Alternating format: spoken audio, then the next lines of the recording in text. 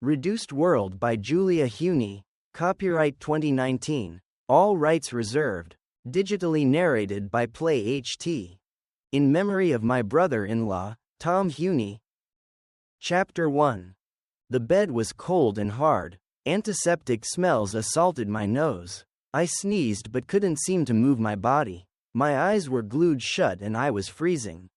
I lay there, in the dark, hearing people move around me. Not creepy at all. I tried to figure out where I was, but everything was all foggy. "Don't worry if you can't move," an oddly accented voice said. It was high and wispy, as if the owner didn't use it much. "Feeling will return soon. This is normal when coming out of Zeus Ann." The last two words meant nothing to me. What had I come out of? Okay, time to inventory what I knew. My name, Peter Russell. I was 15 years old, and I lived at the Roth Institute, informally known as the Dome, with my mom and my brother Jacob, age 10, who had autism. My eyes popped open as memory flooded back, or at least, they tried to open. I managed to squint through narrow slits encrusted with 500 years of sleep. 500 years? Was it possible? When we'd gone down to the basement, it was with the plan to be stored in suspended animation, Zeus Ann, until the planet had regenerated enough to allow recolonization.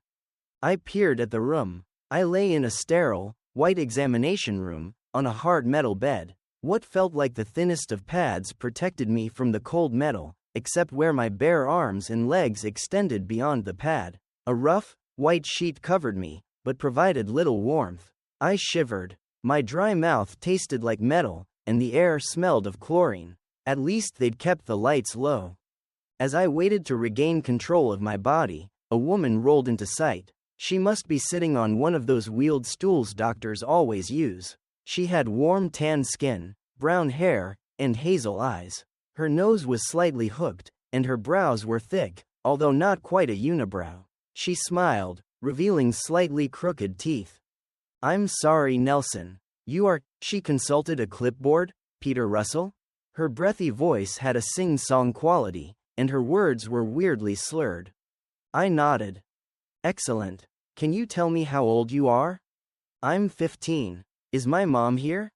Sorry nodded. "Yes, Dr. Lee is here. She'll be in to see you soon." She leaned down toward me. "You may notice she looks different than you remember. Don't let that distress you." "Why does she look different?" I asked. Sorry shook her head. "No matter. Can you tell me where you are?" "Yes, of course. I'm in the Dome. We went downstairs to the..." My lips twisted into a smirk. "Long-term storage." Sorry shuddered. "We don't call it that. The correct term is Zeus Ann. Do you know what day it is?" I stared at her. "How would I know what day it is? I've been in there 500 years." She shuddered again and made a flicking motion with her fingers. "Sorry. It's Wednesday, June 7th, 499. You're right, that's an irrelevant question. I'll see if Dr. Lee is available." She slid between the curtains around my exam table and disappeared. Her light footsteps barely made a sound as she pattered away. Why wouldn't she be available? That was a strange way to phrase it. Mom, Jacob and I were in deep sleep together. Mom and I were scheduled to be waked after 500 years, with Jacob staying under for a couple extra months until we were prepared to take him outside. The curtains parted again, but it was a man in a white lab coat. His face was lined, and his gray hair lay thin and flat against his tan skull. He had the same hooked nose and thick brows as Sorry, although his were definitely a unibrow. He didn't smile. "I'm Dr. Thompson. I will do a quick exam, and then you will be free to go up to the Dome. Can you sit up?" His voice was deep and foreboding, but he had the same slurred accent as Sorry. Maybe they were related? I started to say no, but realized my body felt more fluid and relaxed than before. I pushed my elbows against the table and levered myself into a sitting position. The room spun a bit, then steadied. Dr. Thompson put his cold stethoscope against my bare back, and I bit back a gasp. "Take a deep breath," he said. He went through the usual checks: lungs, heart, eyes, ears, throat. Then he picked up the clipboard. "Blood pressure normal, pulse normal. I think you're ready to go." There are clothes on that shelf. Sorry, we'll help you find something that fits. Without waiting for a response, he disappeared through the curtains. Wrapping the sheet around my body, I slid off the table. The spinning sensation returned but passed quickly. I took a few deep breaths and staggered across the room to the shelves Dr. Thompson had indicated. Piles of rough beige fabric filled the shelves. Tiny labels on the front edge indicated pants and shirts, sizes XS through XL. Holding the sheet with one hand, I pulled a pair of pants from the small pile. I held them up against my body. The legs might be a tad short, but the waist was good. Maybe I should try a medium. I had just dropped the sheet to pull the medium pants on when the curtains swished again, and Sari walked in. "Do you need help?" she asked, completely unfazed by my nakedness. "Hey," I yelped. "A little privacy would be nice." I turned my back and quickly yanked the pants up over my legs and butt. "Sorry," Sari said. "I forget you ancients have a thing about nudity." "Ancients?" I asked absently, as I pulled a random shirt over my head. She shrugged. "That's what we call you, when Dr. Cersei isn't around." "Cersei?" I asked, dismayed. "You mean he's here? I thought he'd be long dead." She made the flicking motion with her fingers again, her eyes wide. "Dead? Never." My brows drew down. What a weird thing to say. Is my mom available yet? "She's coming. She's with your brother now." "My brother?" I frowned, bundling the small pants into a clumsy pile. Sari reached out and yanked them away. She folded them quickly, creating a perfect rectangular package, then slid them back onto the stack. "You have a brother, right?" "Yeah, but he wasn't supposed to be waked up until later," I said. "He doesn't do well in the dome. That's why we came down here in the first place. So he wouldn't have to live inside anymore." The woman's face paled. "You want to live outside?" She started to make more flicking motions, then tucked her hand behind her back. "Come, I will take you to them." "Hey, where's my stuff?"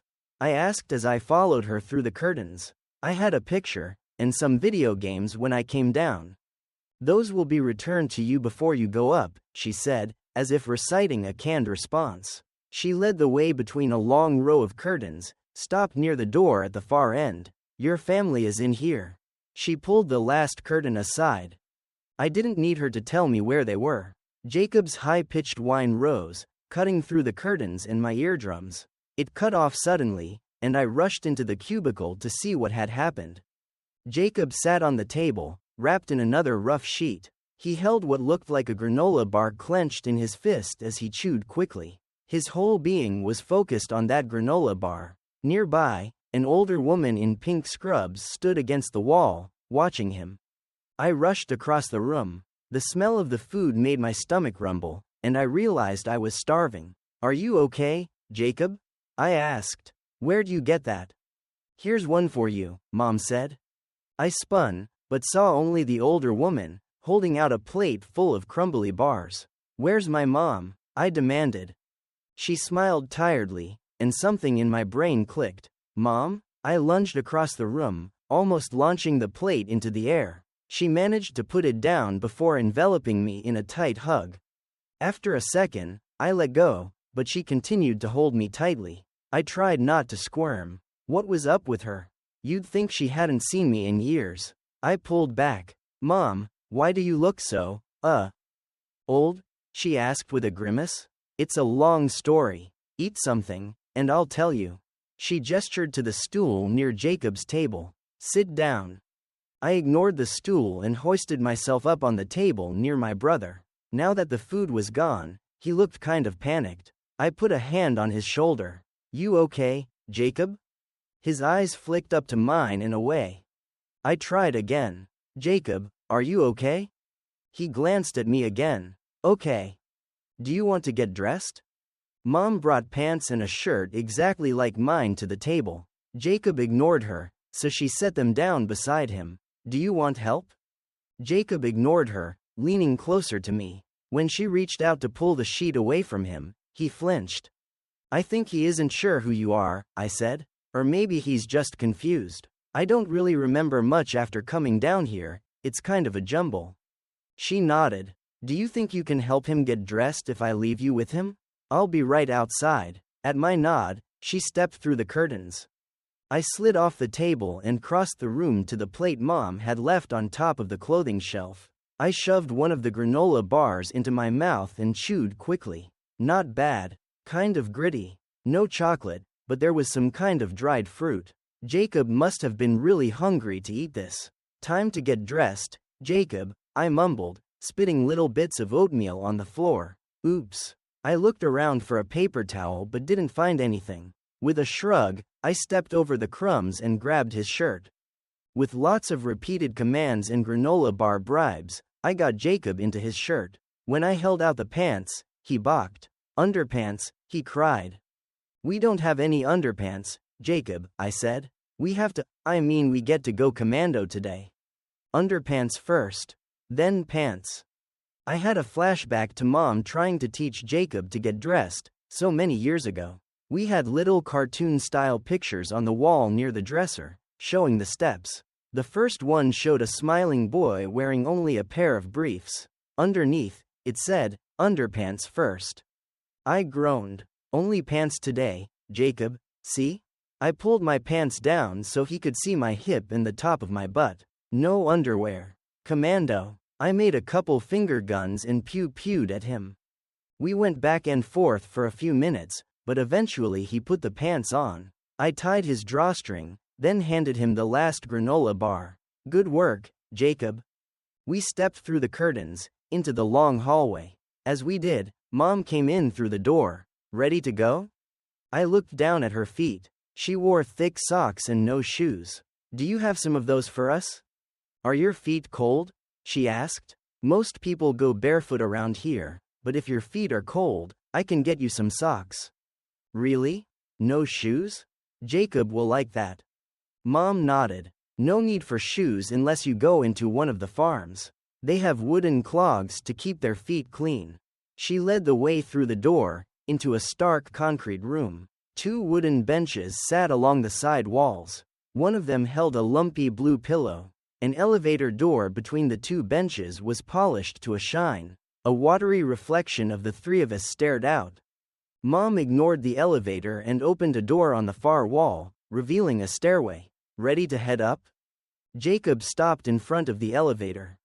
Sorry, honey, it's broken, Mom said. We have to take the stairs.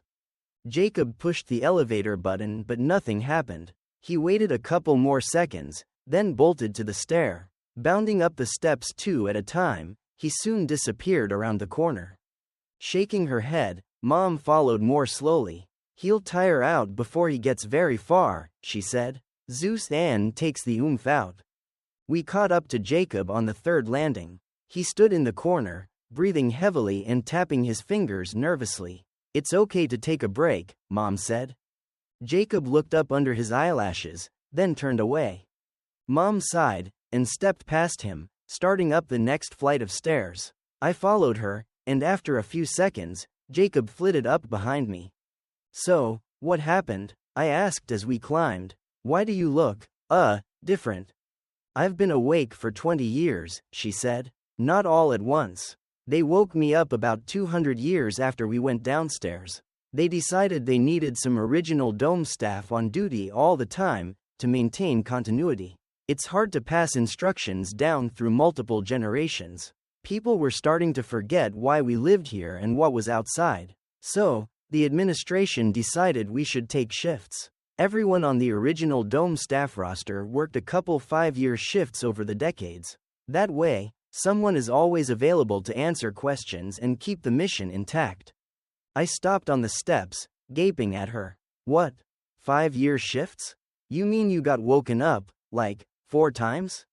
She nodded. The last time was about 80 years ago. I told them I wouldn't do another shift without you too, though, so here we are.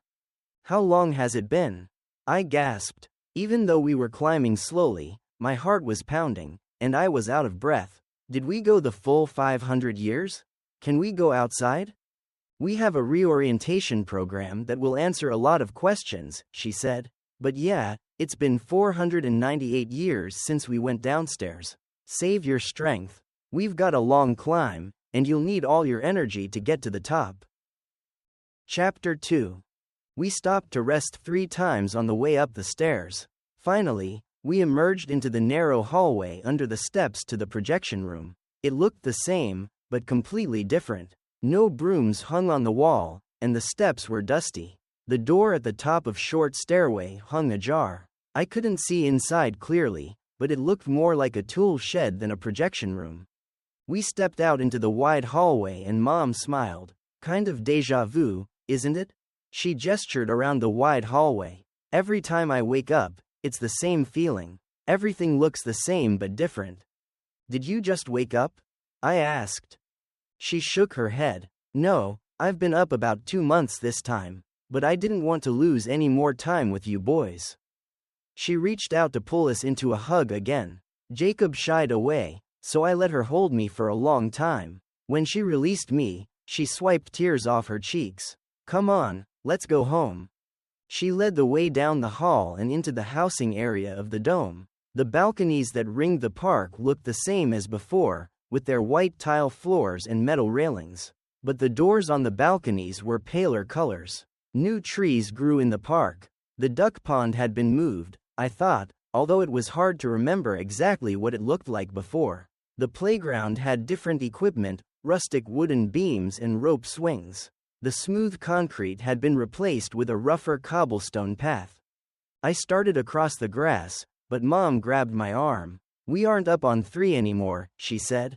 We're down here. Taking my hand, she led the way around the curve. Jacob followed behind, his eyes darting around furiously. She stopped in front of a door marked, Director. Why are we here? Are you the director now?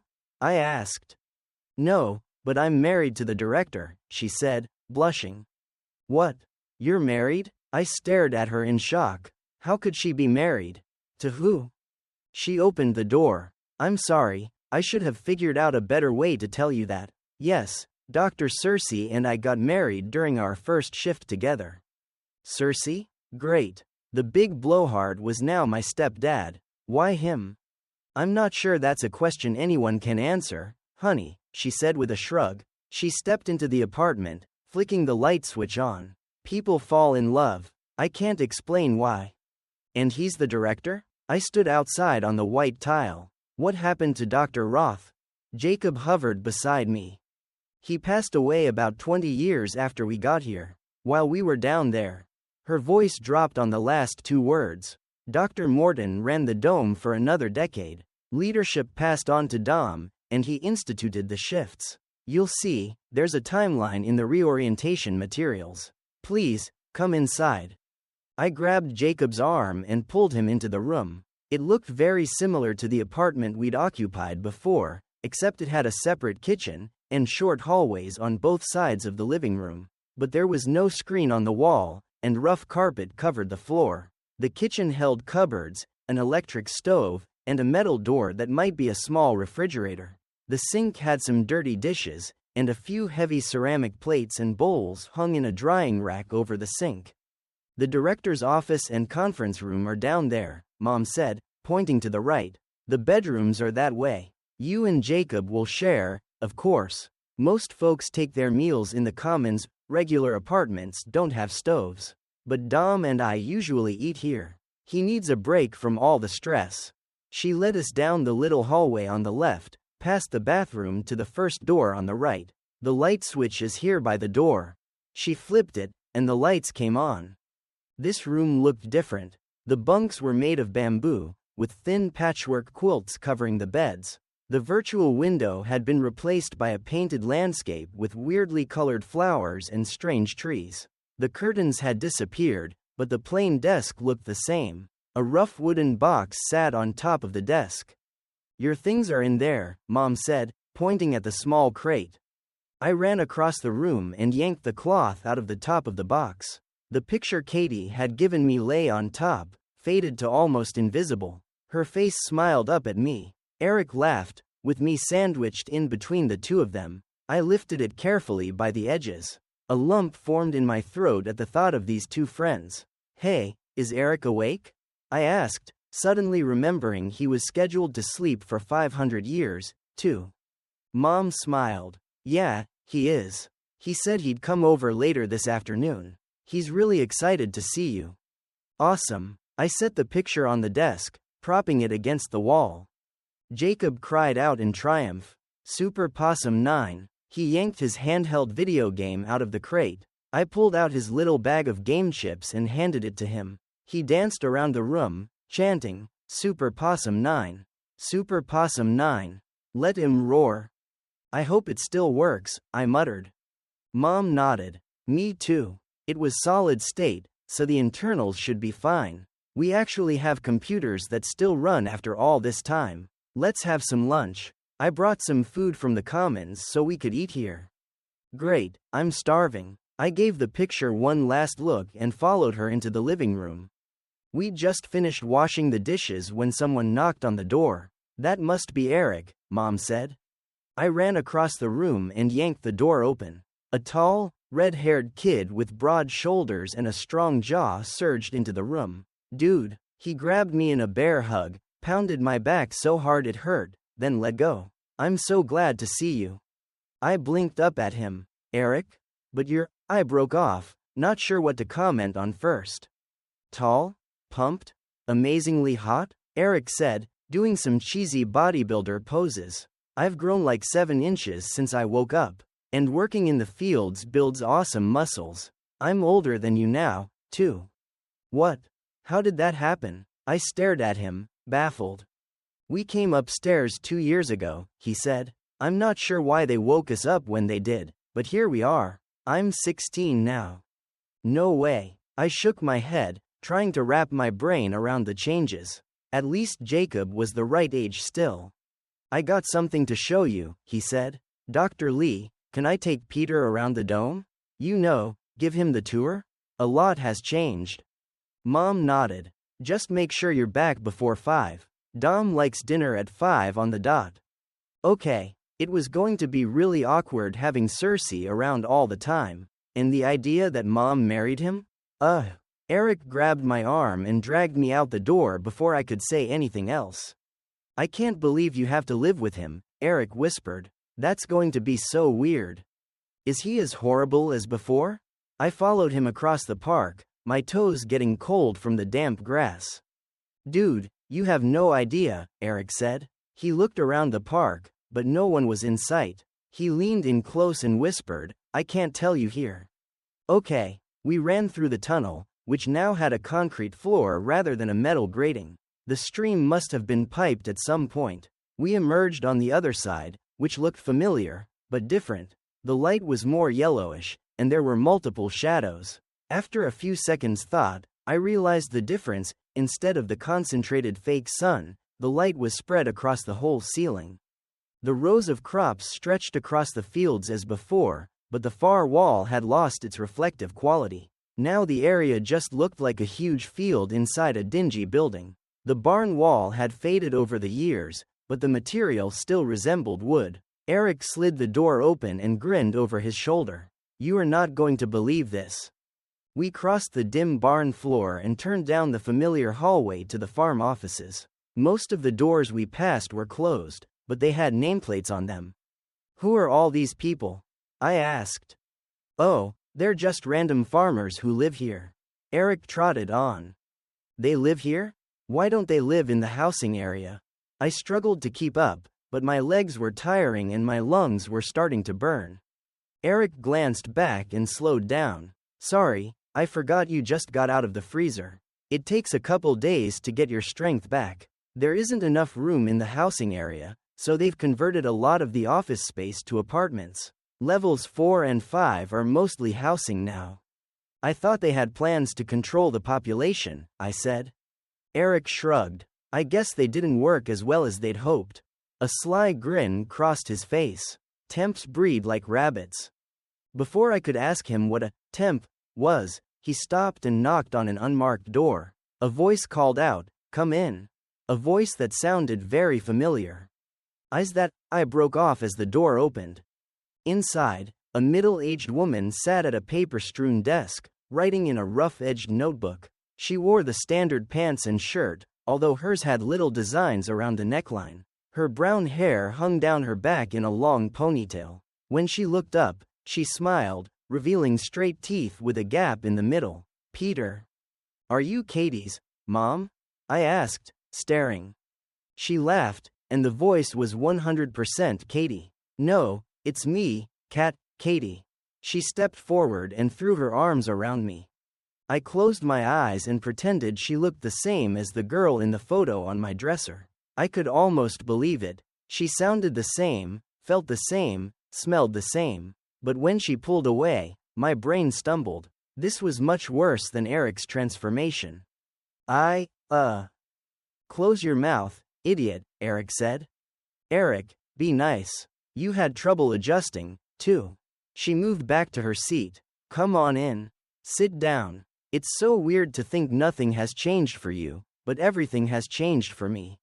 I guess. I sat down on the wooden bench. They seemed to be everywhere. I wondered where all the wood came from. Did they grow trees here now? I shook my head. My brain seemed to be grasping for things that made sense and coming up empty. I don't know how much Eric has told you, Katie began. I didn't have a chance to say anything. Eric broke in. He's living with him, you know. Not that he was there, but still. He gave Katie a knowing nod. Yeah, hang on. Katie opened her desk drawer and fiddled with something inside. Then she sat there, doing nothing. Occasionally, she darted a smile at me. I think it was supposed to be reassuring, but it wasn't. How was school, Eric? She asked.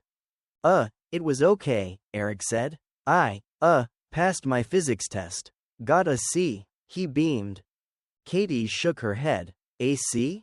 Oh, Eric, you know the kids would help you study for. She broke off when a tone beeped. What is that? I asked.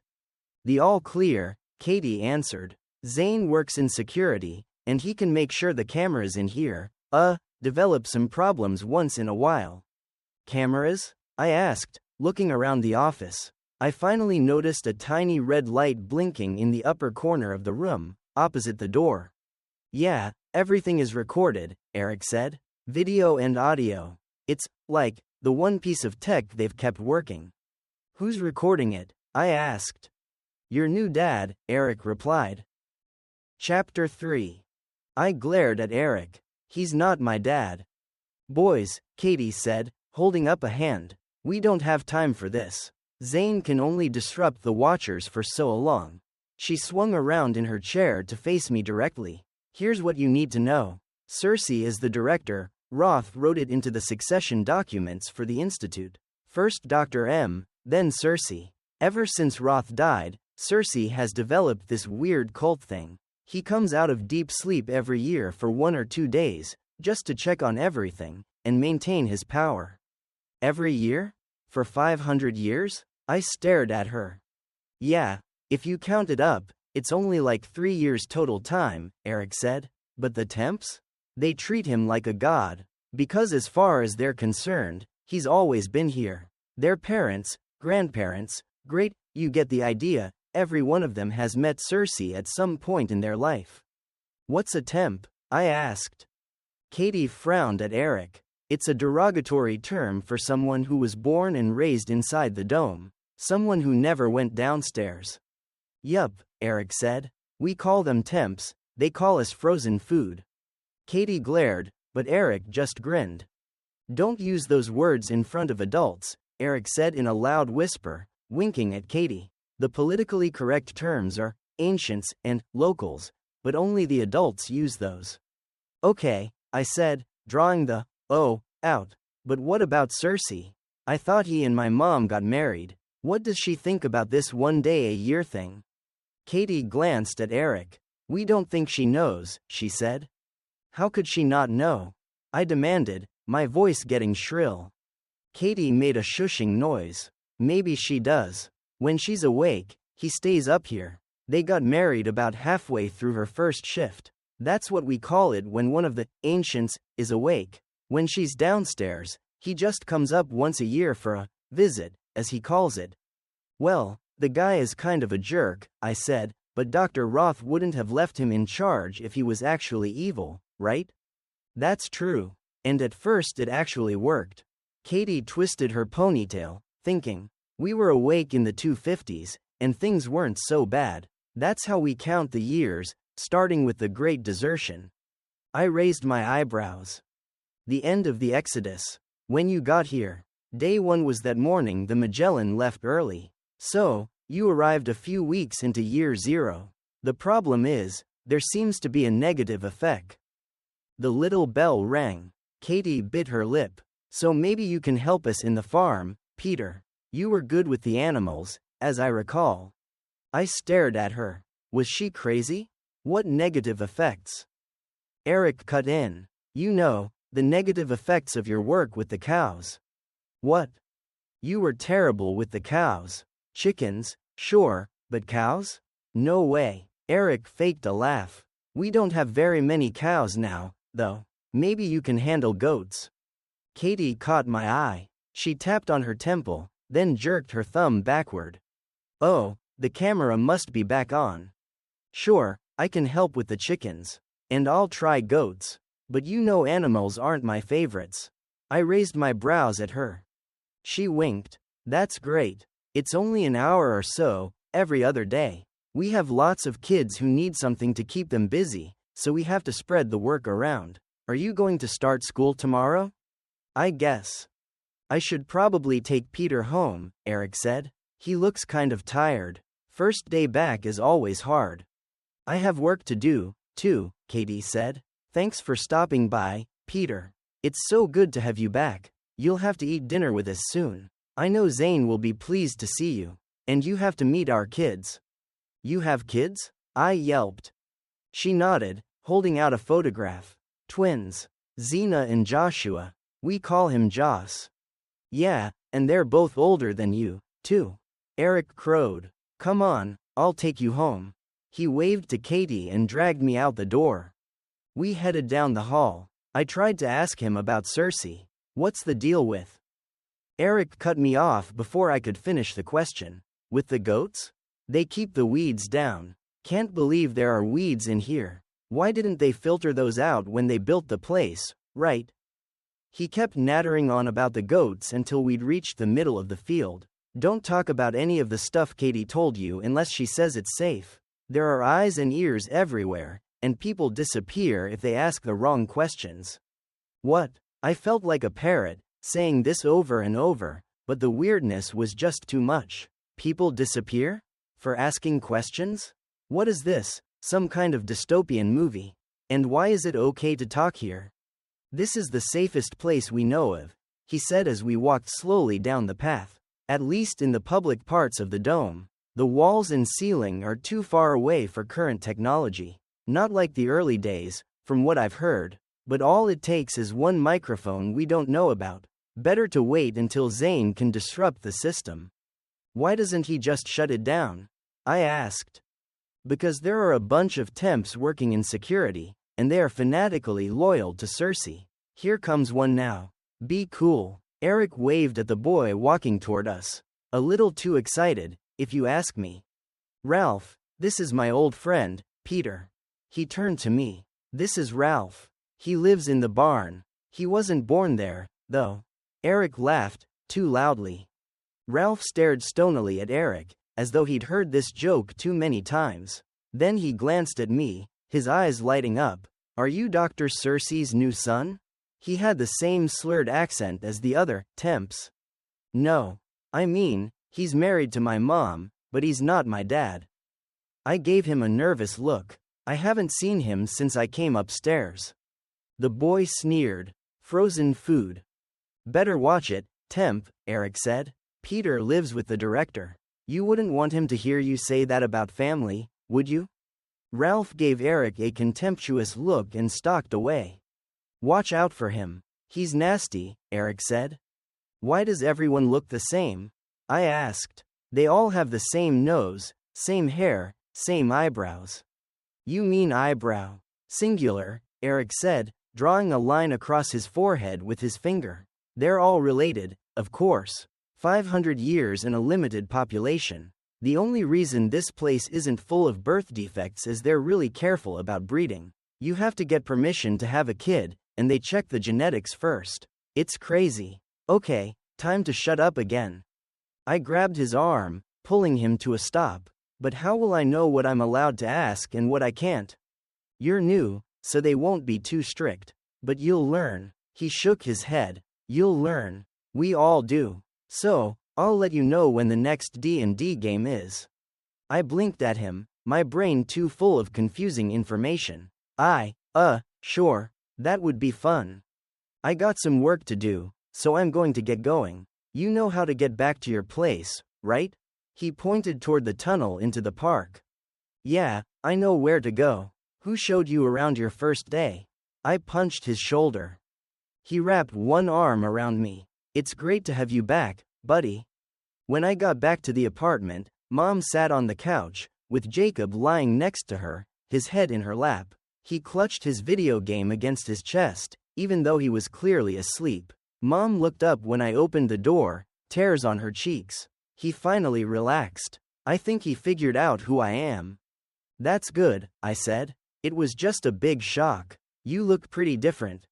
I know. I look so old. She put a hand to her hair. Strands of silver sparkled brightly against the dark. I shrugged. I'm sure it just takes some time.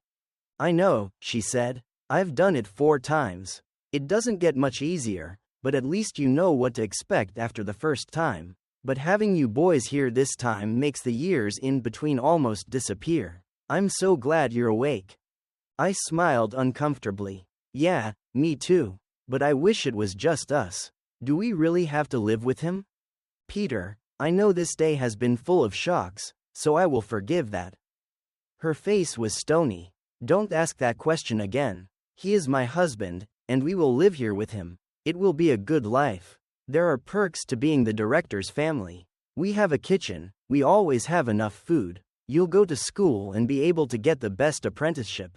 Jacob will be happy. When do we get to go outside? I asked. That was the plan, right? To wake up when it was time to go outside. Mom shifted uncomfortably. It's taking longer than we expected. We might not get to go right away. Then why did you wake Jacob up? I thought he was going to sleep until we were ready to go outside. I woke you both up because I couldn't stand to live without you anymore. Her angry response woke Jacob, but she ignored him for once. Knowing you were down there, alive but not alive, while I got older and older. Jacob scrambled off the couch and ran to my side. Peter, he said, touching my arm. Hey, Jacob, I said. You okay? You okay, he repeated. I'm sorry, Mom whispered. I'm sorry for the outburst. But I needed my boys back. I shook my head. We're okay, Mom. You heard him say it. For how long, I didn't know. Chapter 4. Cersei arrived home at 5. Digital clocks seemed to have disappeared, but an old-style, round-faced clock with a pendulum swinging underneath hung on the wall. It chimed 5 times on the hour a few seconds before he walked in the door. Mom rushed across the room to greet him, kissing him on the cheek. The boys are awake, Dom, she said, gesturing to me and Jacob. We stood by the table, setting the dishes in place. Put the fork on the left, I told my brother. Peter, say hello to Dom, Mom said. I glanced at him. Hello, Dr. Cersei. Peter, he said. He looked even older than Mom. His dark hair had turned completely gray, and his scalp showed through on top. His thin face had deep wrinkles around his mouth and eyes. His skin looked dry and pasty. Tell him how happy you are to be awake, Mom said, her eyes pleading. Yes, we're very happy to be awake. I looked away, unable to bear Mom's anxious gaze. Glad to have such an awesome place to live. Cersei's eyes narrowed. Are you sassing me, boy? I glanced at Mom, but she continued to stare at Cersei. No, sir. See that you don't. He turned to Mom. What's for dinner? I stared at them. I'd never seen my mom so meek and unsure. She fluttered around Cersei, getting him a drink, pulling out his chair. She jerked her head at us, which I could only assume meant, sit down, then went to the stove. I got a casserole today, she said as she pulled a ceramic bowl out of the oven. I was hoping they'd have Jacob's favorite, but the takeaway selections were a little low today. Setting it down on a braided pad on the table, she pulled her apron off and hung it on a peg. Then she served Cersei some of the dish. It was so weird to see her behaving like a mom from an old black and white movie. The only difference was her clothing. Instead of a flowered dress, she, like everyone else here, wore loose pants and a simple top. Hers were dyed a pale pink, instead of the boring beige Jacob and I wore. Cersei's were deep green. We looked like extras from a medical drama. After she'd given Cersei a huge serving, she spooned some onto my plate and then Jacob's. It smelled good but didn't look that great. Noodles, sauce, little chunks of meat product, and lots of vegetables. Predictably, Jacob refused to eat it. "Just try a little, honey," she said, spooning up a small portion. "No," Jacob hollered. "Spaghetti." "Be quiet," Cersei thundered. "Spaghetti," Jacob cried. Mom jumped up, putting a hand on Cersei's arm. "He doesn't understand you." "I'll make him understand," Cersei said, his voice low and menacing. "How about I take him to the commissary?" I asked. At the sound of my voice, Jacob stopped screaming. "There is no commissary," Mom said slowly, "but maybe they'll have something he likes at the commons." "The boy will eat what he's given," Cersei snarled. "Dom, please. I told you he doesn't understand. It's his first night. Let Peter take him to the commons." His face darkened. "I won't cater to the boy's tantrums, Ginny. If he's going to live here, he needs to conform to the way we do things." While they argued, I tried to get Jacob to taste the meat chunks. "Just try one bite, Jacob. It's yummy." Jacob closed his mouth and shook his head. "Take him to his room," Cersei told me. "If he won't eat this, he doesn't eat tonight. He'll learn fast enough." "Dom, please," Mom pleaded. "I told you he'd be like this. Let me."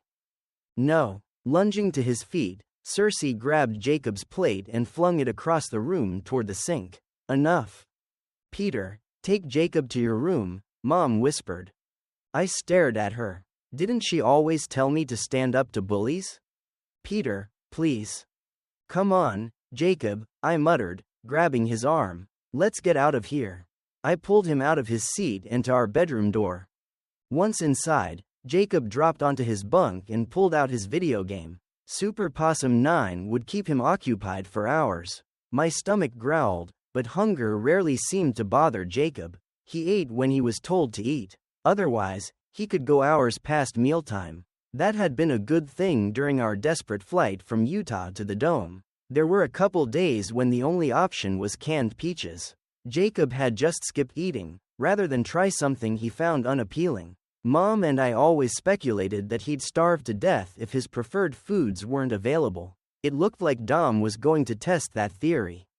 I paced around the room, muttering under my breath. We were stuck here with a massive bully, and if what Katie had said was true, he literally controlled our whole world. The next morning, simulated sunrise woke us. I'd stayed awake late into the night, trying to figure out a way to fix things. Jacob wouldn't last long if that's how Cersei was going to treat him. Maybe we could move in with Katie and Zane, but they already had 2 kids. Maybe Jacob would learn to be more flexible. I snorted. That was not going to happen. If there was one thing I knew after living with my brother for 10 years, it was that Jacob could wait out anyone. I woke up when Jacob got out of his bunk. He stumbled around in the twilight, trying to find his clothes. "Turn on the light, Jacob," I muttered. He ignored me, feeling his way around the room. "Jacob." I sat up in my bunk. "Jacob." He turned to face me, his face a pale blur in the dim light provided by an overhead light. They were all connected, so everyone got a dose of morning light at whatever time had been designated sunrise. Eric had warned me about the enforced wake-up lights. "Turn on the light." I repeated the phrase 3 times. "By the door." Finally, he stumbled across the room and slapped the switch. After a couple swipes, he managed to get the little lever in the up position, and the lights came on. I climbed out of bed and showed him how to flip the switch. It was different from the light panels we'd had 500 years ago. Finally, Jacob got the concept. He flipped the switch up and down, faster and faster, his grin spreading across his whole face. Okay, Jacob, I put a hand over his. Time to get dressed. He switched the light a couple more times, and I repeated the directions. Eventually, he got tired of his new toy and grabbed his shirt. I pulled on my own clothes and peeked around the edge of the door into the living space. No one there. When Jacob was done, we headed out. The other bedroom door was closed, so I didn't take a chance of waking Cersei. I left a note on the small chalkboard by the front door and took Jacob out into the park. We probably could have found something he'd eat in the little kitchen, but I didn't want to run into the evil Dr. Cersei this morning. We crossed the damp grass as the light overhead brightened. The weird multi-directional shadows got darker, and the birds in the park started to make noise. As we passed the rustic playground, Jacob pulled away from my grip on his arm. Swing. Breakfast first, I said, tugging him away. Then swing. As always, I had to repeat it 3 times before it seemed to sink into his head. Breakfast first, then swing, he said, turning in the direction of my pull. We found the Commons, a new name for the old dining hall. A scattering of people dressed in the familiar bland scrubs sat at various tables. Most of them were older, but a familiar shout caused heads to turn. Pete, Eric called. Over here. He waved from a table at the back of the room. His mom and 2 younger sisters sat with him, but the tables held 8, so there was room for us, too. Eric jumped up as we threaded our way through the tables. He met us halfway across the room. Come on, I'll show you how it all works. He led us between the few diners, nodding and greeting most of them. At the back of the room, he pointed to a stack of plates and some serving trays. There's bacon, eggs, toast, oatmeal, some fruit, when it's in season. He leaned in close to whisper. It's not real bacon and eggs, but it tastes pretty good. I looked at Jacob. He usually ate cereal before, but he liked meat, so maybe the bacon would work. Look, Jacob, meat. I pointed to the tray. Do you want some meat? Choco-Ri. Jacob refused to take the plate I offered. I want Choco-Ri.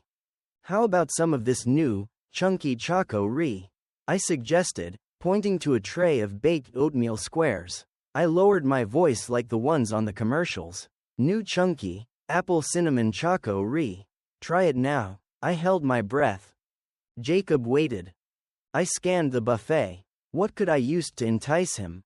Is that brown sugar? I asked Eric, under my breath. He glanced at the bowl one indicated and shrugged. It's the only sugar. White sugar takes too much processing. We've got this date sugar, and we've got honey. I picked up a bowl and crumbled some of the baked oatmeal into it. Turning to Jacob, I said, new, chunky apple cinnamon Choco-Ri with crunchy sweet bombs. I sprinkled the crumbly date sugar on top of the porridge. Then I sang the Choco-Ri theme song. Jacob grabbed the bowl and sang it again. Choco-Ri. New apple cinnamon. With crunchy sweet bombs. Man, that's a lot of work. Eric hovered nearby as I loaded up my own plate. I shrugged. Yeah, but if he likes it, I'll never have to do that again. It will be his new breakfast forever. We followed Eric to his family's table, Jacob chanting softly as he trailed along behind me. Choco-Ri. New apple cinnamon. Sweet bombs. Good morning, Peter, Jacob, Mrs. Portnoy said as we sat. Welcome back. Eric has missed you guys. Do you remember Letty and Marie? She pointed at each of the girls. They looked so much alike, I forgot which one was which almost immediately. I nodded, my mouth full of bacon. Eric was right, it wasn't exactly bacon, but it was still crispy, chewy and salty. The eggs were a closer match. Everyone gets real eggs on their birthday, one of the girls said. Mine was last week. I'm 8 now. And I'm 12, the other girl said. My birthday was January 23rd. I had my eggs over easy. I looked at Eric, and he rolled his eyes. It was funny, but kind of scary. Getting this excited about eggs? Eric's mom stood. Girls, if you're done, clear your dishes. I need to report to work, and you need to get to school. The girls stacked their dishes, grumbling about homework. Eric, don't be late. More new apple cinnamon choco with sweet bombs, please. Jacob said. I'll help him, Eric said, standing. You eat. Come on, Jake, let's get some more. They weaved through the tables, following his mom and sisters toward the buffet. As I ate, I watched them. Dirty dishes were scraped into a bucket on the counter, then placed into a deep tray. If the tray was full, you took another one from the stack and placed it on top of the full one. The whole stack stood on a metal cart, so it could be wheeled away. Who washes the dishes? I asked Eric when he and Jacob returned. We each have to take a turn. He wrinkled his nose. I just finished my week. Big kids, teens, have to do dinner, since we have school in the morning, and apprenticeship in the afternoon. Adults do breakfasts and the little kids do lunch. It's part of their classes. Glad I missed that. They do it every day, 7 days a week. We have school 7 days a week? Eric shook his head. No, but we have chores on the weekends. There's a roster. He pointed across the room to a board on the wall by the door. It's posted there and in the park. I'm not sure how soon you'll be added. Usually they like to give new people a few days to get back up to speed. Did you take a nap yesterday? I had crashed hard for a couple hours after getting back to the apartment. Yeah, it was weird. Like someone spiked my drink or something. Eric gave me a funny look. No, pretty normal for someone who just came upstairs. How come you always say, came upstairs, instead of, woke up? I asked, shoveling the last of my eggs into my mouth. Upstairs used to mean going up to the space station to get on the ships. I felt the familiar little ache at the realization I would never go upstairs. Even though the last ship left 500 years ago, the loss still felt new to me. It's the politically correct phrase, unless you want to go native and say, exiting Zeus and. That's way too formal for me, Eric said. Nobody likes to talk about what happens down in the. He leaned in close, his voice dropping to a thread of sound, freezer. He leaned back again. Don't ever call it that. Really creeps the temps out. Freezer isn't allowed, but temps is okay? I asked.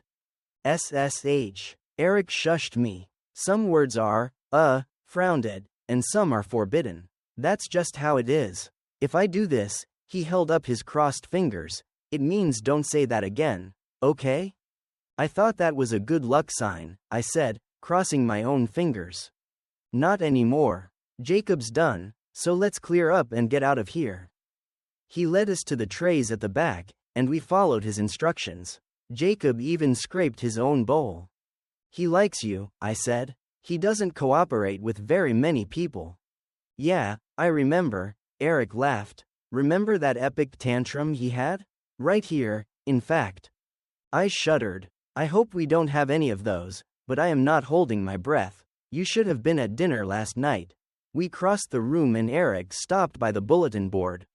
He shot me a look and held up his hand, crossing and uncrossing his fingers, lightning fast. Then he pointed to the board. The dates were pinned to the top of the board, June 5th, 11. Underneath, a dozen or more sheets of paper hung in neat rows. Eric pointed to a page near the middle of the board. It's alphabetical. Here's my name. I have school this morning, then work in the barn this afternoon, and I'm on laundry delivery this evening. That's way better than dishes. You get to deliver clothes and sheets and stuff to the people who can't collect their own. Like the PTBs. They're too important to get their own laundry.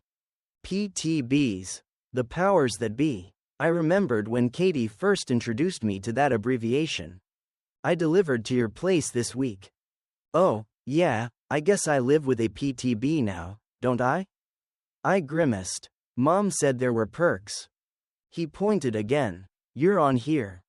But I just woke, I broke off as he flashed the crossed fingers. Came upstairs yesterday. Yeah, but they knew you were coming up. That stuff is scheduled weeks in advance. Zacchaeus, Dr. Cersei's assistant, is very big on planning. He tapped on the page. You're coming to class with me. Jacob, too. Then you get the afternoon off, lucky.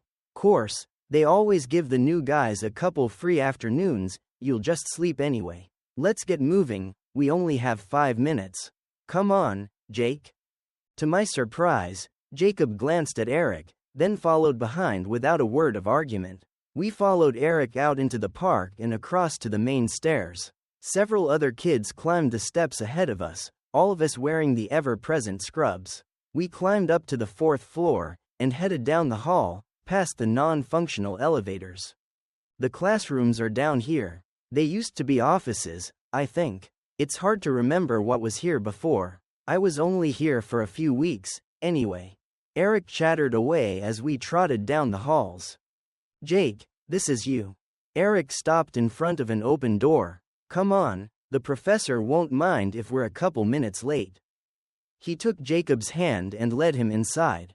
Hi, this is Jacob Russell. He's just come upstairs. This room looked totally different from anywhere inside the dome. Bright paint covered the walls with letters of the alphabet in a line near the ceiling on 2 walls. Numbers topped the 3rd. There were magnetic boards with little picture cards and sentences half spelled out, like, "Today the weather is," and, "I feel." It looked eerily similar to the classroom Jacob had attended back in Farmington, before we moved to the dome.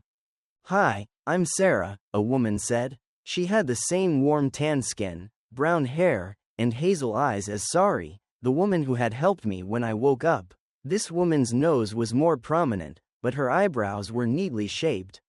You look like, I started, but she nodded. Sari told me she was with you when you exited Zeus Ann, Sarah said. She's my daughter. Welcome back. She bowed a little with her hand held before her chest, fingers touching, but palms apart. I made a face at Eric, but he just nodded his head at me. So, I put my fingers together and bowed back at Sarah. She smiled. You will fit in nicely, Peter. Then she turned to my brother, who still hovered in the doorway. Hi, Jacob. Come into the classroom. Be welcome. Her voice was low and soothing, and Jacob's shoulders relaxed just a fraction. Be well and be welcome. Be well and be welcome, Jacob said, mimicking her tones exactly. Sarah showed him how to put his fingers together in what was apparently a ritual of the greeting. She pressed gently on his shoulder, to get him to bow his head. She smiled at me and nodded in a clear dismissal. Eric waved and dragged me out of the room. That is weird, I said as we hurried down the hall. What is? Eric asked, skidding to a halt before a closed door marked 421. That whole bowing thing. I put my fingers together and said, be well and be welcome. Be well and be welcome, said a deep voice behind me. I spun around to see a tall man with the familiar coloring and features. But his eyes were a bright green instead of hazel, and his hair was pulled back in a low ponytail rather than the uniform buzz cut I'd seen throughout the dome over the last 24 hours. Hey, Professor, Eric grinned. This is my old buddy, Peter. He's only 15, but they put him in our classroom. He turned to me. This is Professor O'Doul. O'Doul? I asked. Like Dr. O'Doul from, before? O'Doul bowed to me. Your Dr. O'Doul was one of my ancestors. Although my family specializes in agriculture, I chose to pursue education of young men and women. He's our teacher, Eric said. Best teacher ever. Lots of field trips. Field trips? I asked. Like, outside? O'Doul's fingers flicked as quickly as Eric's. I recognized Eric's crossed fingers, but O'Doul did something different. I'd have to ask Eric. But obviously, I should ask later. Of course not, Eric said, his eyes flaring in warning. Field trips to the other parts of the dome. Ag, Manu, the farm. It's much better than algebra. You routinely perform better in the hands-on specialties, O'Doul said to Eric. I believe you are wise to pursue a career in livestock rather than academics. He turned to me. Had you decided on your field of study before going, he paused to flick his fingers, downstairs? I blinked. No, I mean, I was doing some paperwork stuff for Mrs. Morden, but I wasn't her apprentice or anything. I shrugged. I dunno. I might do science. It's fun. Ah, an academic. O'Doul nodded. Being the son of Dr. Lee, this is not unexpected. We will assess your academic achievement over the next few weeks before any placement is made. He must have pretty good grades if he was put in with us, Eric said as we followed the teacher into the room. Plain wooden benches and small tables filled the room, 2 students per table. Old-fashioned chalkboards covered 3 walls. It looked like a schoolhouse from the 19th century. The noise of 20 or so teens chatting and goofing off stopped abruptly when they saw us. O'Doul gestured to a couple desks in the middle. "Take those seats, please. Eric, get him a notepad and pencil. Class, this is Peter Russell. He has newly arrived from downstairs." As I sidestepped between the desks, I saw the finger flicks. "Please welcome him to our class." He turned to place a stack of books and papers on the desk. The kids around me murmured variations on the "be well" thing. Except the 2 kids on my left. The boy gave me a hard look and "sup" jerk of his chin. The girl gave me a once-over, then turned away, tugging on the end of her ponytail. They looked different from the rest of the group: darker skin, curly brown hair, almost black eyes, rounder faces. They had to be Katie and Zane's kids. Right. Yesterday, we were talking about the unit circle. Professor O'Doul launched into a lecture on trigonometry. I recognized the concepts I'd learned in my last year at Farmington School, just a few months, and 500 years, ago. This time travel feeling was going to take some getting used to. Chapter 5. When we finished with math, O'Doul gave us a break. Most of the kids wandered down the hallway. I followed along, with Eric at my side. "They turned the big conference room into a break room," he said. "There's snacks, and a video screen, but it's off most of the time, and there are some comfy seats." We grabbed some fruit and granola bars off a table near the door, and Eric led the way to a set of beanbag chairs in a corner. The chairs were covered in a sturdy brown fabric and they seemed to be stuffed with actual dried beans. At least that's what it felt like. The temp kids gathered at the other end of the room, sitting on a rug and playing some game with dice and little colored markers. Every once in a while, I'd catch one of them staring at me. When they saw me looking, they'd look away. It was unnerving. "Hey, Portnoy." The dark-eyed boy from the class wandered up, his sister behind him. "Dude," Eric pointed at one of the other beanbags. "Take a load off. This is my friend, Peter." He turned to me. "This is Joss and Zena. They're Katie and Zane's kids." I raised a hand to wave, but awkwardly turned it into a weird pointing gesture. "So uncool." "I thought you must be," I said. "I mean, you don't look like." I glanced at the other end of the room. Joss's lips quirked and he dropped into a chair. "Yeah, we're different. We've been here 5 years, and we're still the new kids." Zena sank down into another beanbag. "You kind of get used to it, after a while. It helps to have someone new, like you. Now we're the old-timers." She grinned at her brother. "Not that they'll ever let us forget we're not natives." "Whatever." "Really?" I felt a sinking in my stomach. "We were taught to welcome new people. I mean, your mom was the only kid our age when I moved here." "Wow, that feels weird to say."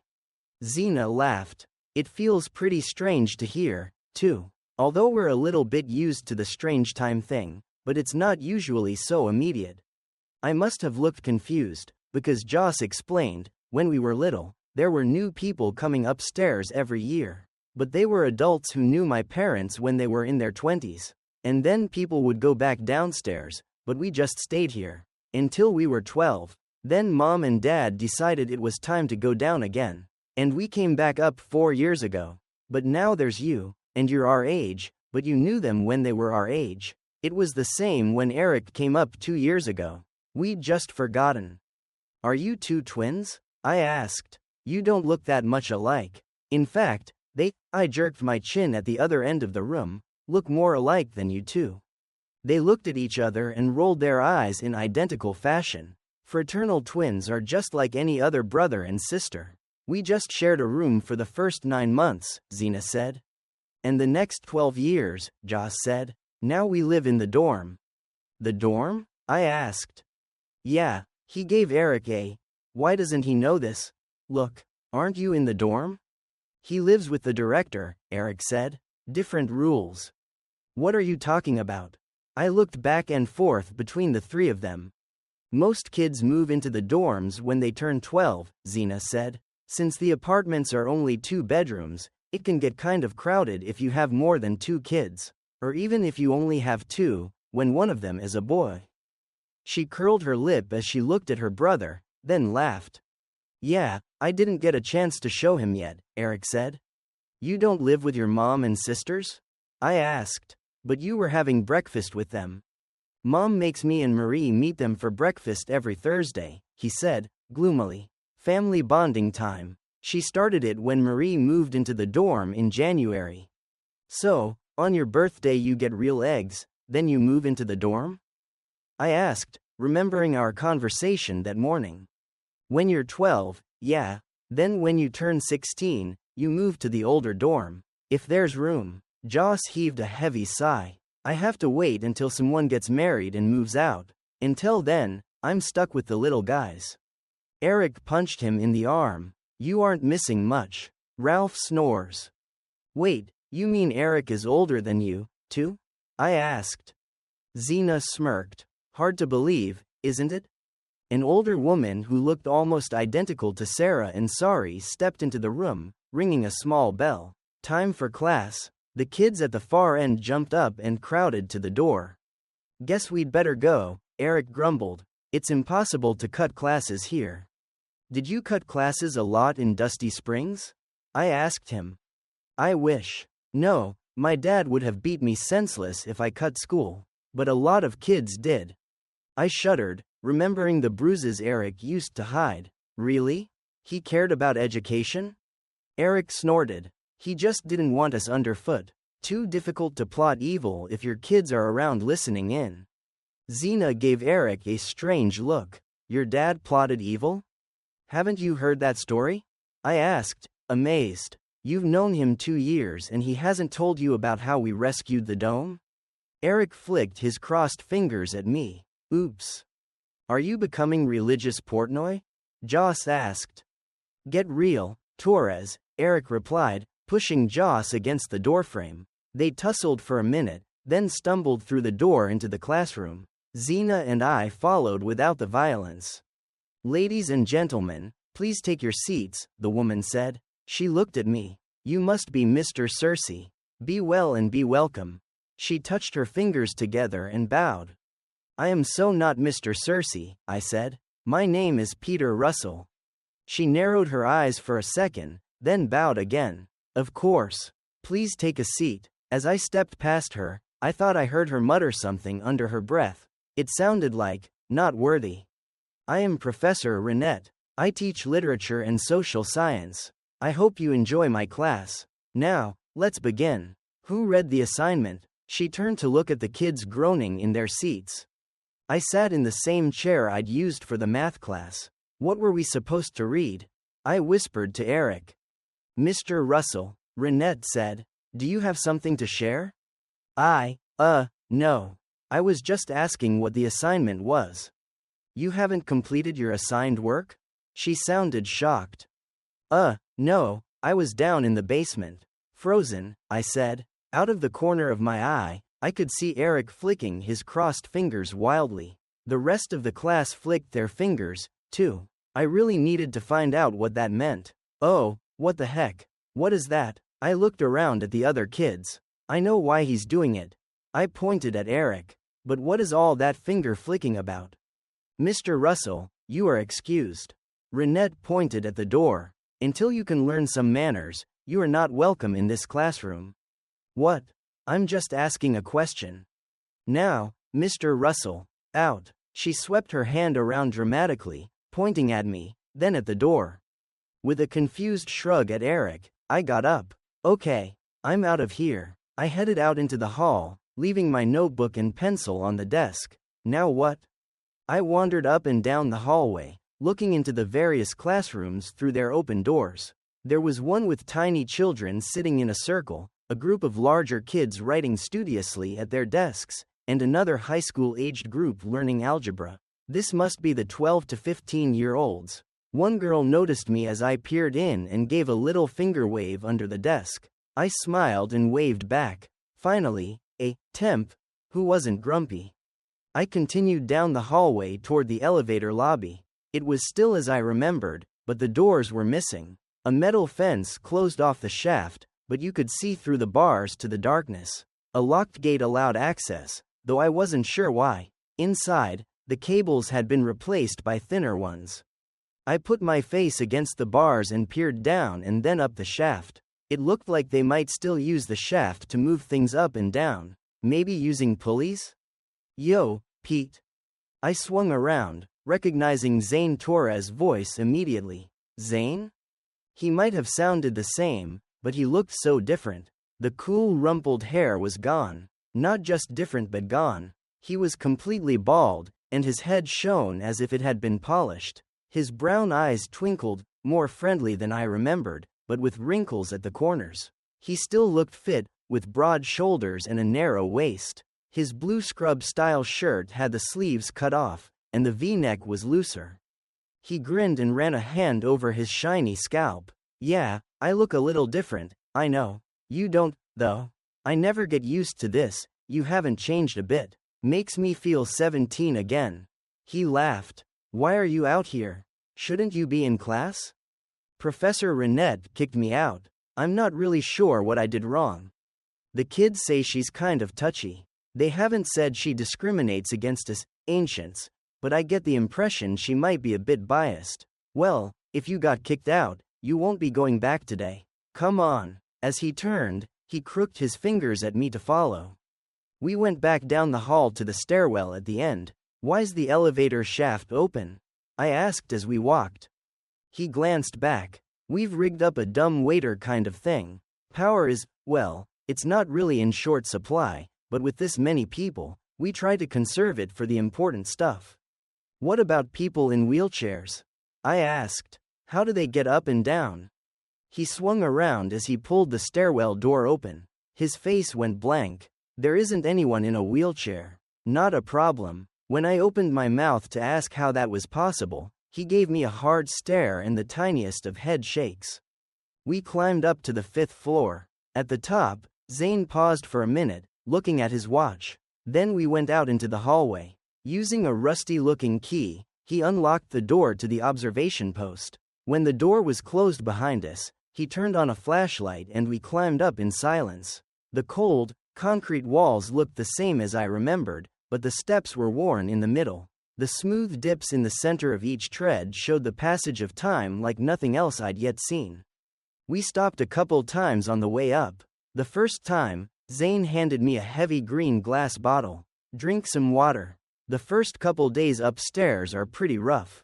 Take a second, then we'll continue. You'll be ready for a nap after lunch. When we finally reached the top, he took the water bottle and gulped some down. Handing it back to me, he pulled his keys out again, and unlocked the last door. The hinges squeaked a little, and Zane winced. Better bring some oil next time, he muttered. We went in, and he locked the door behind us. I stepped past Zane and crossed to the window. Thick black paint covered the glass, but a tiny hole had been scratched in one corner. I put my eye up against the spot but couldn't see anything but yellowish gray. Why's it covered? Cersei doesn't want anyone looking outside. I stared at him. Why not? Are there still people out there trying to get in? Zane laughed. No, those people are long gone. Dad and I went out there in 12. No one left. Dad? Your dad came to the dome? I asked. Why had he brought me here? Kat's dad, Evan Thomas. Remember him? As if he could read my mind, he switched topics. This room is the only place in the dome that isn't monitored 24/7. That's why we're here. So I can answer any questions you have without both of us getting in trouble. Why would we get in trouble?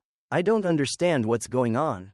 Katie said you worked in security, and that you turned off surveillance in her office. Who's watching?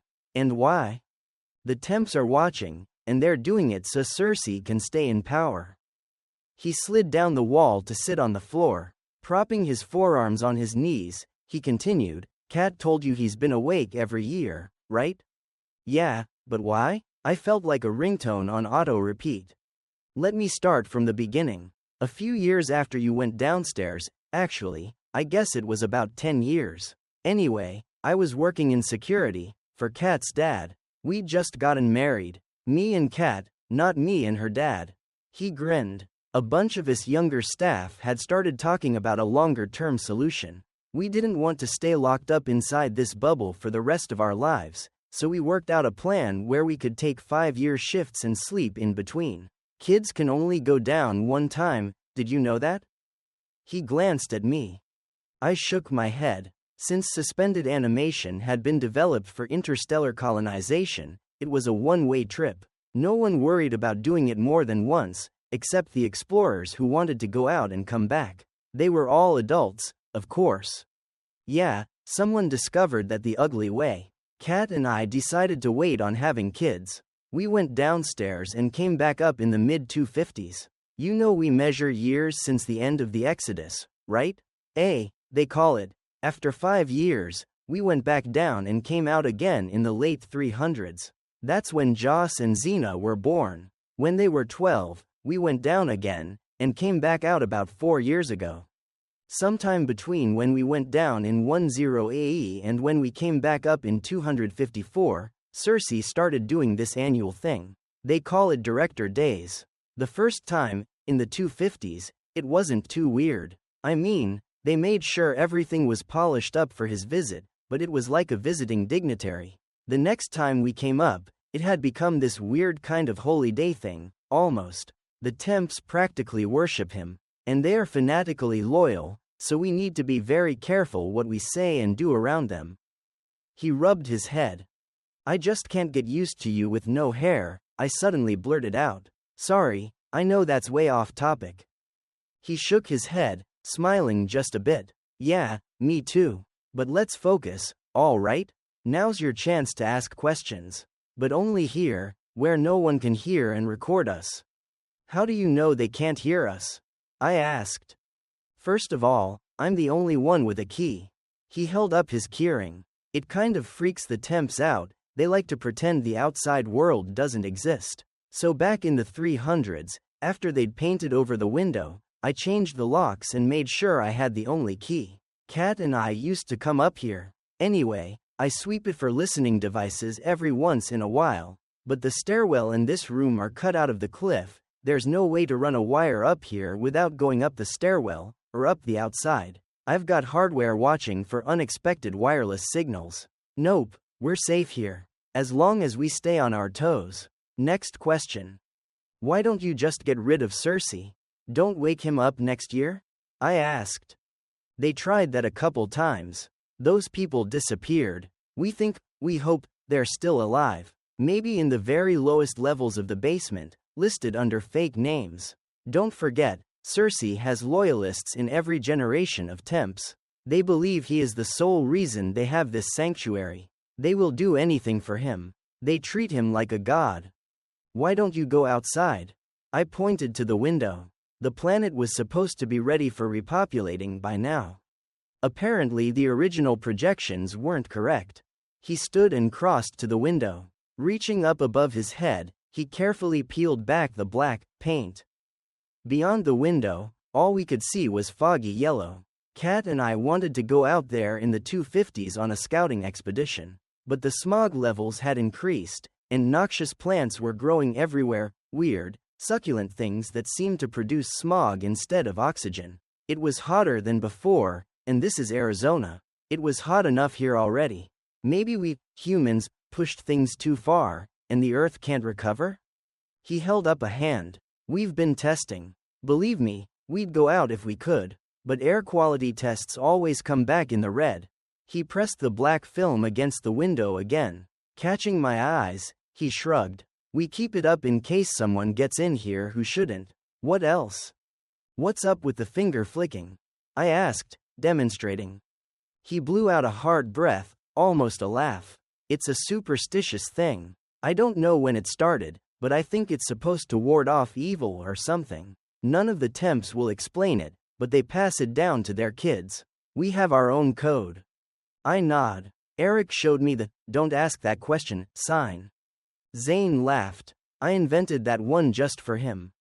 I laughed, too. I believe that. He used to ask so many questions. So, what's the plan? Do we just stay in here and live under Cersei's thumb forever? He sighed, shaking his head. I don't like it either. There's a group of us, the ancients, we're trying to figure out a way to fix this.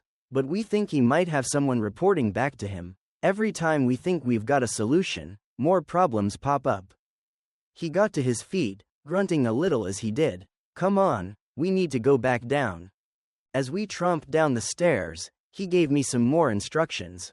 If you need to talk about something that the temps shouldn't hear about, the middle of the fields is the safest place. Yeah, Eric already told me that. He glanced back at me, his face concerned. It's far from foolproof. Only use it for emergencies. The other place is Kat's office, but only when I've turned the recorders off. We need to set that up in advance. I've set all of the cameras to pixelate at infrequent, random times.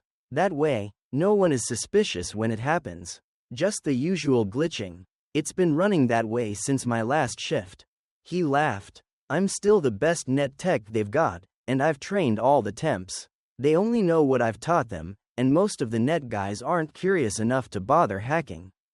He stopped at the bottom of the stairwell. The camera watching this door is the same. It's due to glitch out in, he glanced at his watch, 30 seconds. We only come in here when a glitch is scheduled. How do you know nobody else has figured all this out? I asked. Maybe you only think the temps don't know. Zane's eyes widened, then he relaxed. No, if they found out, someone would have told Zacchaeus, and I'd have been hauled in by now. But that's a good thought. I need to double-check that. He clapped me on the shoulder. Have you considered security for your apprenticeship? I flushed. Praise from Zane was rare and heady. I just came upstairs. I haven't considered anything yet. Well, you should. If you want to do a stint with us, I'll take you. Temps just aren't as good with technology.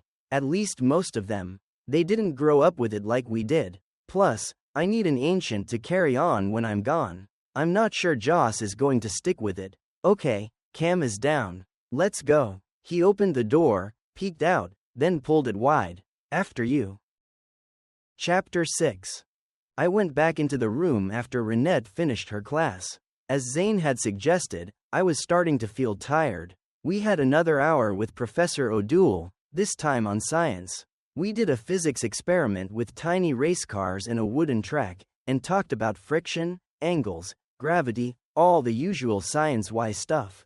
The math was easy for me, and I'd done almost the same experiment before. In fact, these high school classes seemed more like the stuff I'd learned in middle school back in Farmington. What's up with that? I asked Eric. Or am I allowed to ask? Yeah, I thought the same thing. He shrugged as we strolled down the hallway toward the stairs. They told me life in the dome is different, and we need different skills and knowledge. We spend less time in class, so I guess it makes sense we'd be behind in classes. There's more emphasis on practical stuff, like growing things, and less on theory. And almost no homework, which is awesome. We stopped at Jacob's classroom, but Sarah said they ate lunch in the room. He'll stay here until dinner time, and we'll bring him home. The 4 kids in there looked happy enough. 2 of them did a puzzle while Jacob sorted things in bins, and a 4th kid sang while he rode a swing. He knows math, I said. What? Sarah asked. Jacob. He can do math. He's pretty good with it. It was the one academic subject he'd always done with the mainstream class. Sarah smiled. He doesn't need to worry about math. Hurry up and get your lunches, boys. Chores start soon. She glanced at the big analog clock on the wall. Yeah, let's go. Eric dragged me away from the doorway and down the hall to the stairs. The rest of the kids were well ahead of us, their voices and steps echoed up the stairwell. We clattered down after them. I wish I didn't have to worry about math, Eric called back over his shoulder. Yeah, but he's good at it, I said. He likes it. I think he's going to get bored sorting things all day. That's what they teach the special kids, Eric said as he swung around the landing and headed down the last flight. When they're older, they work in the laundry. That's great, because if they didn't, we'd have to do it. I gave up trying to convince Eric that Jacob liked math. It wasn't like Eric could do anything about it anyway, but I made a mental note to talk to Mom. Teaching a smart kid like Jacob to just sort laundry seemed like a big waste. When we arrived in the Commons, a long line snaked out into the park. We need to move faster tomorrow, Eric grumbled. We're behind the workers. He was right, most of the people in line ahead of us were adults. Some of them had white smocks over their scrubs, and those who didn't were dirty and worn-looking. What's up with the white coats? I asked. Those are the scientists and managers, Eric said. They run the place. The guys without the coats do all the work. The woman in front of us glanced over her shoulder. Don't you forget it, ancient boy. Without us, you wouldn't have food to eat or clothes to wear. When she turned back, Eric rolled his eyes at me. Touchy temps, he whispered. When we reached the front of the line, Eric showed me where to get a tray. The tables had an empty space at the front for us to balance our trays, and the rest was full of racks. Each rack held plates of sandwiches. Take one, Eric said. The top is almost ham, and the bottom are kinda turkey. We slid our trays along, adding to the plates as we went. There were cut, raw vegetables in a big bowl, fruit salad in another, and water glasses at the end. We filled the glasses from ceramic pitchers on the table, then grabbed cloth napkins and turned to survey the room. Most of the tables were occupied. It was almost surreal to look out at the sea of practically identical tan faces with brown hair. Zena and Joss, with their dark, curly hair, were easy to find. We sat down next to them, one on either side of the table. Eric's red head shone like a beacon in the sea of brown. I picked up my sandwich and took a bite. What is this? I peeled the top slice of bread back and looked inside. The 2 slices of whole wheat bread contained a creamy mixture that smelled vaguely like chicken. That's the kinda turkey, Eric said. It's just like the almost ham, except less salty. They're made from plant protein. Usually at dinner they give us lab meat that tastes and smells almost real. But lunch is always this sandwich full of goo. I looked around the room. They all seemed to like it, I said, watching people at the next table gobble down their sandwiches. It's not bad, Joss said. You grew up with it, Eric said. Like a rat, born in a lab. I'm a wild animal, I need real food. Hush, Zena said. You know that kind of talk got you in trouble last time. Besides, you scarfed yours down fast enough yesterday. Yeah, but that was before Pete reminded me how awful it is. He took another bite, screwing up his face as he chewed. You can almost swallow it without chewing. Hey, don't blame me. I held up a hand. I didn't say it was awful. I just asked what it was. It's not that bad. Might be better with cheese. Or if they toasted the bread. Don't rock the boat, noob, Joss said. Kitchen staff doesn't like new recipes. Toasting the bread is a new recipe? I asked. The carrots are good. Any change is a new recipe. Don't even suggest it. Zena picked up her own sandwich and took a bite. Toast would be nice. Do they even have cheese here? I asked. On Wednesdays, Eric said, cramming the last of his sandwich into his mouth. He spit crumbs across the table as he continued. And fish on Tuesdays. Hey, wild rat, Zena said. Don't talk with your mouth full. After lunch, we separated. Eric headed to the barn, Zena went to manufacturing, Manu, as they called it, and Joss headed up to security to work with his dad. I went back to the apartment, hoping I wouldn't run into Cersei. I was lucky, no one was home. By the time I reached my room, I was exhausted. I collapsed onto the bed, and despite the overhead, sunshine went out like a light. Someone shook my shoulder. Peter. It was Mom's voice, so I heaved myself over and looked up at her. It's almost time for dinner. Dom will be home soon. I snapped upright on the bed. Can I take Jacob down to the commons? You don't even know what we're eating, she said, disappointment clear on her face. Is it something he's going to eat? I asked. Or should I just bring him right back here? Mom looked away for a minute. You're right, he probably won't eat it. I'm not sure the commons will be any better. Don't they have any meat? Chicken? Eric said they have the plant-based meat. Out in the living room, the door opened. I'll talk to Dom, she said, hurrying out. Why did she need to talk to him? It wasn't as if the food in the commons cost money or something, right? Everyone else ate there. Why couldn't we? No. Dom's voice thundered through the room. If he lives with me, he eats with me. If you would just enforce the rules, he wouldn't be like this. You've coddled him, and let him get away with terrible behavior, and now he throws a fit whenever he doesn't get what he wants. He has autism, Dom. Mom's voice was low and pleading. He doesn't behave this way on purpose. He has issues with textures. You can't force him to eat a casserole, believe me, I have tried. He'll go hungry rather than eat something that bothers him. He ate the oatmeal this morning, Dom said, crossing his arms over his chest. I saw it. You saw it. How do you know he ate the oatmeal? I asked, walking out into the living room. You weren't in the Commons. I see everything that happens in this facility, Dom said. And don't you forget it. He ate the oatmeal, he can eat the casserole. Did you see how hard I had to work to get him to taste it? I demanded. And he only ate it because it was sweet. He's not going to like a noodle casserole. He doesn't like noodles. They're too slimy or something. I don't care if he eats or not, Dom said. He won't starve. There's plenty of food and he'll eat it when he gets hungry enough. And don't you ever talk back to me again, boy. He stomped into the bathroom. Does he know anything about autism? I asked. No, Mom said, her lips pinched together. We don't have any other autistic people in the dome. How is that possible? I asked. What about those kids in Jacob's class? They don't have autism. 2 of them had head injuries at a young age, and the third one was hurt as a teen. Did they find a cure? I asked. Can they fix Jacob? Mom shook her head. There's no cure. And he doesn't need to be fixed. It would be nice if he didn't get so fixated on things. And communications could be easier. But if we could fix those things, wouldn't he be a different person? Fine, he's perfect the way he is, I grumbled. Right. We all are. But if they didn't find a cure, where are all the autistic kids?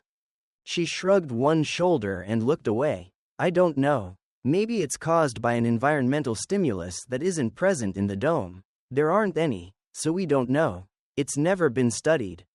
Dom came out of the bathroom. Let's eat. Jacob isn't here yet, I said. I'm not waiting on him. He sat down at the table.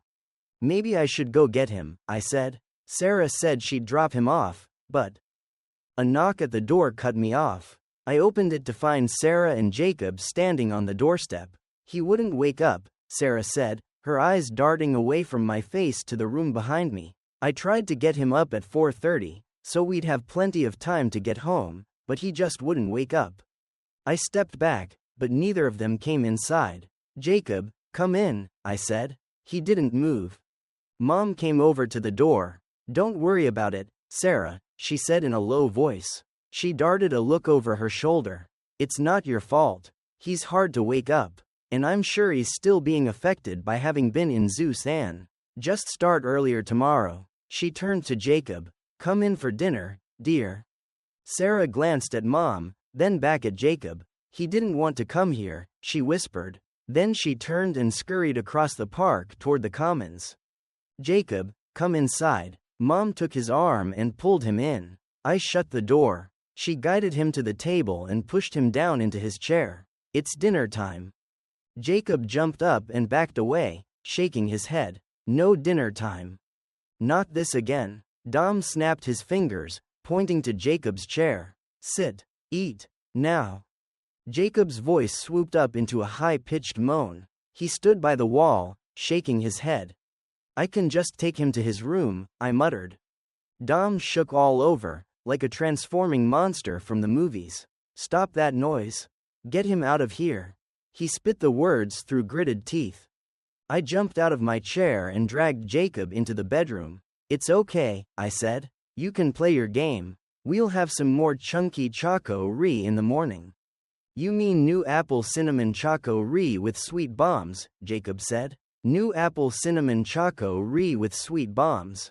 New apple cinnamon choco-ree with sweet bombs. I handed him his game, and he sank down onto the bunk, singing the phrase over and over under his breath. I sat next to him, my stomach growling. If this was our new normal, I needed to hide some snacks in here. Maybe Eric could help me find something Jacob would eat. Hey, Jacob, I said. Did you eat lunch? He ignored me, singing softly. Jacob, Jake? His head popped up. Did you eat lunch? I asked. Eat lunch, he said, nodding. I wasn't sure if that was confirmation, or just repetition. What did you eat? Eat lunch, he repeated. Yeah, but what? Eat lunch. He went back to his game. I'd have to ask Sarah in the morning, and maybe she could feed him right before she brought him home, so we could skip the drama. I leaned back in the bunk, looking around the room for something to distract me from my hunger. I could do some math, even if they didn't give any homework, or read the literature book. Eric had snagged one of the roughly cut paperbacks for me. It was a novel written by a temp about 200 years ago. I leaned over to the desk and picked it up. Lying back on the bunk, I paged through it. I read a few pages. It was a story about a girl who lived in a faraway dome and got a magical letter inviting her to wizard school. Hey, this looked familiar. I flipped to the next chapter. I'd read this book before. The names were different, and it was set in a dome instead of a castle, but it was a rip-off of the old Harry Potter books. This dome-produced classic was a plagiarized bestseller from the 20th century. Wow, I guess no one would know. But why pretend it was written inside the dome? A hollow knocking interrupted my thoughts. The picture swung away from the wall, and Eric stuck his head inside. You didn't come to dinner, he said. I shook my head. The director says we have to eat here. I guess he thinks it's bad for his image to have us eat down there. Or something. Do you have any food? I'm starving. I'd told him about last night's lack of dinner. I figured. He handed me a small package wrapped in one of those cloth napkins. I hope there's something Jake will eat in there. Jacob's head popped up. Something Jake will eat, he said. Come inside, I said, setting the package on the desk. I pulled the chair out and sat. Jacob unfolded the napkin and grabbed the cookie on top. I went for a sandwich, but I put the second cookie aside where he couldn't steal it from me. Okay, but I'm staying right here, where I can hide if I need to. Your stepdad gives me the creeps. He closed the picture and sat down in the space between the wall and the end of the bunk, out of sight of the door. Are the windows alarmed still? I asked, opening the bundle. Yeah, but a few of us ancients still know how to disable them. He shrugged. The temps are too busy following rules to do anything bad. Aren't there cameras in there? I asked. It's strange, he said, shaking his head in mock confusion. They just kept breaking. They finally gave up, or so I've been told. But there's audio. He leaned forward. Just like everywhere, except the director's apartment. He wiggled his eyebrows. Really? I looked around the room. How do you know? Zane told me. He said we'd be okay to talk here. In the chasm, as we call it, he jerked a thumb back toward the painting. He shunts the audio to a special file on his computer and replaces it with static. He knows we use it, and he doesn't want any of us to get into trouble. I think they use it too. They? I asked. He shook his head and put a finger to his lips. Just in case. Chapter 7. Life took on a monotonous pattern. Up every morning at sunrise, 5:30 in the morning. Breakfast in the commons where we could avoid Dom at his early morning best. School for the morning, then lunch, and our apprenticeships. They put me on a rotation where I could try out different jobs. I started in the office spaces, making tea for a woman named Esther. Sometimes she let me file papers in the huge cabinets. Unlike when I worked with Liz and MA, I wasn't allowed to read anything. Esther made sure of that. I just filed, or boiled water, or dusted the bookshelves. Boring. I made a habit of picking Jacob up after school, so I could make sure he got a snack. Then we went home, where Jacob refused to eat most of Mom's meals, and Dom sent us to our room.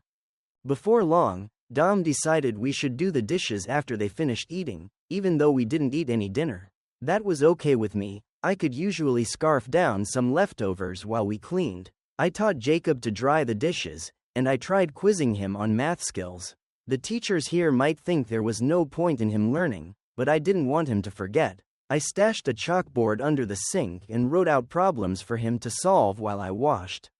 Factor the equation, Jacob, I said, tapping on the small slate. I handed him the chalk, then filled the sink with warm, soapy water. After scooping out a portion of the casserole onto a bowl, one ate while one watched him work. No, x times x is x squared. You need 2x squared. The door swung open, and my head jerked up, a huge bite of casserole in my mouth. I didn't know what Dom would do if he saw me eating. He might be okay with it, or he might go ballistic. It was hard to guess what would set him off. When I realized it was Mom, I relaxed. "What is Jacob doing?" she asked, ignoring my bowl full of noodle stuff. I swallowed. "Homework. Math." She looked down at the slate, nodding. I didn't realize Sarah was teaching him algebra. "She's not," I said, pausing between bites. "They don't seem to do any academics." But I didn't want him to forget what he learned back in Utah. "They aren't doing any academics?" She looked up at me, her head cocked. "Not even reading?" I shrugged. "I haven't seen any, but I'm not in his classroom. Seems like he spends a lot of time sorting things. Someone said they send all the special needs people to work in the laundry. Jacob's too smart for that." Mom rubbed her neck. "Yes, he is." She picked up a dish, a large ceramic bowl that had held salad, "but I'm not sure teaching him math outside of class is a good idea." I frowned. "Why not? He likes it. He's good at it. He could probably be really good at programming or analysis or something if someone would teach him." She slid the bowl into the soapy water and absently started washing it. "They have a system here. It works. We don't know how long we'll be here, and we need to fit in. Rocking the boat doesn't help anyone." I stared at her. "So Jacob should just be happy to sort laundry until we get out of here? Then what?" "I think he should be learning skills now." "He is learning skills," she said, in a defeated tone of voice. "Not real skills." I looked at Jacob, working on the third problem. He just finished 2 algebra problems on his own. There are kids in my class who can't do that. Exactly. Mom dropped the dish and it splashed water across her front. She didn't seem to notice, turning to face me. "Most of them don't need to know. And anyone who does won't be happy to have to compete with Jacob." "What happened to the mom who said we should learn everything we can?" I stomped my foot. "You used to say we shouldn't let anyone limit us. That the more we could learn, the farther we would go." "Things are different here, Peter," Mom said. "You've got to understand that." "I can't wait until we can leave this stupid bubble," I muttered, scraping up another spoonful of casserole. She didn't say anything. Usually, when I was sassy with her, or muttered something, she would call me out. I looked up, glaring at her from under my eyebrows. She stared at Jacob and wiped a tear away. "What is going on, Mom?" I set the bowl on the counter, my appetite gone. "When are we going outside? I can't live here forever, not if everything is as controlled as it seems." She wiped another tear away, shaking her head. "We aren't going outside," she whispered. "It's not safe out there, and it probably won't be for a very long time." "What?" I grabbed her arm. "Why did you wake us up? Jacob won't last in here. We were supposed to sleep until it was time, and now we can't go back down. Eric told me, kids can only be frozen once." She flinched. "Don't use that word," she said sharply, looking around as if she expected someone to be watching us. "I told you why I woke you up. I couldn't stand to live without you. But you need to get used to the idea, Peter.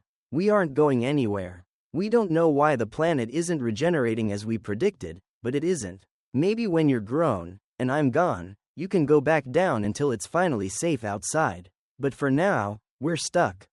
I stared at her, horrified. "We're never going outside?" After dishes, Jacob and I would go back to our room. If Dom was out, we could go out to the park for a while, but if he was home, he didn't want to see us, even just to pass through the living room to the front door.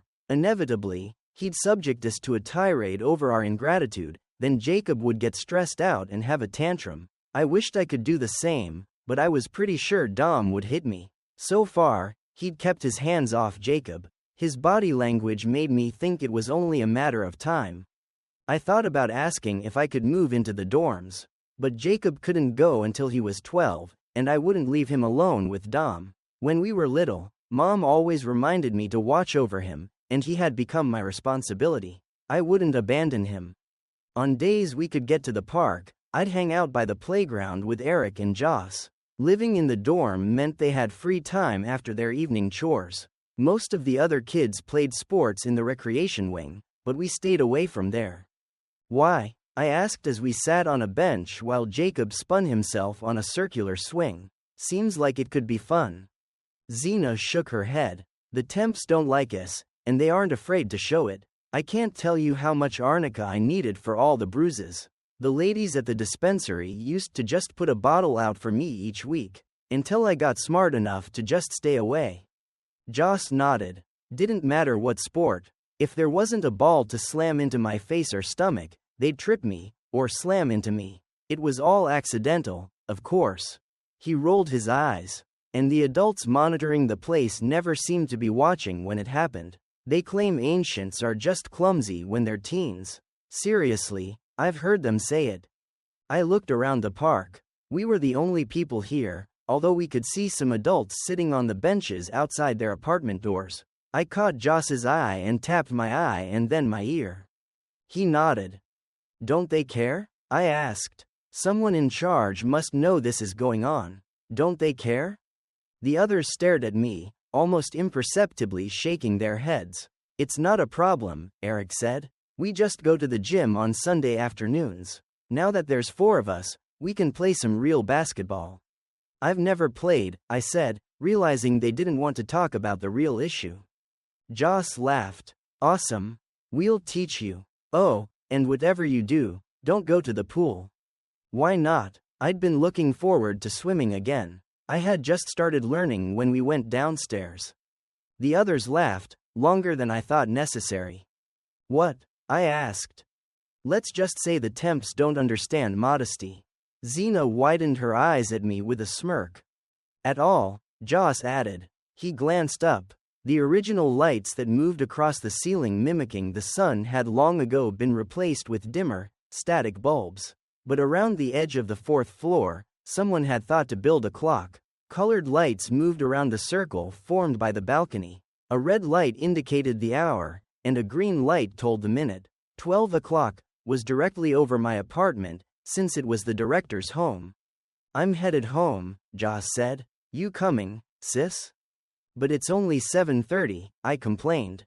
Yeah, but we promised to visit the rents tonight, Xena said, jumping up. Family game night. She made a face. Hey, maybe you and Jacob can come next week. I'll ask. Eric loves game night, don't you? I'd like it better if your dad didn't beat me at everything. That guy has some skills. He was awesome when he was a kid, and he's awesome now. Eric stood. I'll tell him you said that, Joss says. He knows you worship the ground he walks on. I might have had a man crush 500 years ago, but now I just appreciate the skills he's managed to retain in his old age, Eric called out as they walked away. Make sure you tell him that, in those exact words. Xena shook her head and Joss waved a hand as they strode away. Eric headed toward the dorm. Where are you going? I asked. I better check in with my mom, Eric said. I always go home for a few minutes when they visit theirs, unless I'm going with them. You wanna come? He grinned. No, thanks, I'll pass. Gotta watch Jacob. Eric's younger sister had developed a crush on me and seeing her was excruciating. Regite, Eric laughed. See ya, Jake. See ya, Jake, Jacob repeated. For some reason, he always replied to Eric. Come on, Jacob, I said. I'll push you on the swing for a while, then we're going home. I sighed on the last word. I felt like we'd left home behind a long time ago.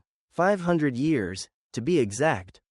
I can push him, if you like, a female voice said. A girl, probably about 13 years old, stepped out from behind a nearby tree. She looked like every other girl in the dome, brown hair, tan skin, hazel eyes. Her nose was smaller than the usual hooked appendage, but maybe she hadn't grown into it yet. I'm Tia, she said.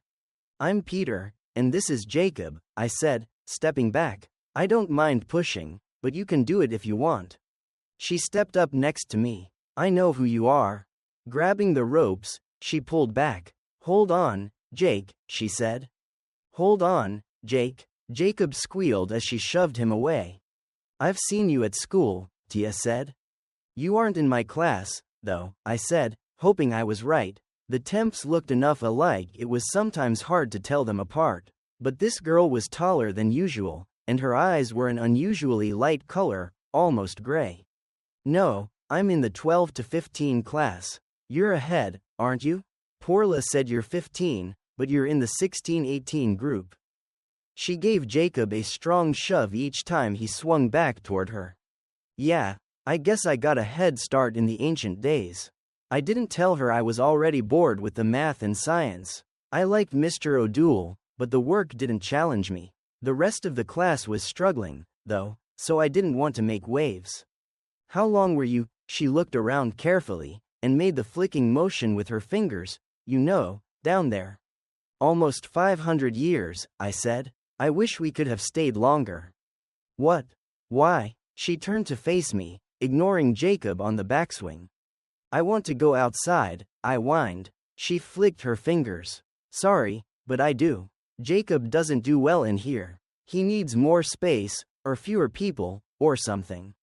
He seems okay to me, she said, stepping forward to give him another push. I've seen him at school, and he's always compliant and contributing, unlike some of those kids.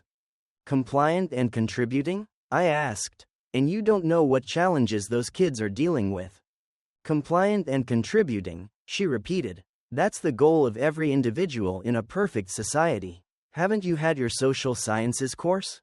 I had, but I mostly tuned them out. It was the one subject that was completely new, but it was so boring. We'd been learning about the different theories, like communism and consumerism. That second one had been the downfall of our world, according to Professor Renette. I didn't remember hearing this phrase before. It's mostly history. Tia nodded. Right. She gave me a considering look. You shouldn't need to learn that stuff if you lived through it, though, right? Well, we didn't run around talking about consumerism and how bad it was.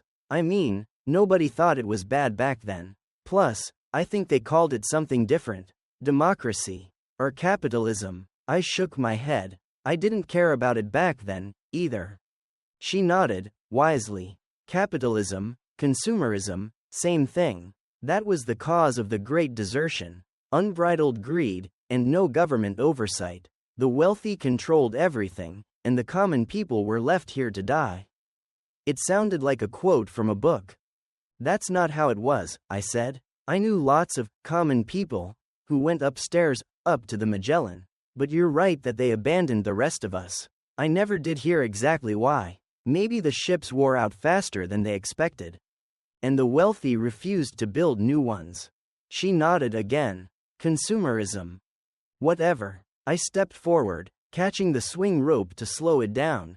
We need to go home. Tia put her fingers together, bowed and said, Be well.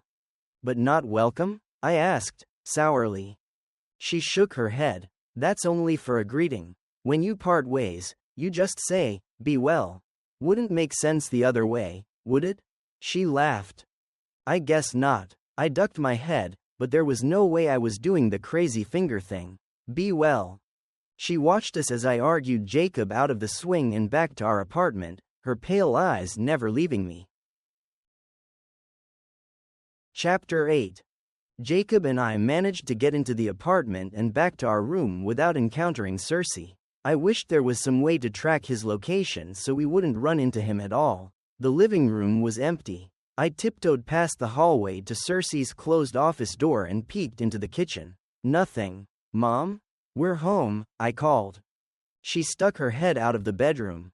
Thanks for telling me. I'm not feeling great, so I'm going to sleep early. Can you help Jacob get ready for bed? Sure. Good night.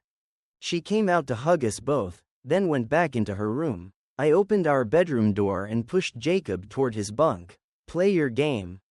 You're lucky that things survived this long, Eric said, popping out of the corner behind the bunks. I guess solid state really doesn't break. What are you doing here? I gasped, my heart pounding in surprise. You scared the crap out of me. He grinned. Sorry, he obviously wasn't. His face turned serious. Listen, I was supposed to tell you, family game night is code. It means we're meeting. Come on, I'll show you. You missed the meeting, but for next time. He stood and pulled the painted wood away from the wall. Is your mom going to check on you? No, she went to bed. I glanced around the room. I'll pile some pillows up in my bunk, just in case she looks in. Jacob won't say anything. Will he stay here by himself, though?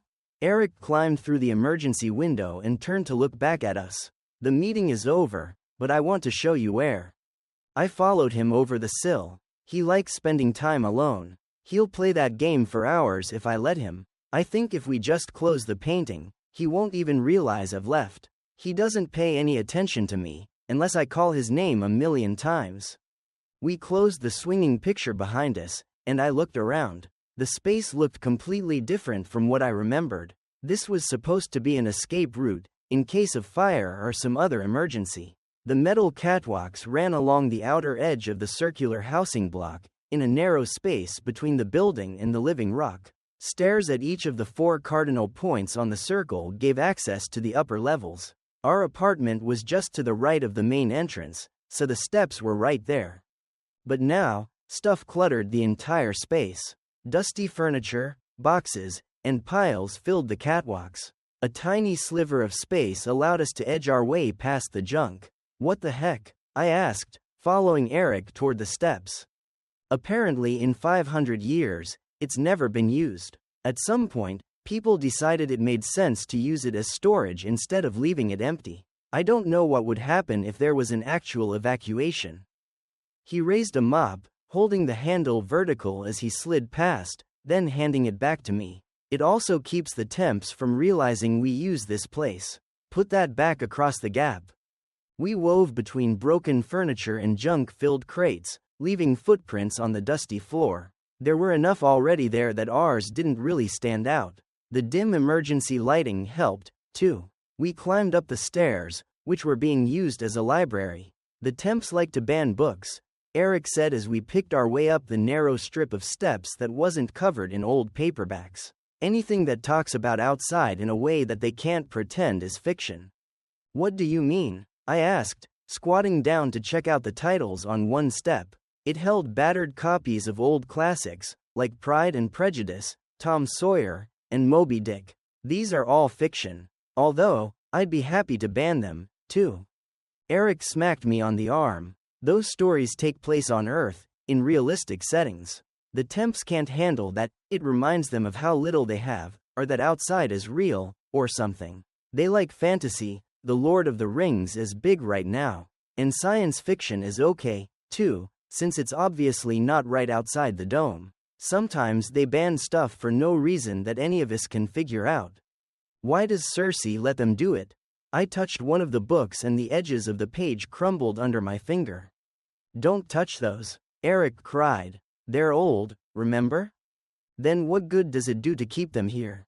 I stood and followed him up the steps. They're all saved in the databases. Zane makes sure they don't delete anything important, and has some secret hard drives stashed somewhere. Eric reached the top. These remind us of what we've lost and what we need to regain. He squeezed past a stack of crates and into a wider area. And none of the temps ever come back here? I asked. Who puts all the stuff in here, then? Ow. I yanked my hand back from the crate I'd pushed past. Great, a sliver. Yeah, be careful. Eric grinned maliciously at me. The temps will shove stuff out their windows, but they don't come back here unless they have to. Apparently seeing the rock walls gives them the creeps. They have a lot of superstitions. I squinted at him through the gloom. Where are we going? Up to the observation post, of course, he said. I groaned. That's way the heck up there. I don't think my legs will take it. Eric raised his nose into the air. You need to get fit, pipsqueak. We climbed past the dusty piles up to the 5th floor catwalk, then made our way to the door. Okay, we have to be careful now, going back out into the main corridor. We've always talked about putting a door through here. He patted the side wall. It would go directly into the bottom of the observation stairwell, but we'd have to carve through stone. How would we do that without them knowing?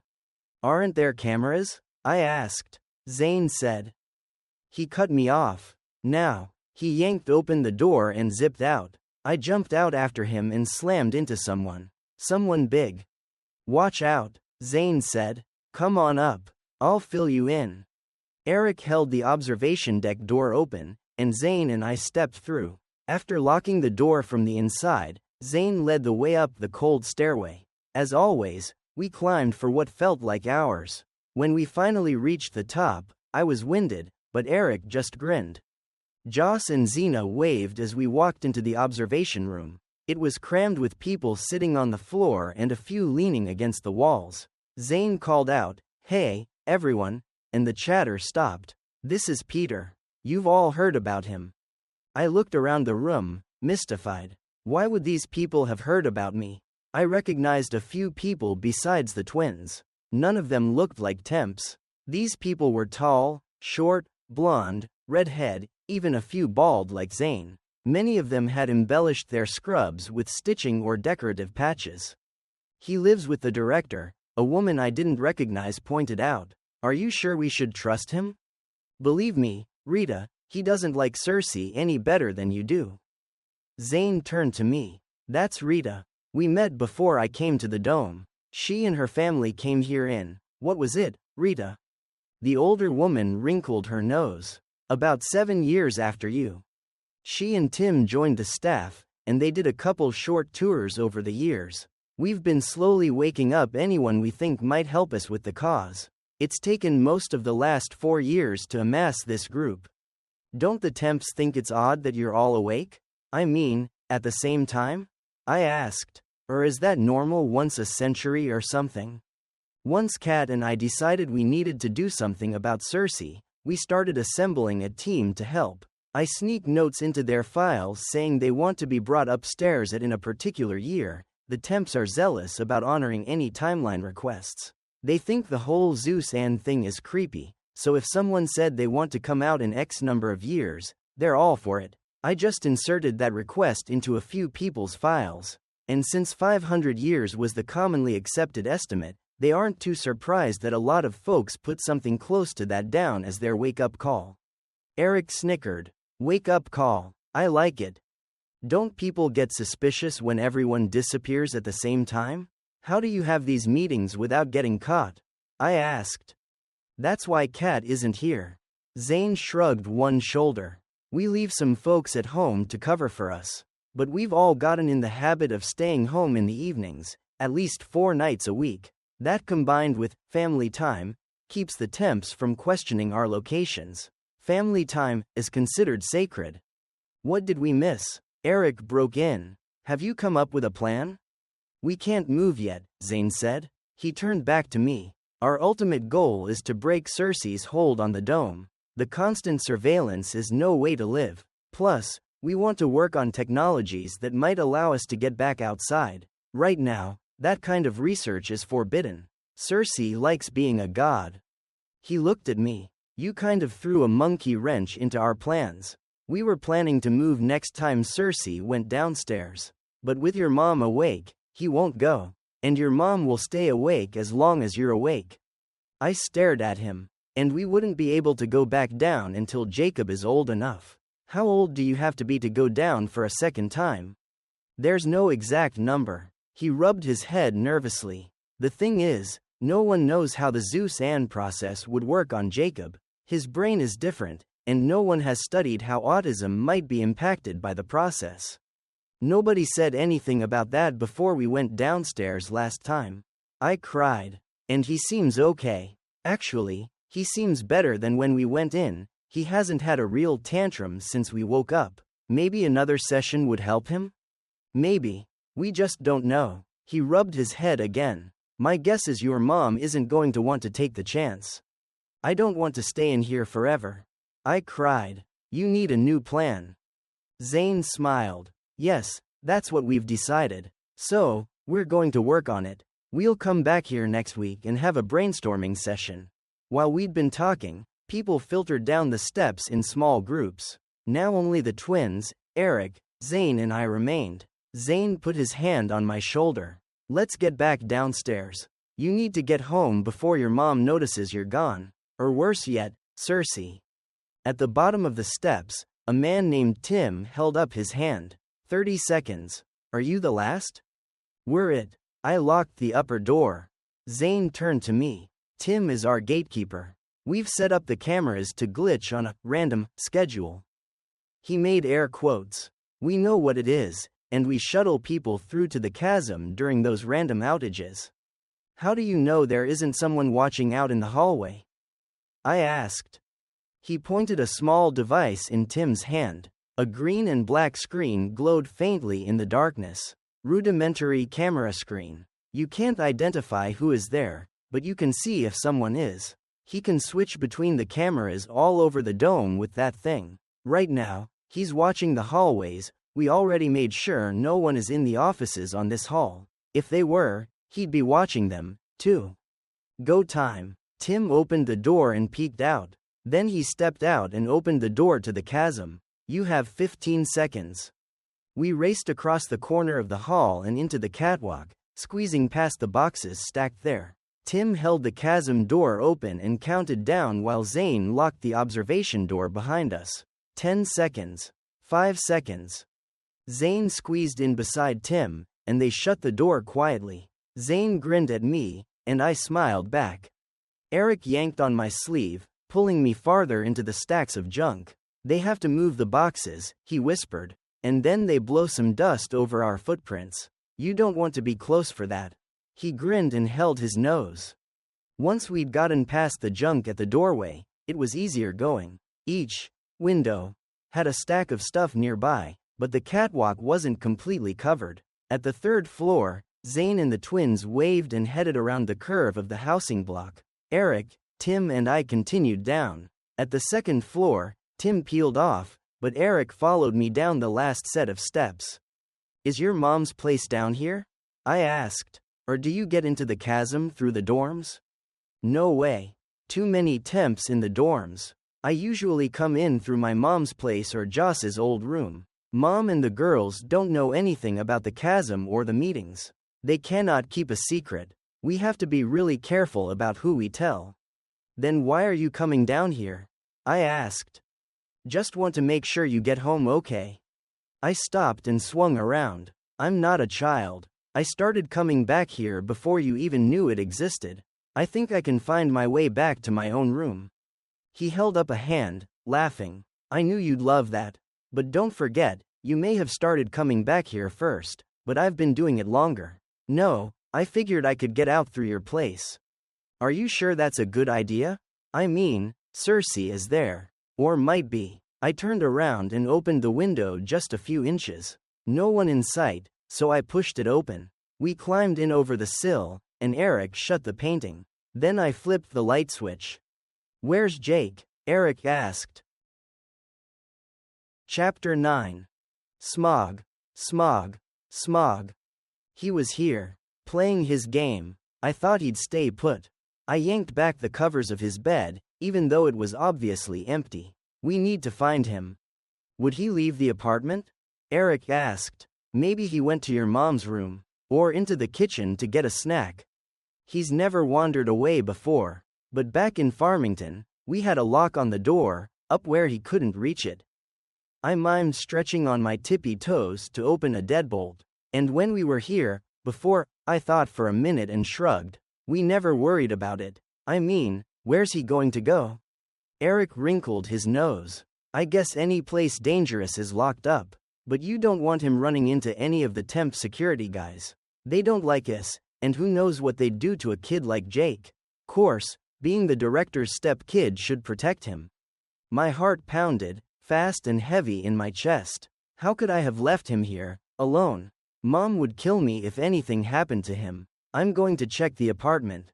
I flipped the lights off and opened the door. Nothing but the usual sounds of the refrigerator and the air handlers. We tiptoed down the short hall and into the living room. Dim night lights glowed along the floor, casting huge shadows as we moved through the space. Eric opened the kitchen door and shook his head. I crept across to Cersei's office. Placing my head against the door, I listened, but heard nothing except my pounding heart and my ragged breath. I tried the doorknob, but it was locked. Letting out a breath of relief, I turned and came face to face with Cersei. Just what do you think you're doing? He demanded. Grabbing my arm, he dragged me away from the door and flung me into the living room. Then he stomped across the apartment and flipped on the light switch. "What are you looking for? Who put you up to it?" I looked wildly around the room, but Eric was out of sight. I was looking for Jacob," I said, my voice coming out high and thready. I scrambled back as he moved toward me. He wasn't in our room. I thought he might have gotten lost. "We haven't been here very long, you know." His eyes narrowed. "You've been here long enough to know my office is off limits." I held up my hands. "I know." I nodded frantically. "But Jacob doesn't always understand. And sometimes it takes him a long time to learn stuff. He has autism, you know." "I know what's wrong with your brother," Cersei said, his voice quiet. "Deadly. I'm trying to figure out what's wrong with you. Get out." He flung a hand up, pointing back to my bedroom. "But I need to find Jacob," I whispered, backing away. "Do you now? Did you think to look in his bed?" Cersei sneered, looking behind me. Jacob stood in the bedroom doorway, clutching his game. "Jacob, where were you?" I ran to his side and dragged him into the bedroom. "Did you check the bathroom, genius?" Cersei asked. "I don't want to see either of you until tomorrow. Go to bed." "But it's only 9:15. I shook my head and shut the door. No point in arguing with him. I grabbed Jacob's chin. "Where were you?" "He was in the chasm," Eric whispered from his hiding place behind the bunks. "Up on the 3rd floor. I just went out there and yelled his name, and he repeated it, like he always does." "Ha, he only does that for you. He ignores me," I grumbled. "You're going to have to find a different way out tonight. Cersei is pissed." Eric stood and stretched. "I've got several options. See you tomorrow." He swung the picture away from the wall and disappeared into the gloom. Jacob wouldn't tell me where he'd gone, or why, of course. I tried calling him Jake, like Eric did, but it didn't seem to help. Finally, I gave up. We peeked out into the hallway to make sure Cersei wasn't nearby, then hurried across to the bathroom. Teeth brushed, and the other necessities completed, we got into our pajamas and into bed. I lay there in the top bunk, wondering what would come next. The idea of living here with Cersei forever was as appealing as living outside in the smog, maybe less. But I couldn't move to the dorms and leave Jacob here alone. Although he hadn't hurt me, Cersei had used considerable force to shove me into the living room. It was easy to imagine he might do worse. Memories of the bruises Eric used to hide made my stomach turn sour. I couldn't leave Jacob with someone who might do that. Cersei seemed less in control than I remembered. He'd always been cold to me. And I hated him after he managed to rescue us from those goons in Page. I had wanted to be the hero there, but he rode in on his huge truck full of bribes and basically bought us from them. Mom's gratitude had obviously prevented her from seeing the real man. Whatever, we were now stuck with him. And, for whatever reason, he'd escalated from cold indifference to active dislike of me, of us. Maybe worse. A thought hit me, we'd never get away from him. Maybe Jacob and I could move into the dorms together? But it didn't matter. Cersei controlled the dome. The entire dome. Nowhere we went would be away from his influence. We needed to go outside. Zane needed to find a solution. And I would do anything in my power or abilities to help him. For the next few days, I tried to figure out a way to talk to Zane. I finally went to Katie's office. For some reason, I was okay with the way Zane had changed over the years, but looking at Katie made me sad. I remembered the pretty, lively girl she used to be. She was still friendly, but talking to her was more like talking to my mom, and that was just creepy. But my need to feel like I was doing something outweighed the weirdness of her transformation. "Hi, Peter. How are you?" Katie smiled when I poked my head around the doorframe. "I was hoping you'd come see me again. I know it's weird." "No, it's okay," I stuttered. She laughed. "No, it's not. It's weird. I'm old. And mom-ish. Eric told me that." She waved me off when I tried to deny it. "Stop. I'm a mom. I take mom-ish as a compliment. You'll get used to it. The two Katies will eventually merge in your brain." She shrugged. "We've all been through it in some way now. Let's go for a walk. I need to get out of this office." She shut the door behind us but didn't lock it. Most of the doors here were left unlocked. I guess it was a sign that everyone trusted each other. Or maybe it was because they knew every part of the dome was watched, and no one would get away with anything. A little shiver went down my back. We wandered through the barn, Katie stopping to pet every goat, pig and alpaca. She laughed when I refused to copy her. They're so cuddly. How can you ignore those big, friendly eyes? They have sharp teeth. And that goat glared at me. I had never liked the livestock much. I only worked here so I could spend time with Katie. And eventually Dr. Morton had banned me from the barn for making the animals nervous. So, whatever happened to Dr. Morton? Katie smiled, sadly. He spent years making trips out into the country, bringing people and supplies back to us. I think half the people downstairs are there because of him. He's the one who brought Zane in, you know. I didn't know that. I always figured Zane made his way across the country by himself, fighting off zombies and werewolves as he went. We didn't have a lot of time to talk back then, you know. Plus, Zane was too cool to talk much to a star-struck kid like me. I laughed. No, he wasn't. Katie protested with a giggle. Then she thought for a minute. Yeah, maybe he was. But you're right. You didn't have a lot of time to get to know him before you went downstairs. You've got time now. I know it isn't the same. She shook her head. Dr. M never went downstairs. He and Liz kept making trips out until he took over the director's job. He was still going strong when Zane and I went downstairs. I heard he died in 34 AE. Liz went a few years later. They had good, long lives. She wiped away a tear. Dr. Morton had been kind of terrifying to me, but Katie loved him. And Liz was funny, and strict and awesome. Can we talk here? I asked, when we reached the middle of the field. Katie looked around. It's probably all right to ask some questions, she said cautiously. What do you want to know? I shook my head. I'm done asking questions. Except one. When can we get out of here? I can't live with him for the rest of my life. Or even for the next 5 years. But I can't leave Jacob with him. He's scary. Has he hit you? Katie whispered. Or hurt Jacob? No, I stretched the word out. Not yet. But he shoved me. And he gets so angry at Jacob. She looked around again and lowered her voice to the barest thread of sound. He's freezer burned. What does that mean? I whispered back. Katie choked out a fake laugh. You're so funny. She ruffled my hair, then grabbed my arm and pulled me forward. Keep walking, she hissed, glancing at a couple men who had just walked out into a nearby field. She waved. They stared back at us. We walked on. Freezer burn is what happens to the brain after it's been suspended and reactivated too many times. Dom's been down there so many times, his brain has to have been damaged. We don't have access to his medical records, of course, but his erratic behavior is a pretty solid indicator. He seems to hold it together when your mom is around, so try not to be alone with him, and you should be fine.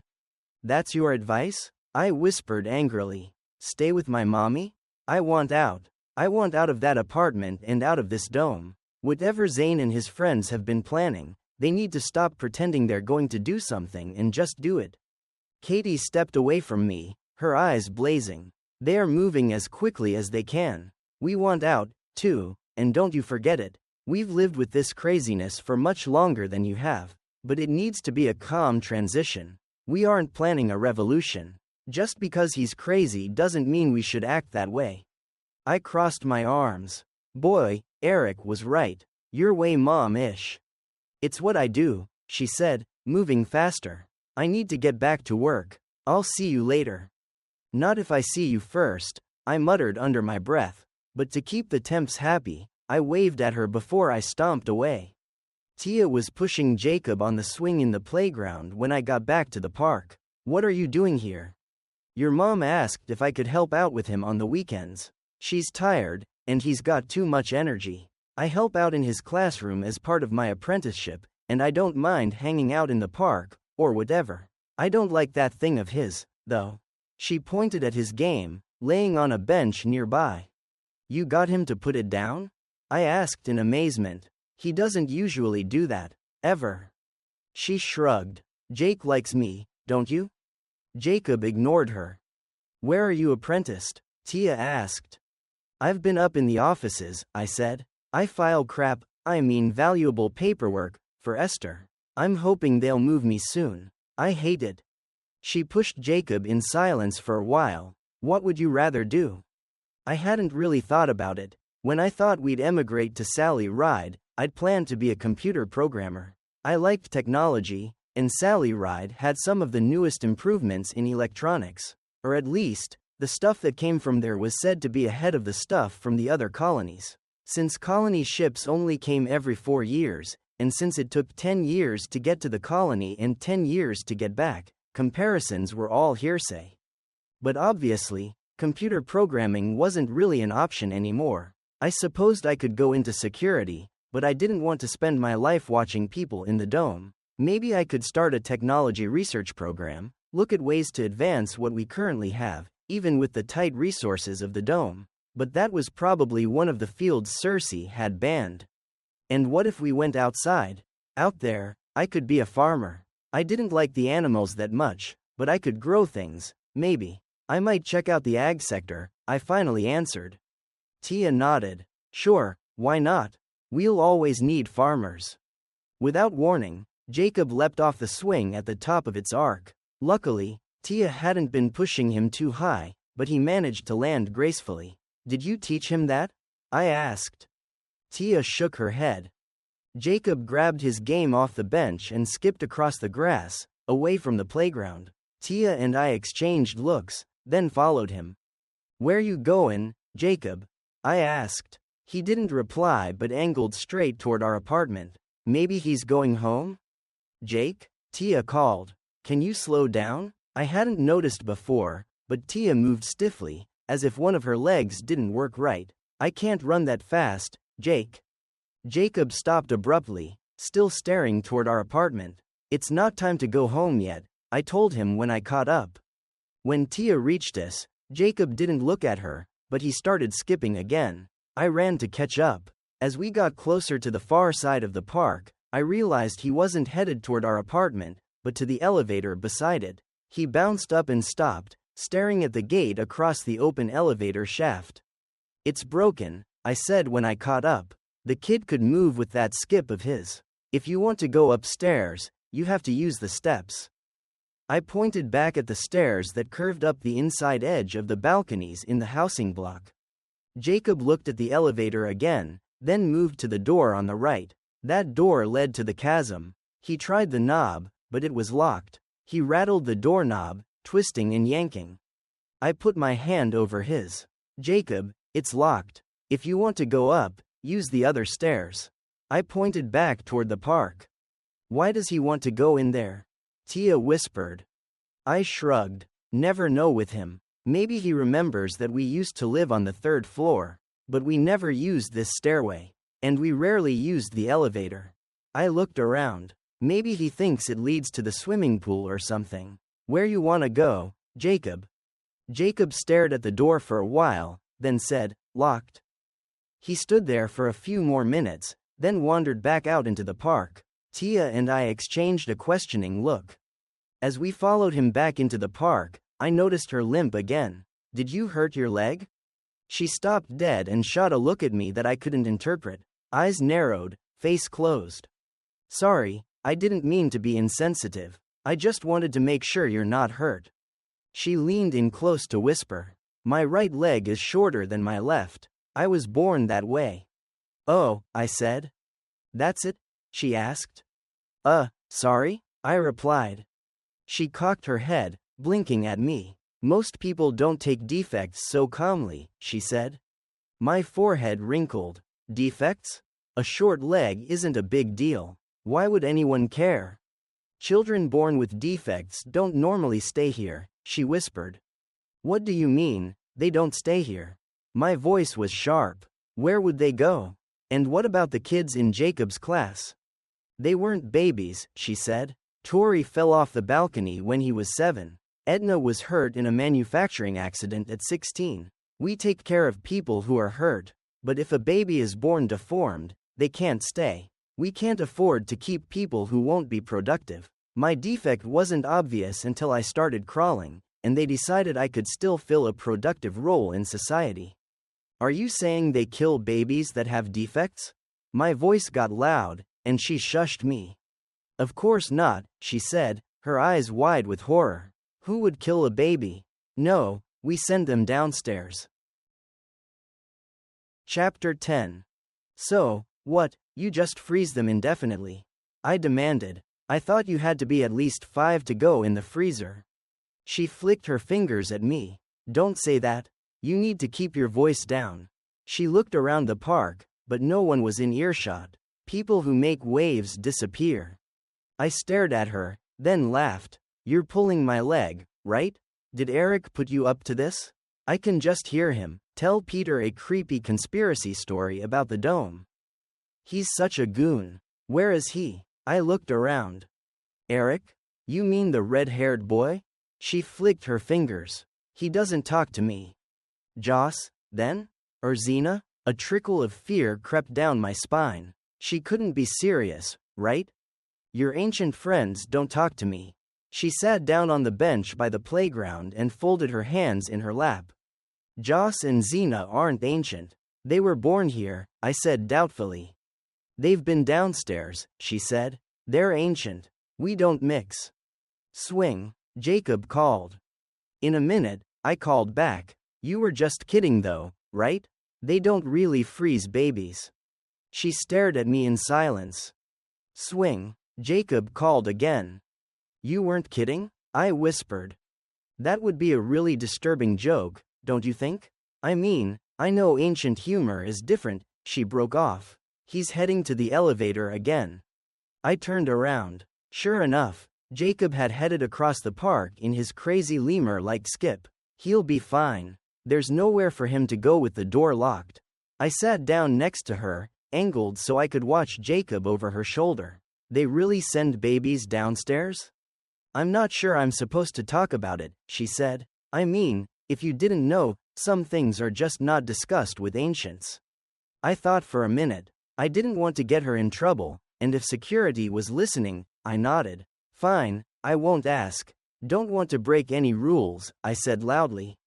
Her lips twitched. I'm sure that will help. Maybe we should go find your brother. The next morning, we ran into Tia in the hallway between classes. Hey, Tia, how are you? I asked. She looked uncomfortable. I'm fine, she muttered. Gotta go. Why are you talking to a temp? Eric asked. Why not? I said. She's nice. And I don't think she has a lot of friends.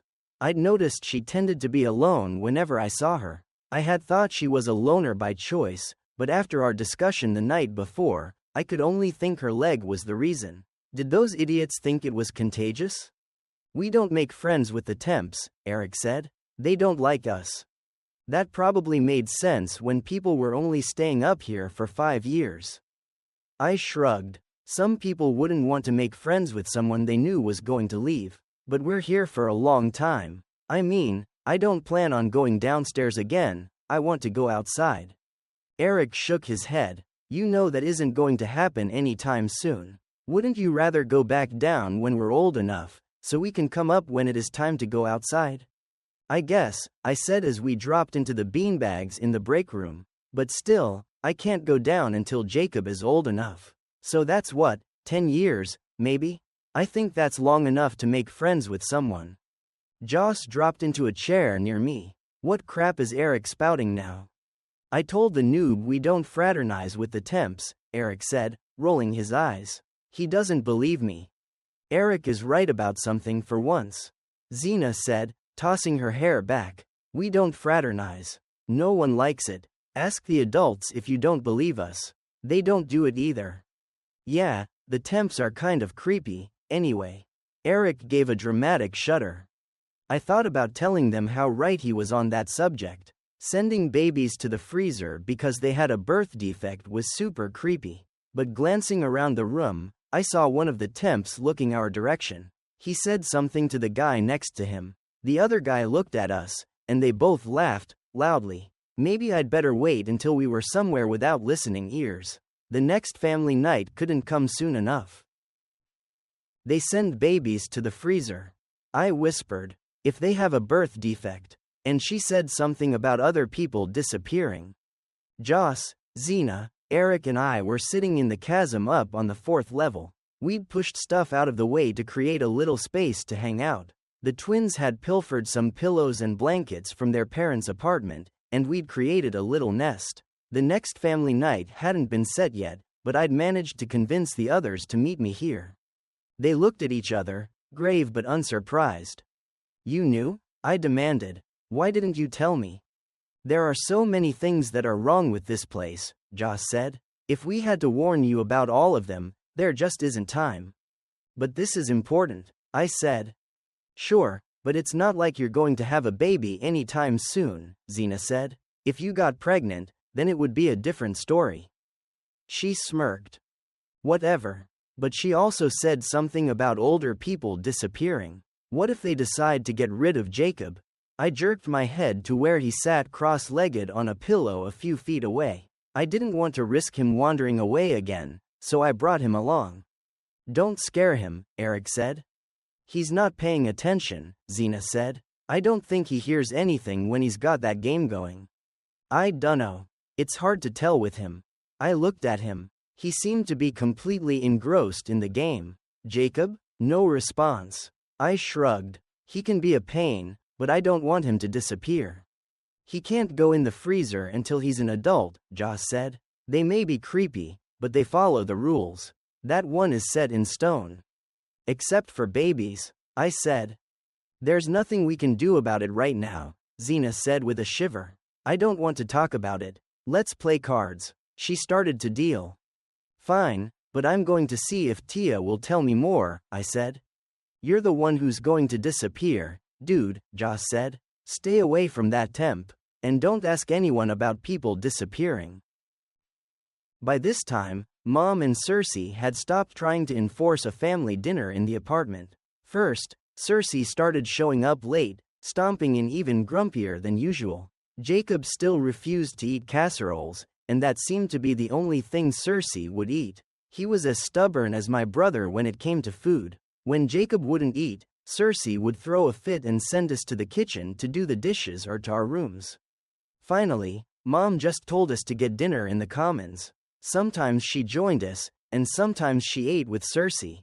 Once that happened, family life relaxed a little. Cersei worked 7 days a week, and if I timed it right, we could go days without seeing him. Jacob and I would go to the park after dinner. I'd keep an eye on our apartment to see when Cersei got home. Then, if we waited for an hour, we could sneak into the house and to our room while he worked in his office. I don't know what he spent all that time doing. I never went near his office again after that night he caught me looking for Jacob, but he was like clockwork. Dinner took 30 minutes on the couch in the living room with my mom, then 3 hours in the office before bed. I made sure we were in our bedroom before he came back out. When we came home, Mom would come in to say goodnight. She'd tell us about her day, what she'd been working on. Her field of expertise was biometeorology, or the study of climate change on plants. When we'd first come to the dome, there was a lot of activity in that field. Now, most of the work had stopped. The temps had no interest in going outside, so only the revived ancients seemed to care. The toxins in the atmosphere hadn't reduced as Mom and her colleagues had expected all those centuries ago. Mom's current work involved testing air samples and how they interacted with the cells of plants and animals. The results just aren't making any sense, she said one night. I don't know how the levels could have stayed so high. And the amount of ammonia, I can't even come up with a theory as to why it is so high. Fascinating work. Sure, Mom, I muttered. Maybe it was fascinating to her. To me, the only interesting news would be an announcement that she'd solved the problem and we could go outside. After Mom chatted with us for a while, Jacob and I would either play some video games or sneak out into the chasm to meet the others. Sometimes, we'd just wander around out there by ourselves, looking at the junk stashed away. Well, I looked. Jacob just followed me around with his eyes glued to his game. We often met Tia in the park. She'd show up alone and push Jacob on the swing, or we'd just talk. I carefully stayed away from any taboo subjects, at least the ones I knew about.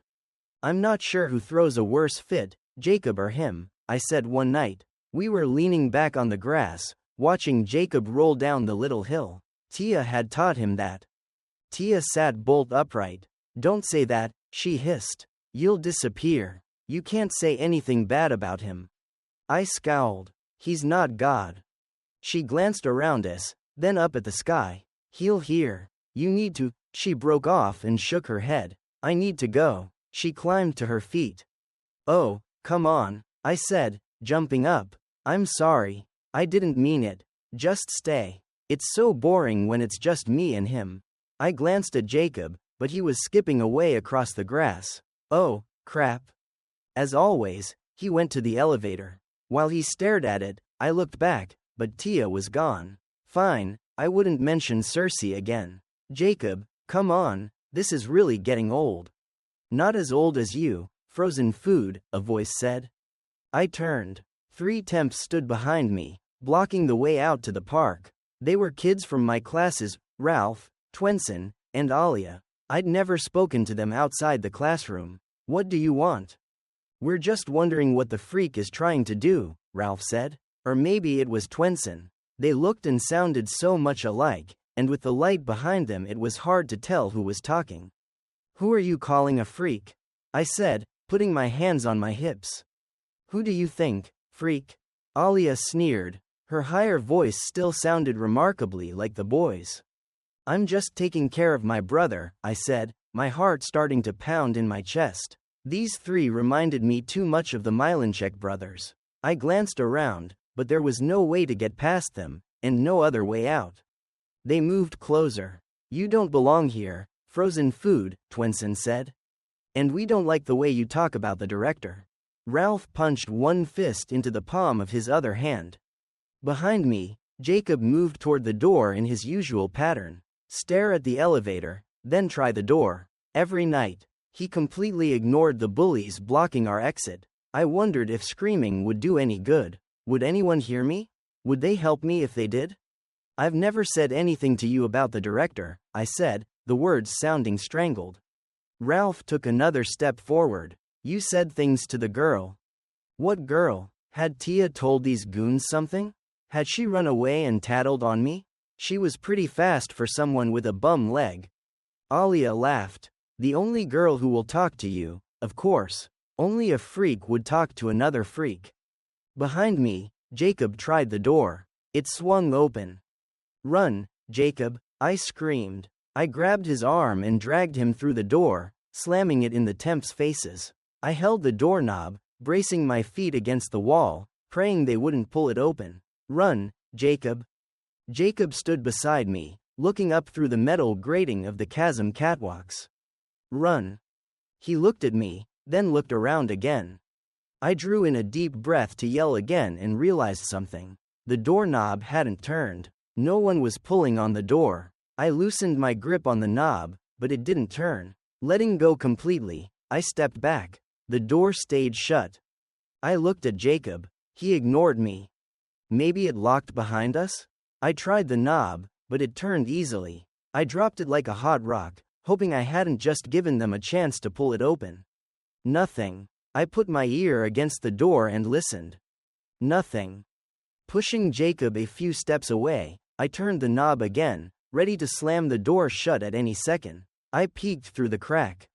The 3 goons stood there in the elevator lobby, staring at the door. I jammed it shut. It must have locked from their side. I wasn't going to tempt fate. Come on, Jacob, I whispered, leading him away from the door. We walked the few feet to our bedroom window, and I pushed the painting inward. The room was dark and empty, as expected at this time of day. I climbed over the sill and helped Jacob inside.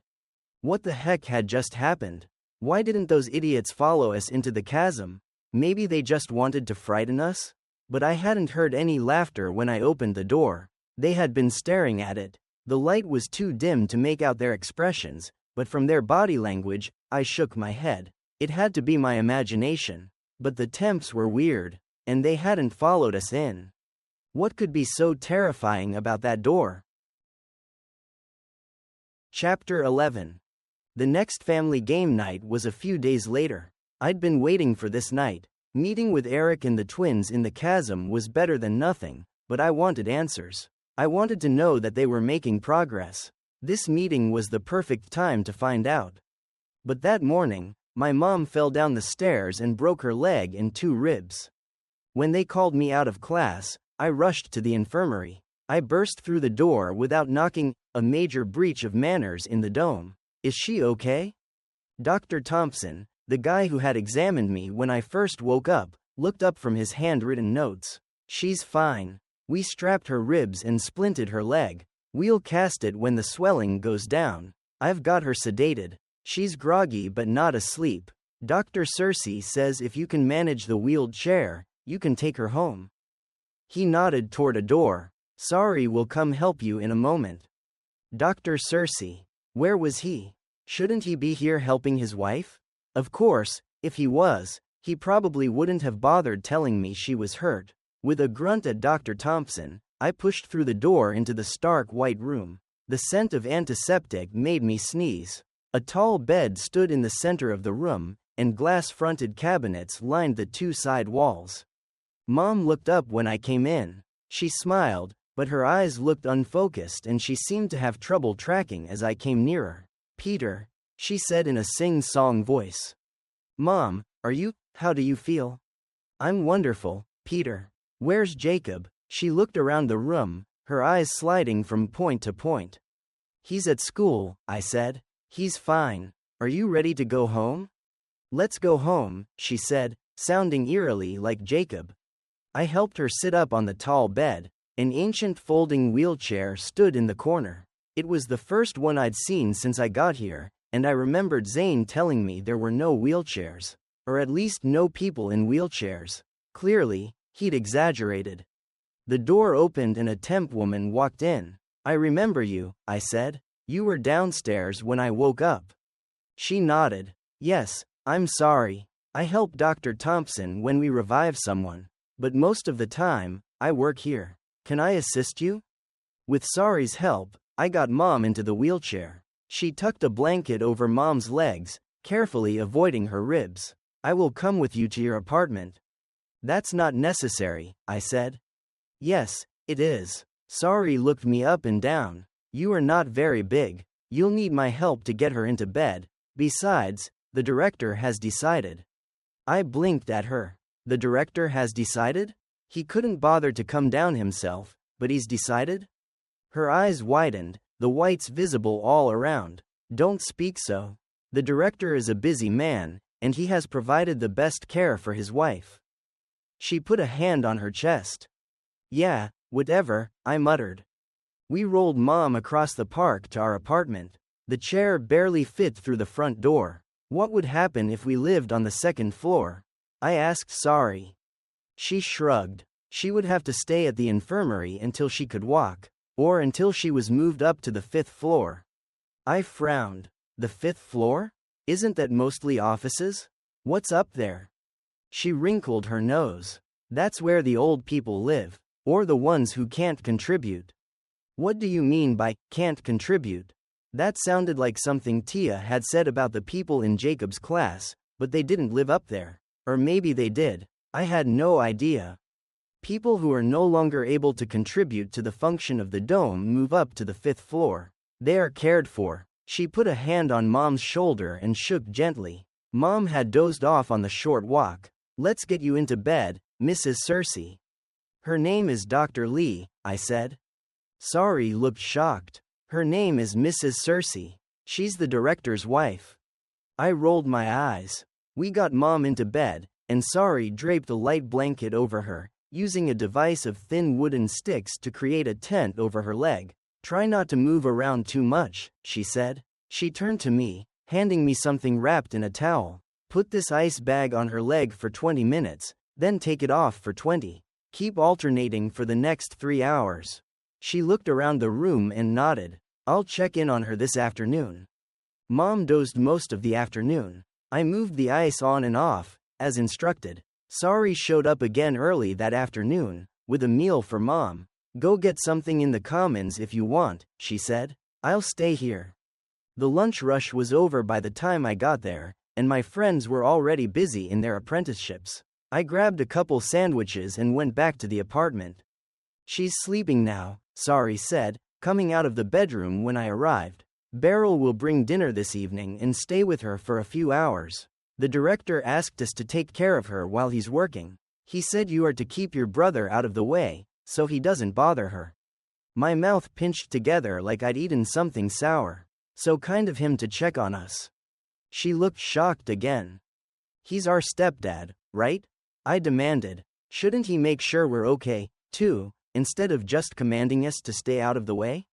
She stared me down, her face closed. Fine. I'll keep Jacob out of the way. I found Tia in Jacob's classroom that afternoon. She didn't seem to mind talking to me when her peers weren't around, so I made a point of arriving a little early to pick up Jacob. Hi, Tia, I said. Can you do me a favor?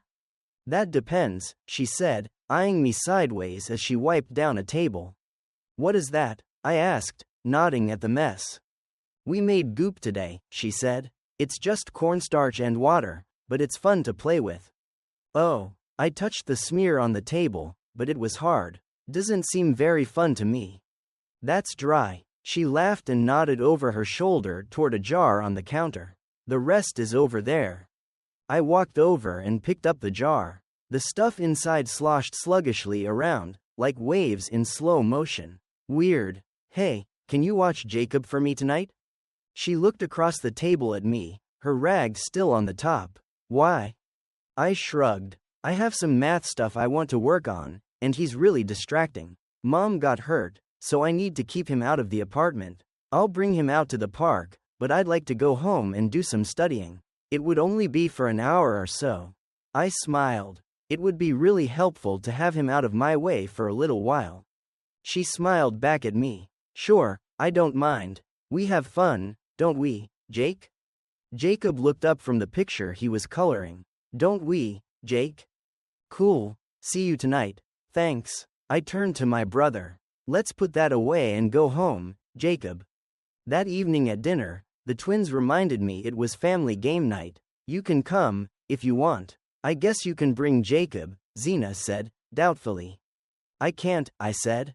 Homework. I was going to tell them the truth, but remembered the watching eyes, just in time. But Eric started to break in. I cut him off. Tia's going to watch Jacob for me. For someone who'd lectured me on saying the wrong things in the open, he was pretty dense about this stuff. Joss nodded, just the tiniest of movements. Too bad. Maybe next time. You coming, Portnoy? Of course, Eric said. I love game night at your house. Zena locked eyes with him. Will your mom mind if you come to our place instead of hers? Oh, yeah, of course, Eric fumbled. I told her I wasn't gonna make it tonight. I hoped that was true. Didn't he know there was a way for them to check? I wondered how much video and audio they kept on file, or if they just relied on people watching, real time. Surely, they had archives, but if they'd been watching people for hundreds of years, they couldn't keep it all. Hopefully they didn't bother with kids. And the commons was pretty noisy. They might not be able to pick up much in here at all. I'm headed home, I said. Gotta hit the books. See you all tomorrow. I urged Jacob out of his seat and steered him toward the dish return. As I dropped my dishes in the big trays, a thought occurred. Anyone who wanted to check up on me could just ask my teacher. Then they'd know I didn't have any homework. Of course, kids had been lying about homework for centuries, right? We crossed the park and met Tia at the playground. Don't you eat dinner? I asked. Most of the other teens, probably most of the residents of the dome, had been in the commons. I eat a little early, she said, and I'm quick. You should eat with us sometime, I said, not thinking. Your friends might not be too happy with that, she said, moving behind Jacob's swing. You know we don't really mix with the ancients. Yeah, but it's better than eating alone. I blurted out. The little voice in my head was telling me to shut up, that she was right, that my friends wouldn't like it. Another little voice tried to get a word in but was shouted down by the first. She straightened her back and lifted her chin. Who says I eat alone? I don't need your pity. I have plenty of friends to eat with. She looked like she wanted to storm off, but Jacob's swing swooped back to her. She pushed again. Go away, Peter. Jake and I will have more fun without you. Won't we, Jake? Won't we, Jake? He repeated firmly, making a mental note to listen to all the little voices before speaking. Of course she'd be offended by suggesting she ate alone. I waved and headed back to the apartment. I'll come get him when I'm done. Probably about 8, I called over my shoulder. She flicked her fingers at me in what I'm pretty sure was the dome version of the bird. Inside my room, I spread some papers across the desk and tossed on a pencil and eraser. If Mom looked inside, she'd figure I'd just taken a quick break from my studies. One of the benefits of living in the dome was I didn't have to report my whereabouts as carefully. She knew I couldn't go anywhere I shouldn't be. Or at least, she thought that. I opened the painting and climbed over the sill. I got to the top of the stairs on level 5, where 2 other people waited. One was Tim, the timekeeper, and the other was the tall, plump woman who had objected to me last time. I'm Rita, she said, Tim's wife. Even if he can't be bothered to introduce us. Tim smirked and rolled his eyes behind his wife. Don't think I can't hear that expression, Timothy Cross. She grinned at me. You must be Peter, right? Yeah, I fidgeted. Talking to adults could be kind of awkward, especially adults who seemed to hate you, although she seemed friendly enough now. Rita seemed to sense my feelings. We knew Zane before you did, she said. Really? I knew him 500 years ago, I said, smugly. Yeah, so did we. Tim traveled across the country with him, before he got to the dome. We met in Albuquerque. Then he came here and we went elsewhere. She glanced back at Tim. He shrugged and she continued. There was a community near Albuquerque that we lived in for a few years. But things got, well, kind of like here. Power corrupts. So, the next time Dr. Morton came through, we came back with him. I still miss that guy. The hazards of time travel, I guess. Time travel? I asked, startled. I hadn't thought about it that way. Is it really time travel if you can only go one direction? H.G. Wells seemed to think so, Tim said. Huh? Rita and I said together. Who's he? I asked. You've read H.G.? Rita said at the same time. She shook her head. You think you know a guy after 20 years of marriage. It's time, Tim said. He waited a couple of seconds, probably to make sure we were quiet, then opened the door. Clear. Rita and I followed him across the corner of the hallway and waited while he unlocked the observation door. Have a good meeting, he said. Rita leaned in to kiss him, then gestured for me to lead the way up the stairs. Does he always stay down here? I asked. Yeah, plausible deniability. I glanced over my shoulder. What? The temps targeted him a while ago as a potential threat. Her breathing got faster and heavier as she climbed and talked. Security drags him in every few months and questions him. He decided it was safer to not know anything, so he wouldn't accidentally let anything slip. We'll bring him for the final planning, though, because he has expertise we'll need. Her footsteps stopped. I looked back. She stood on the landing, leaning a hand against the wall. You can go on. I'm fine. I'm just not in good enough shape to climb and talk. I shrugged, leaning against the handrail a few steps above her. I don't mind waiting. Don't they watch him? Her face went a little pale, despite the red of exertion. Yeah, they do. But Zane makes sure they don't have cameras inside apartments, so they think we're at home. His regular job is in ag, so he has no obvious connection to security, except his relationship to Zane. We pretend it's just a distant acquaintance kind of thing. We don't need to give them any reason to make him disappear. Disappear? I latched onto the word. Tia said people disappear. I never got a chance to ask her about it. Rita glanced down the steps, then looked up at me. Your friends haven't told you? No. Maybe they don't really know, or they don't believe it. The temps are pretty slick about it, so some folks don't even believe it's true. But if you become a problem for them, you disappear. Probably into the freezer, but no one knows for certain. Voices filtered up the stairwell, and she moved closer. If you ask too many questions, or cause too much trouble, you disappear. Oh, you have nothing to worry about, your mom wouldn't let it happen. But the rest of us have to be careful. She made a shooing motion. You didn't hear it from me. Let's get moving. Two groups of people caught up to us as we climbed, but Rita and I let them pass. She told me I didn't have to wait, but I was grateful for her slow pace. Plus, she seemed willing to answer questions no one else would touch. But the stairway became crowded, so I decided to wait. The meeting went on forever. They held a brainstorming session where everyone had a chance to add their ideas. They even let us teens chime in, and Rita wrote everything down on a huge blackboard painted on the wall. Some of the ideas were ridiculous, but the rule was no one could critique anything. We'll go back and discuss each idea when we've got them all, a man named Leonard said. He was our facilitator.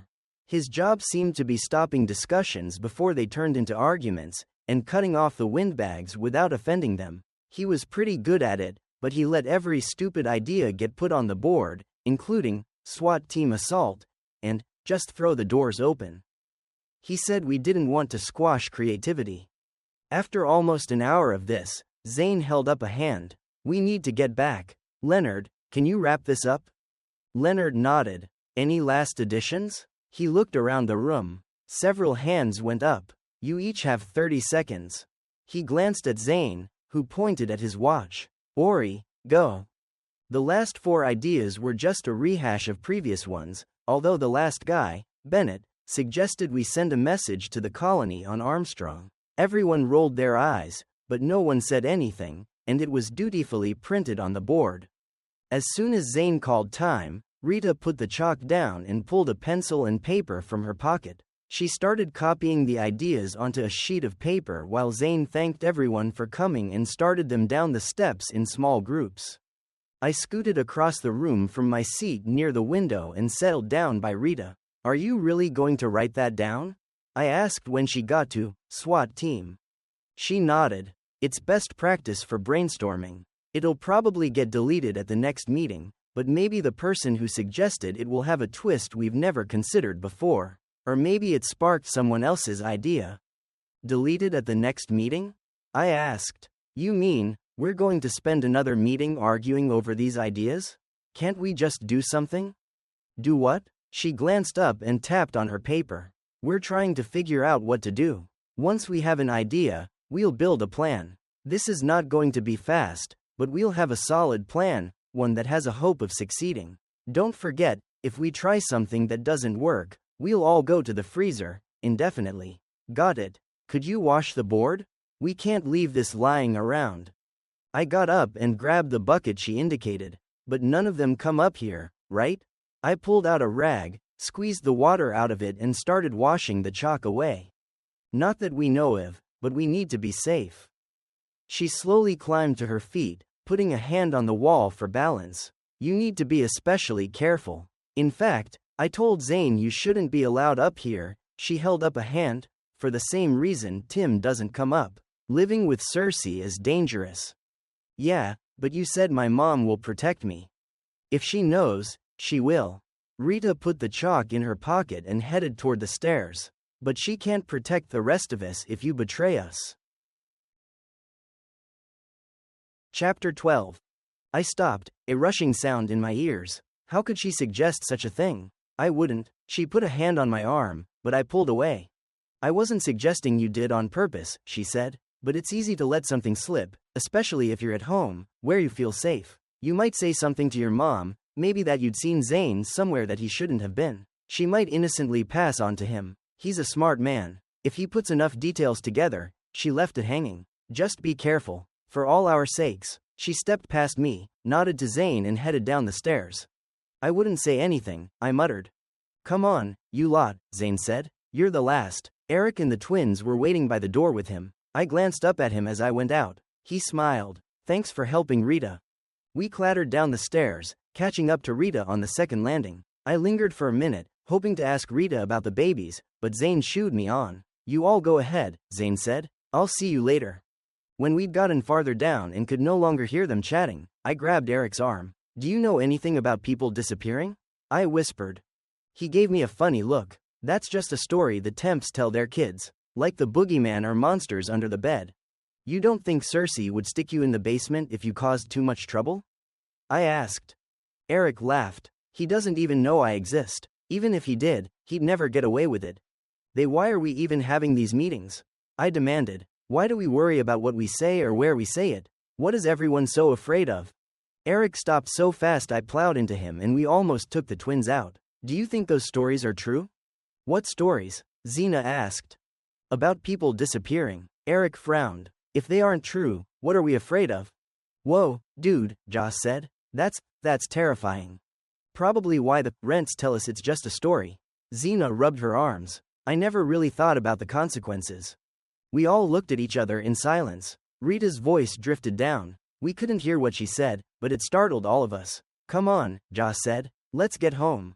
We parted ways in the chasm, and I continued down the steps to my window. The room was dark, and the stuff on my desk was exactly as I'd left it. I shuffled the papers, so it would look like I'd been working if anyone checked, then peeked out into the living room. Mom sat on the sofa, reading, her leg propped up beside her. I miss the classics, she said as I came in. She held up a rough-edged paperback book, printed on the heavy dome-made paper. A hand-drawn picture on the cover showed a man and a woman in the usual dome scrubs, standing in the center of a field. The lights of the dome's ceiling were carefully drawn in above their heads and along the walls. How do you feel? I asked. I'm still sleepy, and kind of, fuzzy. It's hard to concentrate on the page. She rubbed her eyes. How do you get out here? That nice nurse helped me, she said, and she gave me this book before she left. She was reading it to me. What is it? I asked. It's a romance adventure. It's okay, but it's not Pride and Prejudice. She sighed. I thought we saved all the old classics? Didn't you print out a bunch of stuff when you worked with Liz? I opened my mouth to tell her the old classics were all in the Chasm library, then froze. My blood ran cold. This was exactly what Rita had warned me about. If I told Mom, and she mentioned it to Cersei, that was all technical stuff, I said, truthfully, as it happens. But I'm sure someone must have saved them. Maybe they're in the computer. Do you have an e-reader? She shook her head sadly, then put a hand to her temple. No. As far as I know, none of them have survived this long. Whatever they gave me is making me feel so disconnected. She tossed the book onto the couch. Where's Jacob? I'm going to get him, I said. Tia said she'd watch him while I worked on my math. We'll be back in a few minutes. Out in the park, the playground was deserted. Jacob had probably dragged Tia to the elevator again. I jogged back past our apartment and into the elevator lobby. The door to the chasm was wide open, and Tia sat on the floor beside it, crying. What's wrong? I asked. Where's Jacob? I didn't need the sinking feeling in my stomach to know the answer to that question. She pointed to the door. Why didn't you follow him? I demanded, grabbing her arm and dragging her upright. Did you just let him go? I can't go in there. She pulled away from me. It's not allowed. I don't want to disappear. Don't be stupid, I said. No one is going to know you went in there. They're watching, she whispered, darting a glance up at the cameras. I went in there when your friends were chasing me, and I didn't disappear, I argued, reaching for her hand again. She pulled away. Fine. I'll find him myself. He can't have gone very far. But that leads to the door, she said, the capital letters obvious in her voice. The door? I said. To outside, she whispered. Now you're really being stupid, I said, striding through the door. Just go home. I'll see you later. I slammed the door shut behind me. Standing in the dim chasm, I listened. I should have asked Tia how long ago Jacob came in. I couldn't hear anyone moving on the catwalks. He might have run into Eric or the twins, and already be home. Maybe I should check our room first. I jogged the few steps to my window and peeked in. No one. I listened, but I couldn't hear anything from the living room, so he probably wasn't in there. If he was, Mom would be talking to him. Now what? Did he go up, or around the circle? Since he seemed to have a fascination with the elevator, I was going to bet on up. My legs screamed as I started up the steps. They'd had enough steps already today. But I needed to find Jacob, and I couldn't have any of the temps nosing around in the chasm. I climbed. At each landing, I stopped to listen, but no sounds filtered to my ears. When I got to the third floor, I paused again. Maybe I should see if the twins were still at home. I jogged around the curve, to their apartment, which was about a quarter of the circle away. I tapped on the panel, then pushed it open. Eric, Xena and Joss looked up from their card game. Dude, come in. We shoulda invited you, Joss said. I need your help, I said, leaning on the sill. Jacob is missing. What? How's that possible? Xena asked. Tia let him come here, into the chasm, and then she wouldn't follow him. Disgust dripped from my words. Yeah, temp kids are crazy scared of this place, Josh said as he climbed over the sill. They think if they go near the door, he used finger quotes around the words, they'll disappear. He looked thoughtful. Do you think they would? Maybe. I told them about my discussion with Rita. She thinks it's true. And Tia said something about an uncle who disappeared. I wonder why the door, Xena did the finger thing, too, would be forbidden. It's not like any of them would want to go out there, even if it was safe. Maybe it's a rumor started by the ancients to keep them out of the chasm? Eric suggested. We all stopped and looked at him. What? That's brilliant, Josh said. We nodded. Eric smirked. You sound surprised. We are, Xena said. Wait, you don't think we made anyone disappear, do you? We turned and stared at her. Don't be stupid, Josh finally said. Ancients don't do things like that. Can we please look for Jacob? I said. Right, Xena said. Should we split up? Maybe each take a floor? What if he went into somebody's apartment? Eric asked. How will we find him? Xena shook her head. The temp's windows are locked. Most of the ancients have an inside latch, too. He can't get into anyone's place. Except ours, I said. My window doesn't have a latch. Eric opens it all the time. Probably set up that way so our people can sneak into the director's home, Josh said. Wow, that makes me feel so much better. I shook my head. Doesn't matter. He can't get into an apartment, so he must be here in the chasm, or he's gone back out into the dome. Let's just check all the way around. If he's out in the dome, someone will find him and take him home, right? Although that would get me in trouble with Cersei, but at this point, if I could find Jacob, I didn't much care. We split up, with Eric and Joss going around the circle one way, and Xena and me going the other. I'd never spent any time alone with Xena, so I was a little nervous. She wasn't as cute as her mom had been at that age, and the thought that I was comparing her hotness to her mom was kind of weird. I mentally smacked myself. Focus on finding Jacob. Getting through the junk piled in the chasm took more concentration than I'd realized. We squeezed past towering piles of old furniture, past dusty boxes, and unidentifiable piles. This place is really nasty, I said as we edged past what looked like a stuffed goat head. Xena shushed me. Most of the ancients live in the same section of the circle, she whispered. We keep our section looking cluttered, but still passable. The temps just toss stuff back here. Don't they run out of stuff? I pointed at a little rocking chair. I mean, that's in pretty good shape. They could fix it and reuse it. It's not like there's a furniture factory here. There kind of is. Xena climbed over a box. We grow bamboo. It grows really fast, and people make stuff out of it. Paper, furniture, fabric even. It's really useful. And people do retrieve things from back here. Every once in a while, someone decides to come out and scavenge. That's why Dad monitors it. You know, I don't think Jacob came this way, I said, pointing at a stack of junk that filled the entire passage before us. He might move stuff out of the way, but there's no way he'd bother to put it back. Maybe he stayed down there, Xena said, pointing through the floor grating to the second level. It's not as crowded. We just passed a stairway. Let's go back. We went back and headed down. This part of the second floor was less crowded, so we continued on. As we approached the halfway point, we could hear Eric and Joss above us. Those two idiots are going to get us caught, Xena whispered. They are so loud. We raced up the next set of stairs and met the boys on the third level. Keep it down, Xena hissed. We could hear you halfway around the circle. Joss rolled his eyes, but Eric looked sheepish. No sign of him. Eric whispered loudly. Let's get out of here. It's so dusty. As if to illustrate, he sneezed, the noise echoing off the walls of the narrow space. We followed the boys back around the curve of the apartments, climbing over and around stuff. By the time we got back to Joss and Xena's place, I was nervous. Jacob had been missing for over an hour. I needed to find him before he got hurt, and before curfew. I'm going to see if he went home, I said. Then I'm going back out into the dome to look. We have to head back to the dorms, so we'll meet you in the park. Xena climbed through the window. We can run into you accidentally and help you search. She winked at me and closed the panel behind the two boys. I ran down the steps, not caring if I made too much noise. There was video evidence that I'd come in here, so I wasn't trying to hide my movements now that the others were safely inside. I raced back to our room, but it was still dark, so I ran back to the door by the elevator and opened it.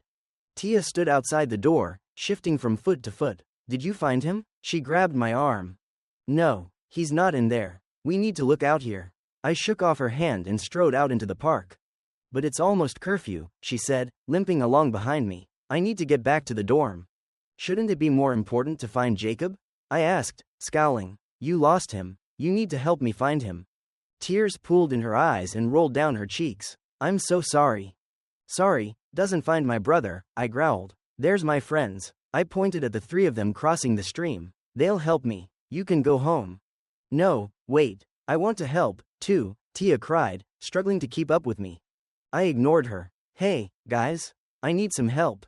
The three stopped and overacted, badly. What do you need help with? Eric asked. Is everything okay? Xena asked breathlessly. We're here for you, man, Joss said, his words stilted and wooden. I rolled my eyes. Thanks. Jacob is missing. Can you help me find him? Xena looked at Tia as she hurried toward us. Who's your friend? That's Tia. Don't you know her? The dome isn't that big. Xena shrugged. The temps all look alike, and she isn't in our class. Wow. I blinked. She's the one who was watching Jacob, I said, feeling protective, even though it was totally her fault he was missing. She's going to help us look. I turned toward her. Why don't you check the park? Joss and I can look in the recreation section, and the other two can check out the farm, since they're most familiar with those areas. I don't think he'd get very far, do you?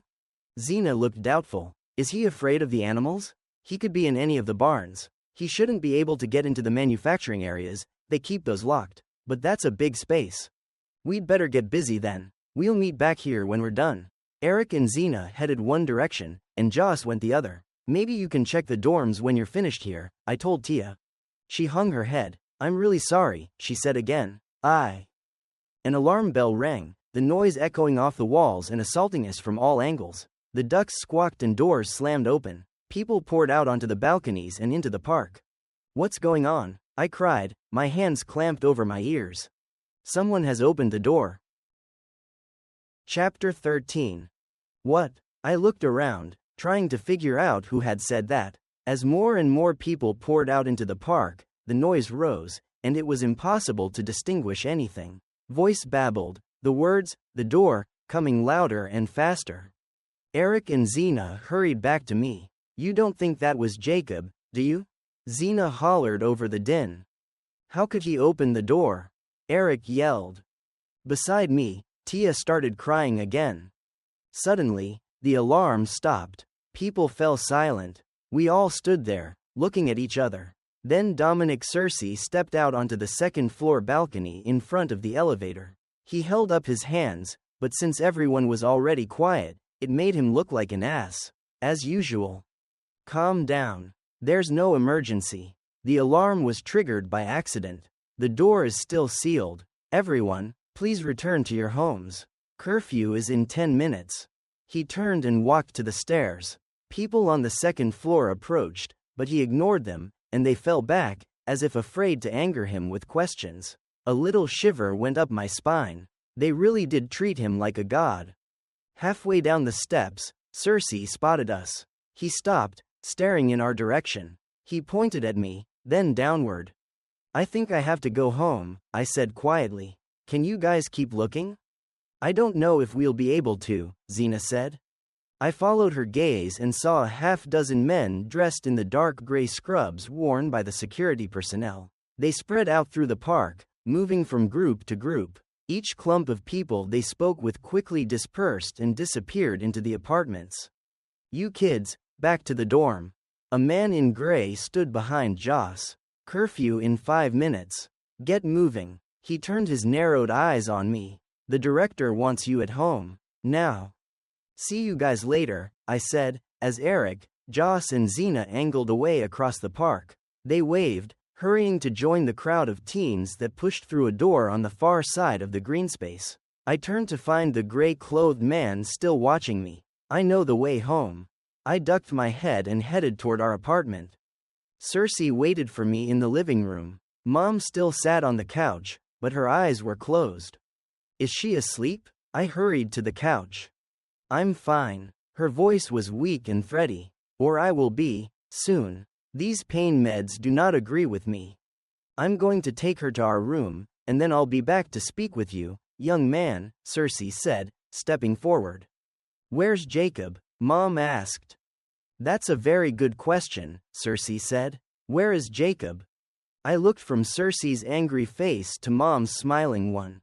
Her loopy grin faded. "Where is Jacob?" she repeated. "I don't know," I said. "I was looking for him. He gave my friend, the slip. We were trying to track him down." "Did he set off that alarm?" "That alarm was for the main airlock," Cersei said, his eyes narrow. "How would your idiot brother set that off?" "Idiot?" Mom asked in her sing-songy voice. "Oh, Dom, that's not nice. He's not an idiot." She shook her head, slowly, then smiled. "That feels so weird. The whole room is rocking." She giggled and swung her head back and forth. "What did they give her?" I asked. "None of your business," Cersei snapped. "Where's your brother?" "I told you, I don't know." He stepped forward and I cowered. Pounding on the door startled both of us. We turned and Cersei jerked forward to open the door. "What?" Zane stood on the braided mat outside our front door. It wasn't a false alarm. The front airlock was opened. He looked over Cersei's shoulder at me. "By Jacob." It was strange. Zane was taller than Cersei. He could look right over the older man's shoulder and make eye contact with me. I'd never noticed before, but it was all I could think about at that moment. Thinking about anything else would mean understanding what he'd just said. That Jacob had opened the airlock, the door, and presumably, he'd gone outside. "Did he go out?" Cersei demanded. Zane pushed past Cersei. Ignoring the man's indignant expression, he walked across the room and sat down beside my mother. "Dr. Lee?" He took her hand. "That's Mrs. Cersei to you," Cersei said. With his back to Cersei, Zane rolled his eyes. "Mrs. Cersei? Are you awake? Dr. Lee?" His eye twitched when Cersei took an angry step forward, but he didn't flinch. Mom's eyes opened. "Zane, how nice to see you. What were you saying about Jacob?" "He's gone outside." Mom's hand tightened on Zane's fingers. "What? But it's not safe out there." Her head swiveled, and she focused on Cersei, standing behind Zane. "How did they let him get out?" Cersei scowled. "He must have tricked security. Maybe distracted them so he could get out when they weren't looking. He probably had allies." He glared at me. Zane twisted around in his seat. "Dr. Cersei, we've discussed this before. There is no conspiracy. Why would anyone want to go outside if it isn't safe? Besides, we're talking about Jacob," I blurted, unable to keep quiet. "Do you really think he plotted some kind of diversion? Or followed the orders of some conspiracy? He won't even eat his dinner when you tell him to." Cersei glared at me, and I swear I heard him growl. "There was no diversion that I know of. The front airlock is in the regular video rotation, but if he moved fast enough it would be possible to get through before the cameras came back to him. The more important question is, how did he know the code to unlock the door? That's changed every month, and only security knows it." Zane glanced back at me. "Any idea?" I shook my head. "I didn't even know there was a code. I thought it had a card key and a retina scan. We need to go after him." "Most of that technology died years ago," Zane said. "There's a digital lock still operating. And yes, we need to go after him." Cersei shook his head. "It's toxic out there. He's not going to survive." Mom sat up a little straighter and let out a yelp of pain. "Dom, that's not right. Toxin levels have dropped some since we came in here. Even back then, a person could survive for a few hours. It wasn't pleasant, but the toxins wouldn't kill you that fast. I need to get Jacob." She tried to move her leg off the couch but groaned. Cersei stepped around Zane and planted himself in front of the couch, blocking Mom's legs. "Ginny, you can't go outside. You need to stay here. We have people up in security, watching. They can tell us anything you need to know." "We need to mount a retrieval mission," Zane said. "We've still got some of the old packs, and Manu created new filters." He looked at me. "We planned on getting back out there to explore." He turned back to Cersei. "We can go get him." "No," Cersei said. "What?" I cried. "What?" Zane asked. "Dom," Mom said, "you'll go get him, won't you?" Cersei's jaw clenched. "I won't risk people's lives for one kid too stupid to stay inside." Mom gasped. If she hadn't been so drugged up, I think she would have punched Cersei in the face, But she just started up at him. How can you say that? He's my son. Our son. Surely you're a better man than his father was? I'll go, Zane said. If I go right now, I can probably catch him before he gets very far. I was out there only 300 years ago. Can't have changed much, right? He laughed humorlessly. I'll go with you, I said. Their heads all snapped around to stare at me. No, Zane said. You can't, Mom cried. Cersei just looked at me with cold, unreadable eyes. I have to go, I said. He won't go with Zane. He barely knows him, but he'll come home with me. I'll go get him. Cersei stood. Torres, get me the equipment. I'll go get him and bring him back. I laughed bitterly. You won't get anywhere near him. All you do is yell at him. Why would he go with you? I'll get him. I ignored the protests and stared Cersei down. I'd never stood up to a bully before, but with Zane and Mom here, it felt safe enough. More importantly, my brother's life was at stake. Look, Zane said. He rubbed his bald head. How about I take Pete and we get him together? Zane, Peter is only 15. I know you two were friends back in the beginning, but he's not grown up like you. Tears stood in Mom's eyes. I can't risk losing both my boys. Cersei looked from Mom to Zane and back. As usual, he ignored me. His eyes narrowed, and his face was calm, calculating. He ran his tongue over his teeth. Torres and I will go. I hate to say this, but I think we need to bring Pete, too. Zane reached out and squeezed Mom's hand. I know he isn't an adult. I'm not pretending he is. But he's the one Jacob trusts. I promise you, I will take care of them both, like I would my own children. Mom blinked, and the tears spilled down her face. She put a hand on Zane's cheek. You're a smart, caring man, she finally said. You'll do what's best. She turned and looked at Cersei. Was there some reproach in her eyes? Doubt? You will take care of all three of them, and bring my boys safely home. Chapter 14. Zane leapt up out of his seat.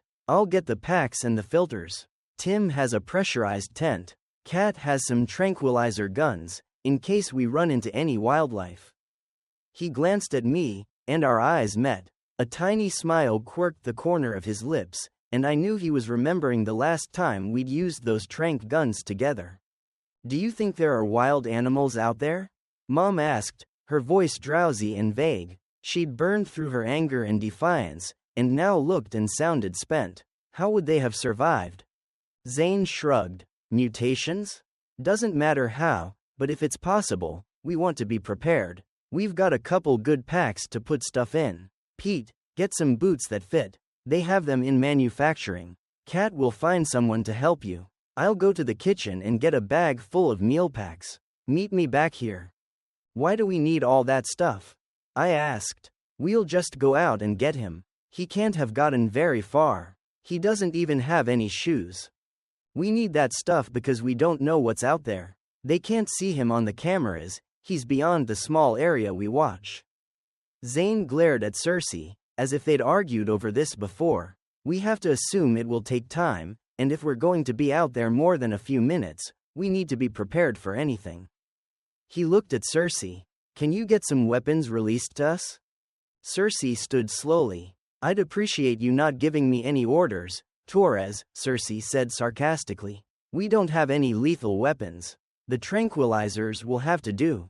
He looked at me. You get appropriate footwear and clothing. He said it as if it were my fault I didn't have outdoor gear.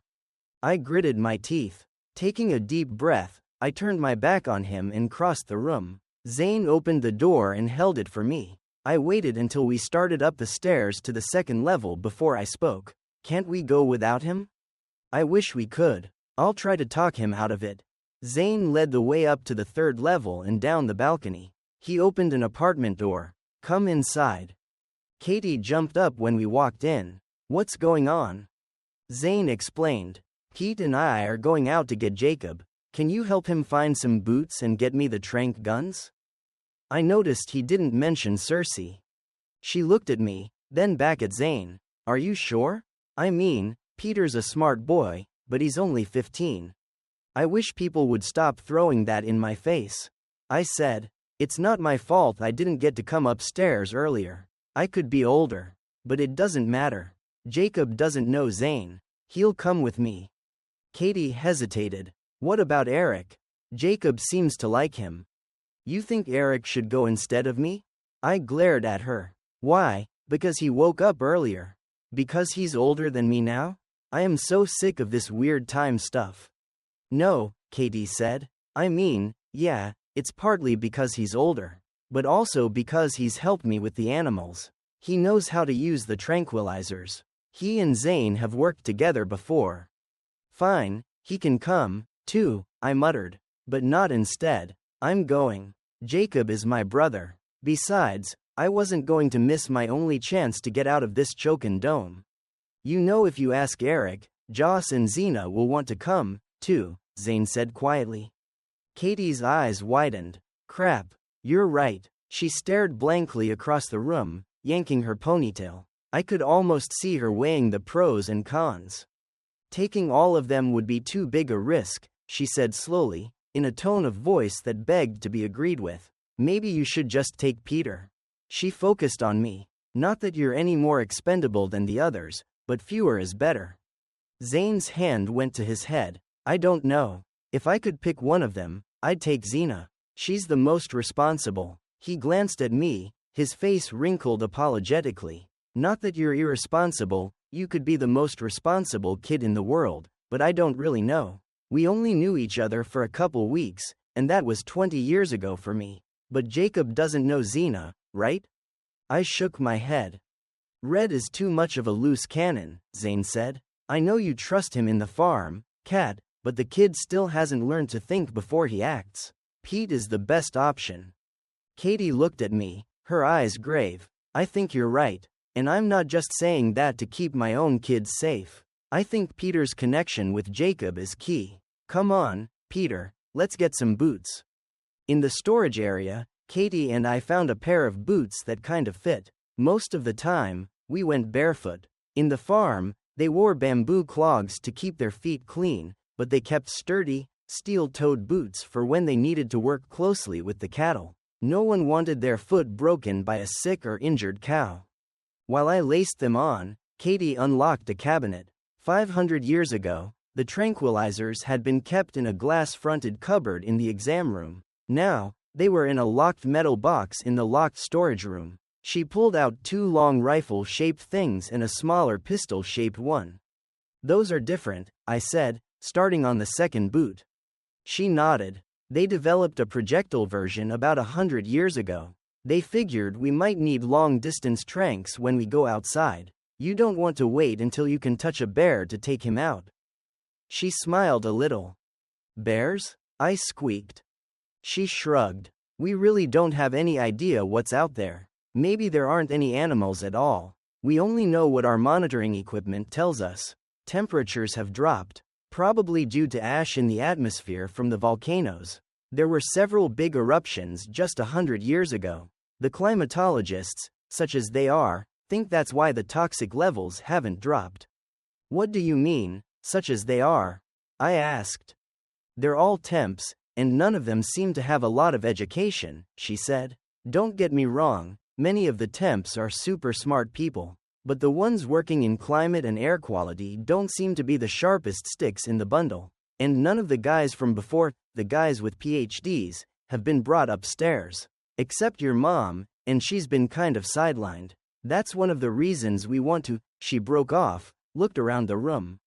I caught her eye and nodded. Cersei seemed more intent on maintaining control of the dome than completing the real mission, getting back out there. In fact, it sounded like Katie believed he'd married my mom to keep her out of the lab. Would he have gone that far? Who knew what his freezer-burned brain might come up with? On second thought, that didn't make sense. If she was a threat, he could have just left her down in the freezer. Our original reanimation date had been this year. The temps would have been happy to leave her there. Cersei was the one who had her woken early. Either way, he wasn't to be trusted. Zane and I needed to watch him. I finished tying my boot and stood. Let's go. I picked up the long bag she'd put on the table and turned to the door.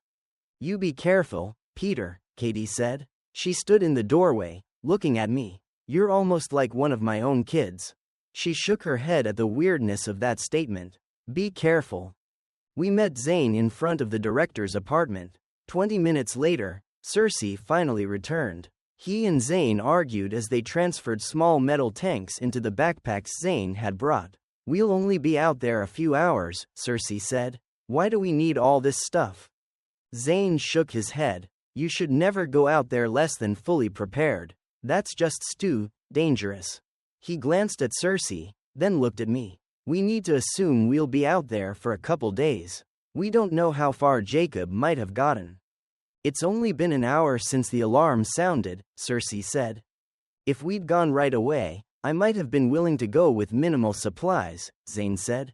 If I thought we could have caught him in 10 or 20 minutes. But you delayed us this long, and you won't let us use the drone.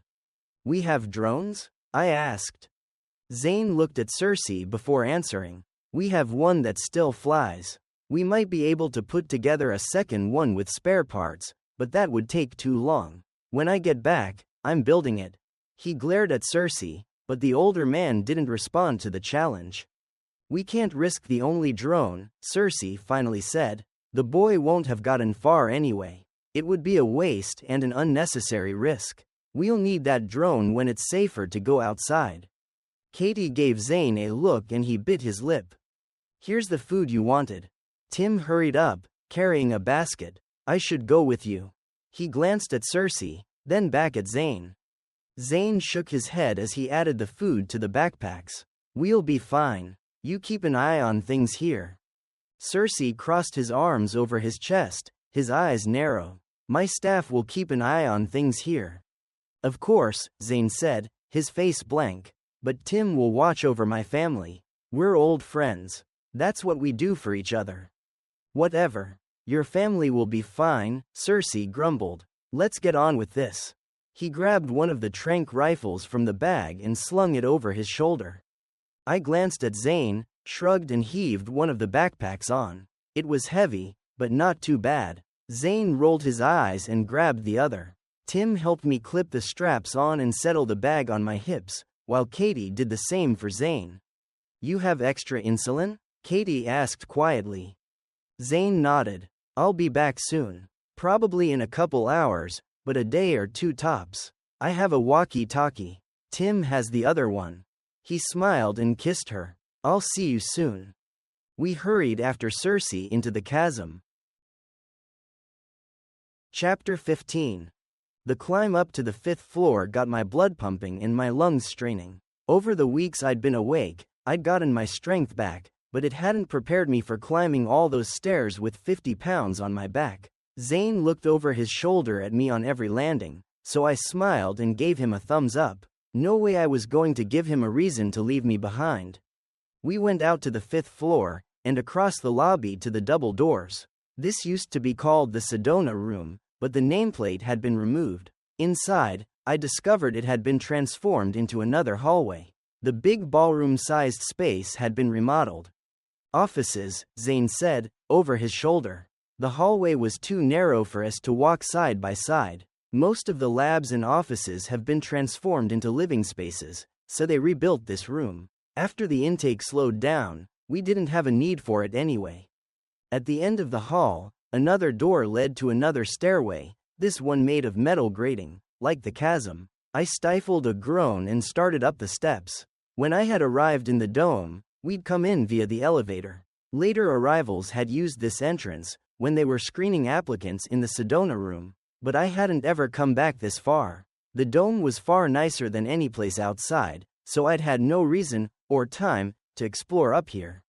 At the top of the stairs, we reached an area I recognized. A doorway at the far end of the hall led to the security office. Katie's dad had showed it to me on my first day here. He'd called it the ACC, or Access Control Center. The heavy door was open, and there were computer monitors and control panels. Zane stopped there and leaned against the door frame. Anything? He asked. The temps inside glanced up. When they saw Cersei behind Zane, they shot to their feet. No, sir, one of the men said. There's been no movement outside the dome. The kid didn't come back. Zane nodded. Right. Then we're going out. Deactivate the alarm. We don't want to upset anyone. Reset it after we leave. I have a radio. We'll be in touch. We climbed another long stairway, our boots ringing on the metal grating. At the top, another heavy door blocked the way. Time to put on the packs, Zane said. He helped me connect the air canister to the feed tube and showed me how to use the regulator. We'll check these every half hour. His voice was muffled through the pack. Why do we need the air? I asked. Don't the filters work? Zane shrugged. Better safe than sorry. The test results show particles and gases that can get through the filters. So if we use canned air, we're safer. If we run out, filters are better than nothing, but we'll come back before that happens. I have another PAC for Jacob. He reached back and patted the bottom of his pack. Ready? I nodded. Zane looked at Cersei, who looked even more sinister with the pack over his face. The older man swept his hand toward the door. Zane nodded and tapped at the panel next to the door. With a pop and a hiss, the door opened. Zane pulled it wide, and we moved through. We stepped into a narrow airlock. I hadn't seen this one before. We'd arrived in a truck and had come in through the much larger vehicle airlock. This one had room for about a dozen people. Zane let Cersei and me in, then pulled the door shut behind him. He watched the panel for a moment, then moved past us to the far end. Fan's word. Here goes nothing, Zane muttered. He pressed a few buttons, and that door popped ajar. Leaning his shoulder against the thick panel, he pushed. The door groaned and squeaked. There's some sand or dirt in the hinges, he said. Probably need to have someone clean that out. He glanced back at Cersei, but the man said nothing. With a shrug, Zane pushed the door fully open. Several inches of sand lay on the floor outside, with a cleared arc where the door had swung. Small depressions in the sand led away up the long ramp. There are his footprints. Zane pointed at the depressions. The soft sand had fallen into the prints, making them indistinct blobs. If we're lucky, we'll be able to follow him. We followed the imprints up the long passageway. The sand drifted higher in places. I sunk in up to my ankles and it sifted into my boots. The boots were a little big, so I'd put on 2 pairs of the thick socks the farmers wore under the boots. After so many weeks going barefoot, the boots were already starting to chafe. I'd probably have blisters before we found Jacob. What's that sound? I asked. A whooshing noise drifted into us. It sounds like highway traffic. Or the ocean? Zane and Cersei stopped to listen. They both shook their heads. I don't know, Zane said. It doesn't sound like an animal. Maybe a nearby river? I snorted. We're in the desert. There aren't any rivers. There weren't any rivers, Zane corrected. It's possible things have changed. Last time I was out, there was a dry riverbed not too far from the dome. Maybe it's not dry anymore? We trudged up the tunnel, watching our feet in the glow of the flashlights. As we approached the entrance, the sand got higher and light from outside began to filter in. Isn't it supposed to be night? Do we have our clocks all wrong? I asked. Why is it light out there? We have the external lighting turned on, Zane said. Cersei stopped, his head snapping around. Why did you do that? It might attract, animals. Zane kept walking. We needed to see if Jacob was out there by the entrance. I told them to leave the lights on so we can find our way back after we catch him. I think the lights would be more likely to keep animals at bay, don't you? At the top of the ramp, a rusty gate barred the exit. One of the bars in the bottom half of the gate had broken loose. Based on the footprints, Jacob had crawled through that gap. Zane reached down and pulled on the bar. It broke free in his hand. I guess we need to replace that. He looked back at me, and through the pack, I saw him wink. Let's see what we can do here, Zane muttered. He was crouched in front of the gate's lock. Reaching up to his pack, he twisted the valve, pinched the air tube and unhooked it. He pointed the tube at the lock and released his fingers. Air hissed out of the tube, blowing dirt out of the lock. After a few seconds, he reconnected the tube and pulled a key out of his pocket. The key refused to go in. Zane used an eyedropper to squirt something into the lock. It's a mild acid. Should clear out any corrosion. Then he blew it clear again, staying well back from the spray. It's mild, but you still don't want to get it on you. He used another eyedropper to squirt some oil inside. Then he tried the key again. It slid into the slot. With a grinding sound, and a lot of muscle, the key turned in the lock. Finally, the bolt slid out of the wall. Zane applied more oil to the hinges, and eventually got the gate moving. Cersei stood nearby, making scathing comments or just staring at Zane. I don't know how he was able to get anything done under that unnerving glare. That took longer than I had hoped, Zane said as we stepped out into the direct glare of the lights. The whooshing noise had gotten louder, but the lights made it impossible to see beyond the small semicircle of concrete in front of the dome. Give me the key, Cersei said. I'll re-lock the gate. Zane handed him the key. There's no real need to lock it. We're the only ones out here, and it should latch without the deadbolt. Cersei turned, and the bolt ground into the wall. Latch wasn't catching, he said, pocketing the key. At least it turned easily. Good work. Zane and I exchanged a blank look. I'd never heard Cersei compliment anyone, and apparently neither had Zane. Zane turned to me. Maybe you should call for him. Sure. I looked at the gloom beyond the lights but couldn't see anything but weird shadows. Jacob, come back, please. My voice was muffled by the pack, so I yelled as loud as I could. Jacob, it's me, Peter. Time for dessert. Zane's head flicked in my direction and I shrugged. He loves dessert. We waited for a few minutes, but nothing happened. Zane pointed down. We'll have to follow his footprints. He went that way. He pointed off to the right, then unclipped his radio. Eugene, cut the lights, please.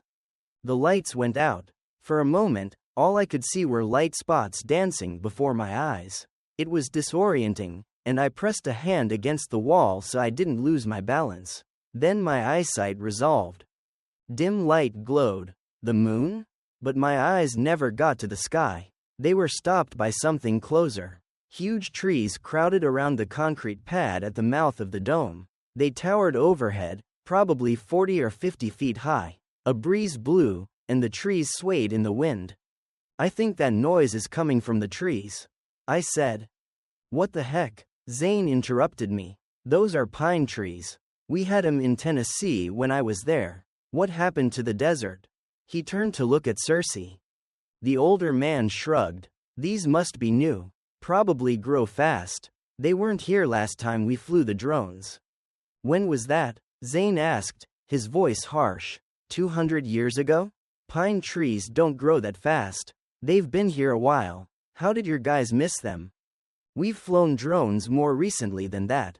Cersei sounded angry. I will check into this when we get back. Let's just find the kid and get home. He strode across the cracked concrete toward what was left of the road. Shouldn't you be able to see the trees from the cameras on the entrance? I asked. They're pointed at the apron, Zane said, gesturing to the ground and the open space in front of the dome. He gazed up at the big trees. We didn't bother watching farther away than that. After the first couple decades, we weren't worried about anyone attacking us. But the drones? He shrugged. We'll demand answers when we get back. Come on. Cersei stood by the road, hands on hips. I want to get this done. What are you two waiting for? Zane pointed off to the right. He went that way, not on the road. He started across the sandy clearing toward a gap in the trees. I followed him. Out of the corner of my eye, I saw Cersei stomping toward us. Once we stepped off the concrete, the sand disappeared. A thick mat of straw-like stuff covered the ground, giving our steps some bounce. It also made following Jacob's footprints impossible. What is this stuff? I asked. It's the pine needles, Zane said, stooping down to look. The trees shed every year, I think. It just piles up here and gets pounded down by the weather. I wonder what kind of weather made these trees grow. Our cameras definitely should have picked up on rain. He glared over his shoulder at Cersei. The older man caught the stare and held his hands up. I'm as mystified as you. We'll find out when we get back. But how are we going to track this kid if we can't see his footprints? There's actually a path here, Zane said slowly. He pointed at the ground. See how the pine needles are worn away in the middle? And the bushes don't grow across it. Must be some kind of animal trail. Jacob probably went that way. If he hadn't, we'd see broken plants where he pushed through the underbrush. I looked around the clearing. Thick plants grew under the trees, forming an unbroken barrier, except along the road and this path. I nodded. I think you're right. He was heading this direction. Zane stood and shifted his pack a bit. Good, we'll go this way. He strode off into the woods. I glanced back at Cersei, then hurried after him. We walked for about 30 minutes, then Zane called a halt. We need to check our air supply, he said, and take a water break. He fiddled with the gauge on his air tube, then called me over to check mine, too. Let me see yours, Cersei. My gauge reads nominal, Cersei said, in his usual overbearing tone. It was darker under the trees, so the men had turned the flashlights on. In the dim light, I could see Zane roll his eyes and I grinned. Following his example, I pulled the water bottle out of a side pocket of my backpack. The glass canning jars were heavy, but they were the best thing we could find on short notice. They were fitted with a lid and a straw with a cap. I pulled the cap off and quickly shoved the straw through a special gasket in the pack. These masks were fancier than the models we'd used back in Utah, but I'd seen videos of how they worked. The water tasted cool and clean against my tongue and throat. How long are we going to continue with this farce? Cersei demanded. The kid is nowhere to be seen. We'll never find him in all this. He waved at the trees around us. Hey, I cried. You think we should just leave him out here? Zane asked. I'm saying we should have come up with a better plan to track him down. Cersei pushed past me. He stopped in front of Zane, standing too close. The slight difference in their heights didn't make Cersei look any less threatening. He glared up at Zane. I'm open to suggestion, Zane said, his voice deceptively mild. His fists clenched and relaxed, and he took a half step back. His weight shifted down as he flexed his knees. Zane had been a black belt martial artist when he was younger. I'd seen him take a guy down with a punch to the head. A little glow of anticipation kindled in my chest, thinking about Zane taking Cersei out. Cersei looked at Zane and stepped back. He was smarter than I'd thought. I don't have a better idea, Cersei said, but wandering down a path in the dark doesn't seem like a good move. Zane straightened up and looked at his watch. It's just after midnight. Let's follow this path for another hour. Then we can decide if we should keep going, or head back. Fine, Cersei said. Without waiting, he stomped away down the path. Zane looked at me. You ready to go? Do I need to take some stuff out of your pack? I really thought Cersei would be carrying it, not you. I pulled the straps a little tighter on my shoulders. I'm fine. Let's find my brother. I followed Cersei in silence, Zane bringing up the rear. The night was cool. I was glad I'd worn long sleeves, but the exertion kept me warm enough. Between the two men's flashlights, I could see the ground well enough to walk, and the path was surprisingly easy to follow. After a while, we came to a clearing filled with bright light. The path cut through the clearing, a darker line through what looked like grass. I stopped for a minute, turning around and looking up at the sky. A huge white circle hung just above the tops of the trees, casting the light. Is that the moon? I asked, staring. I'd never seen it so huge or so clear. Halfway across the clearing, Zane stopped and looked up. Yes. Isn't it amazing? Let's rest here. He unclipped his pack and slid it off his shoulders with a sigh. I followed his example and sat on the ground, leaning back against my pack. Cersei stalked restlessly around the edge of the small clearing. You two are wasting time, he grumbled. If you'd like to carry one of the packs, Zane said, that would speed us up. Peter and I need a short rest. The whooshing noise was definitely coming from the trees as they swayed and rustled in the wind. Down here, the breeze ruffled my hair, but the tops of the trees moved more wildly. In the small clearing, the crowns of the pines poked up into the sky, creating a jagged circle of lighter gray. The trees on one side were bleached white by the moonlight. My eyes moved to the darkness beyond the moon. Hey, those are stars. Thousands of tiny lights glittered in the dark. I stared up, entranced. Oh, if. I glanced back at Zane and froze. Ice poured through my veins as the scene imprinted on my brain in a split second. Zane crumpled against his pack. A dark stain of blood pouring from his temple. Cersei lunging at me with a bloody air bottle in his hand. Chapter 16. I leapt to my feet, grateful I'd taken the time to remove the heavy pack. My own air bottle banged against my hip, swinging from its clip on my waist. Noise roared in my ears, louder than the pine trees as I bolted across the clearing, away from Cersei. I raced through the grass, stumbling over the uneven terrain. At the edge of the clearing, I forced my way through the underbrush, the branches tearing at my clothes. Some of the plants had thorns, but in my panic I barely noticed. Behind me, I could hear Cersei swearing as he tried to follow me through the brush. I slowed down, trying to move as quietly as possible. Behind me, Cersei's voice called, "Come out, Peter. I won't hurt you." I didn't mean to hit Zane. I tripped and dropped the air bottle onto his head. Yeah, right. I angled to the left, weaving between the bushes. The underbrush in this part of the woods was shorter. I glanced back over my shoulder, but I couldn't see Cersei in the gloom. I hoped that meant he couldn't see me, either. Finally, I broke out onto the path. I paused for a second, then turned left and headed back toward the clearing. I stopped at the edge, looking carefully around the space. I could hear Cersei still bumbling through the heavy underbrush. He called out again. "Come back here immediately, you little brat. Your mother told you to obey me." "Sure, Dr. Homicide. I'll do what you say." Zane lay where he'd fallen, blood dripping into the dirt. I ran down the path to his side. Placing my hand against his neck, I felt around for a pulse. It was there, strong and even.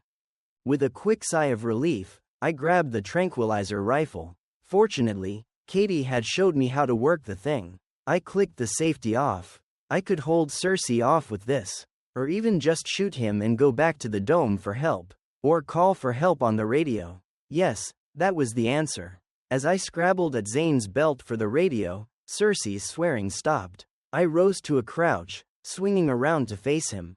The tranq dart caught me in the chest as I turned.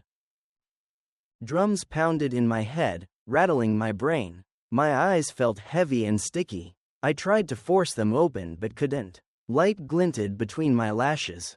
I could hear a rushing sound, and a soft breeze chilled me. My stomach rolled. A strange smell filled my nose, something green and astringent, but I couldn't identify it. I struggled to make sense of anything. Finally, I gave up and black overtook me. Snuffling noises woke me. Something cool and rough brushed against my cheek, and a whoosh of warm air brought an unpleasant scent. A different rough texture against my cheek, this time wet. It felt like the time Katie made me feed the cows and one of them licked me. But it didn't smell like cow. I tried to pry my eyes open again. A panting sound fought with the drums in my ears. Through my closed eyelids, light glowed, but I couldn't get them open. The astringent smell returned, and another one I couldn't identify. It definitely smelled like an animal of some kind. There was a tranq rifle around here somewhere. But where?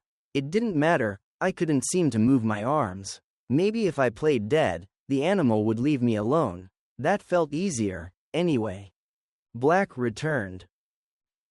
Something tickled my nose, and I swiped a heavy hand to brush it off. The air blew cool against my hand and face, but the rest of my body felt cozy and warm. The low murmur of a female voice reached my ears, but it didn't really sound like my mom. Then a deeper voice. I breathed in, flowers, green things and vanilla, like ice cream in the park. I must be back in the dome.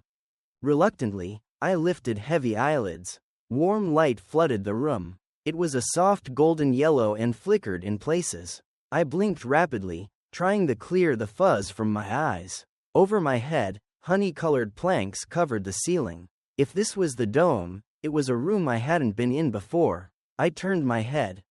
The blanket over me was a patchwork of muted colors, pink, green, dusky blue. Nubby beige sheets rubbed pleasantly against my arms and legs. I slid a hand down and breathed a sigh of relief. I was wearing underwear and a t-shirt. The temps were so free with nudity, they could have taken all my clothes without blinking. At least I was safely back in the dome. The details of our recent adventure trickled back into my brain. The moon and stars. The narrow path through the huge pines. Cersei attacking Zane with the air bottle. I sat up abruptly, and the room swam. When my head stopped spinning, I realized I was not where I'd thought. This was not the dome. The walls of the room were covered in the same blonde paneling as the ceiling. A small wooden table beside the bed held a glass of water. The heavy glass was thick and wavy, with a greenish tinge unlike anything we had inside the dome. But the kicker was the window in the far wall. Heavy, hinged glass panels, similar to the drinking glass, had been folded inside the room, and a cool breeze ruffled the loosely woven curtains on either side. Outside, I could see trees. Huge pine trees.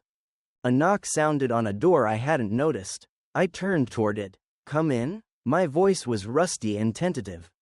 The door opened, and a woman I'd never seen before walked in. She had dark, almond-shaped eyes and long, straight hair. In fact, her resemblance to my mom, the way she'd looked before we went downstairs, startled me. Most of the new faces I'd seen in the dome looked completely different and uncannily similar to each other.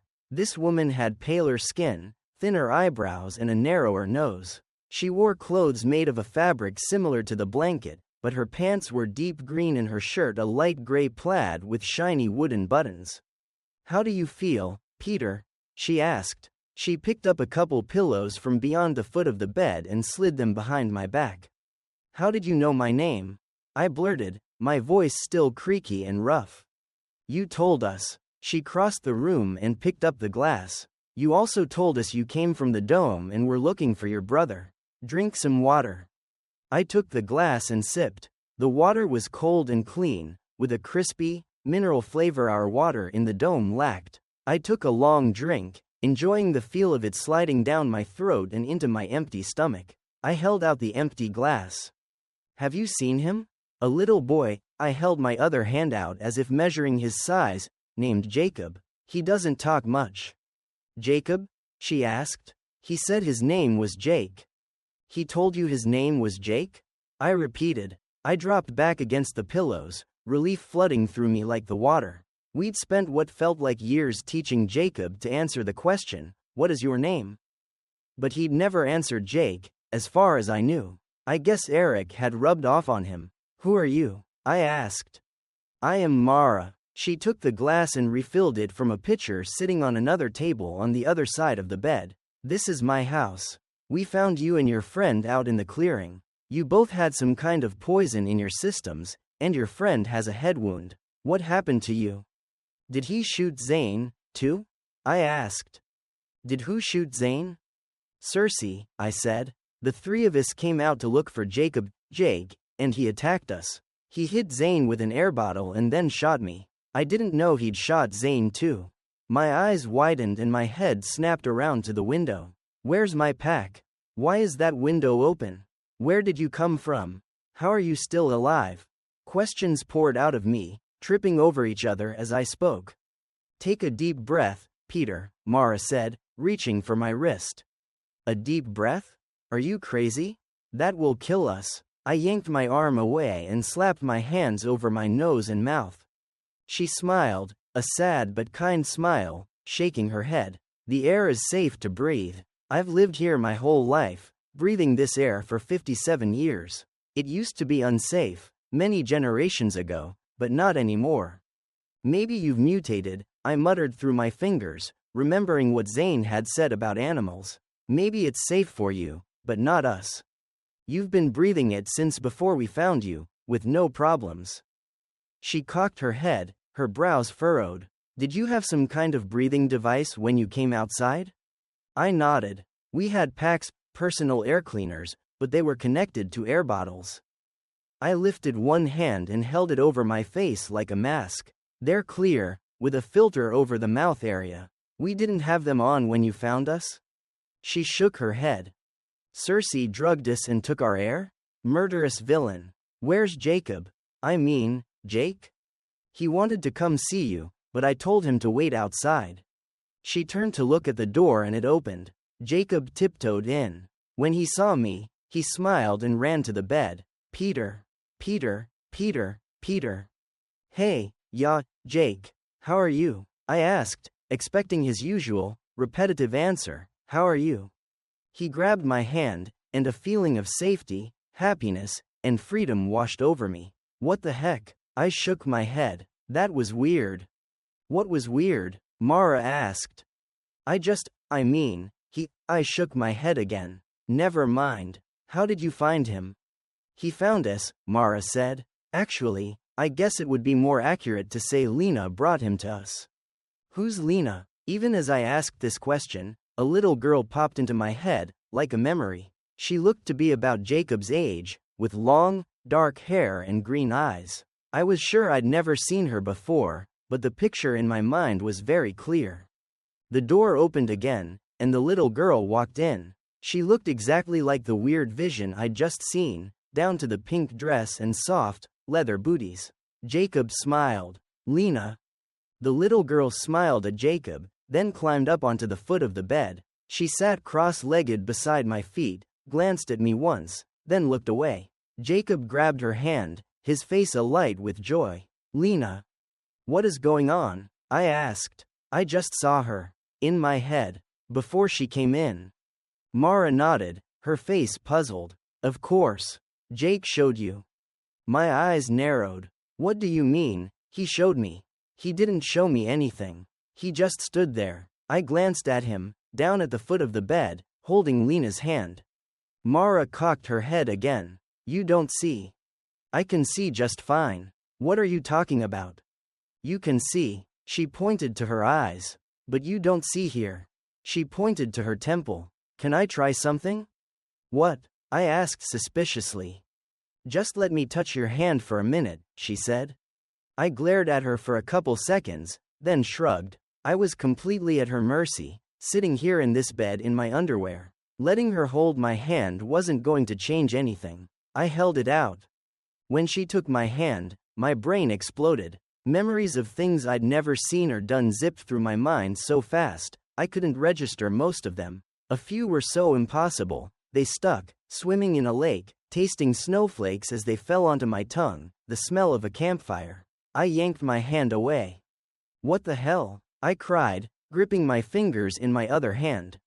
Interesting, she said. You require touch to see. I wonder if this is normal in your dome? I have no idea what you're talking about, I said, my voice rising a little higher. And what did you do to me? I've never done any of those things. No, but I have, she said. She reached out again.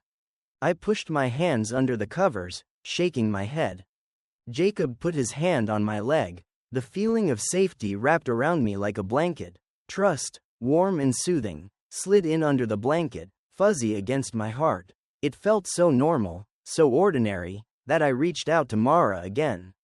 This time, the memories came slower, and it became obvious they weren't mine. Like in a dream, when you are just observing rather than taking part. I saw a girl swimming in the lake. The same girl, older now, sat by the fire, watching the flames flicker and dance, the smell of smoke teasing her nose. I sneezed. How are you doing that? I demanded. Mara let go, and the visions faded. She shrugged. It's just how we communicate. We talk, too. Obviously. But we can share thoughts and memories. Some of us can, send across greater distances than others. Lena, here, can send for miles. That's how she got Jake to come outside. What? I closed my eyes with a groan. This whole situation made no sense. And suddenly, I felt as if I'd run for miles, or climbed the stairs to observation 3 times. Fatigue rolled through me like one of the automated harvesters in the dome. I just can't, not right now. Can I sleep? My eyelids fluttered down. Someone lifted my shoulders and pulled the pillows out from behind my back. It's probably best if you do, Mara said. Just call when you wake up. I'll hear you. Silence settled, warm and comforting. Peace and safety wrapped around me again, and a silvery flame that somehow meant Jacob flickered nearby. A hand squeezed mine, gently, then relaxed into a soft grip. I slept. Chapter 17. When I woke this time, bright sunlight flooded into the room. I felt it was early morning, but I wasn't sure why. Maybe millions of years of evolution had hardwired my brain to recognize dawn, even though I'd never seen it in real life before. Or maybe Mara had planted memories in my head. I sat up abruptly, remembering. This time, my head didn't swim. The room looked the same, although the harsher light brought the worn floor into more obvious relief. Determined to find out what was really going on, I swung my legs out of bed and put my feet down. The wood felt smooth and warm under my bare feet. A chair near the window held a folded pile of clothing. Picking up the first item, I recognized my own pants and shirt. Since I'd been wearing the same underwear for several days now, I slipped them off and dropped them on the floor next to the chair. Commando was better than dirty. I slid the pants on over my bare butt. It reminded me of waking up in the dome basement when Sarah had walked in on me naked. At least this time, there was a door between me and the woman who had cared for me. I pulled the shirt over my head and opened the door. A long wooden floor stretched out along a wooden balcony. The wall to my right was made of heavy logs laid horizontally the length of the hall. 3 more doors were set in the wall, and another at the far end. On the left, smaller logs formed a railing. Across an open space, another log wall with more of the green glass windows. The balcony overlooked a living room, with a huge rug in muted colors, furniture made of smaller, smoothed logs and thick colorful pads on the seats. Muted sounds, metal on glass, wood against wood, drifted up from somewhere. A stairway at the far end of the hall led down to the living room. I patted down, breathing in the scents of frying meat and buttery bread. When I reached the bottom of the steps, I could see the room extended beneath the balcony. One corner held a kitchen, and a huge table with 10 chairs filled the other side. Mara turned and smiled at me, a glass bowl and whisk in her hands. "You're up. Excellent. Come sit down. I'll have breakfast done in a few minutes. I hope you like bacon and eggs?" She nodded toward the table, then turned back to her work. A black frying pan sizzled on a heavy metal countertop. I realized suddenly it was some kind of stove. A small window in the front glowed red, and flames flickered inside. "Is that a fire inside your stove?" I asked, crouching down to look. Mara glanced down at me. "How else would I heat it? Solar isn't strong enough. It works for the oven, in the summer, but the stove requires a hotter temperature." I stood and looked inside the pan. Strips of bacon sizzled, little bubbles of fat popping and cracking. "I've never seen this stuff cooked before," I said, sucking in a breath of the delicious, salty smell. "Not like this. At home we use the microwave to heat stuff. In the dome, well, I don't know how they cook stuff. I haven't done a kitchen rotation yet." She grinned. "We have a lot to learn from each other, I can see. Throw that little ball of butter in the other pan, please." She nodded at a small bowl on the counter.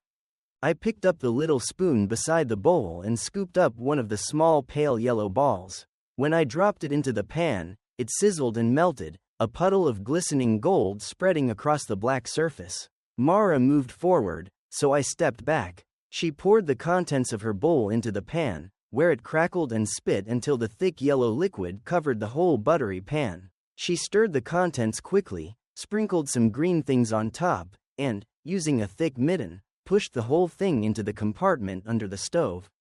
"Won't it burn up in there?" I asked. "That side is the oven," she said. "The fire over here heats that metal box, and it bakes the food. How are you feeling?" I thought about that for a second, rolling my shoulders and stretching my neck and back. "Good. I feel good. Physically, at least." I narrowed my eyes. How much of that craziness was real? I mean, obviously you're real. And this house. Is Jacob here? And Zane? Or did I dream all that? She poured some dark, smoky-scented liquid into a heavy mug and stirred in some milk. Or maybe it was cream. It poured slowly. "I suppose you might have had some crazy dreams, so I can't really answer that. Do you want to tell me what you remember?" "And yes, Jake and Zane are here." "Jake, not Jacob. I didn't dream that. The memory transfer thing? Where I could see your memories.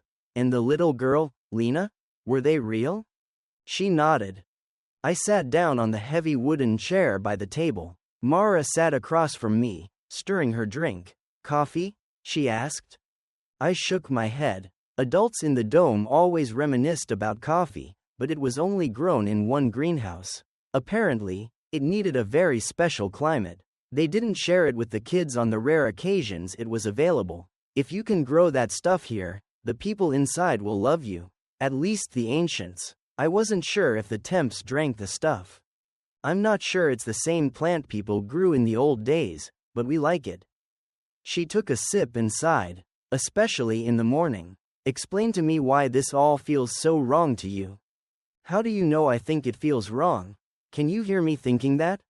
She held up a hand. I can't read your mind. I've been thinking about this, and last night I talked to Jake, trying to come up with a way to understand and explain.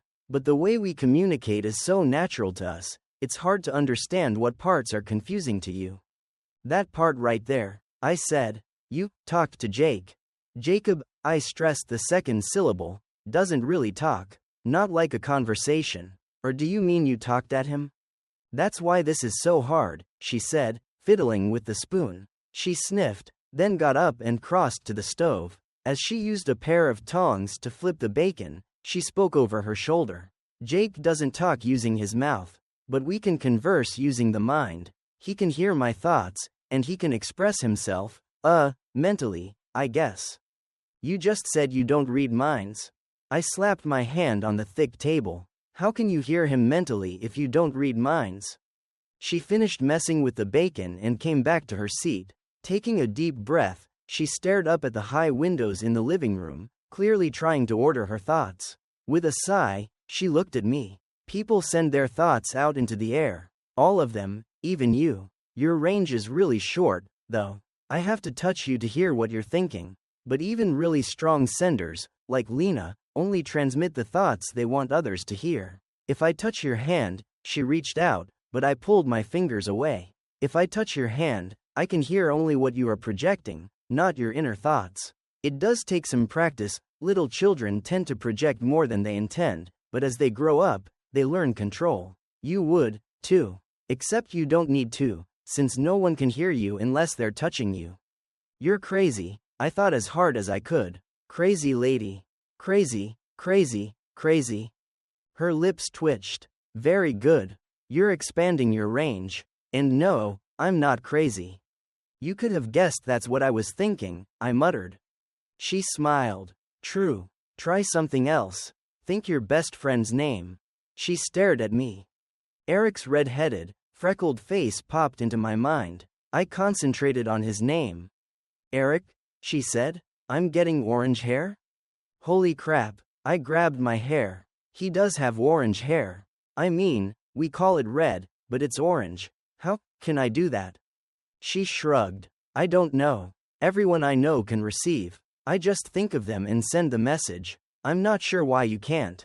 Did you hear that? I listened, but all I heard were the early morning birds. Hear what? She sighed. We can keep working on it. I suspect you'll be able to hear eventually. Anyway, Jake tends to communicate more in pictures and emotions than actual words. Well, we all do, to some extent. But like Lena, he's less verbal and more idea-based. Is Lena autistic? I asked. I don't know what that word means, she said. It's why Jake, is the way he is. I rubbed my forehead. He doesn't talk. He has tantrums sometimes, even though he's too old to do that. He doesn't remember things.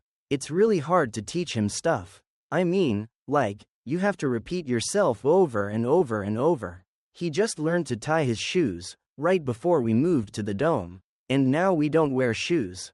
But most kids learn that when they're 5 or 6. Lena doesn't talk out loud much. It's hard for her. But she has a very long range for mental communication. And she's very vivid. Some people can only do single concepts, but Lena can send whole stories. She got up to check the bacon. Maybe Jake and Lena are the same, but your people just don't know how to hear him. I stared at her back. How crazy would that be? If all these years Jacob has been trying to talk to us, but we just can't hear what he's saying?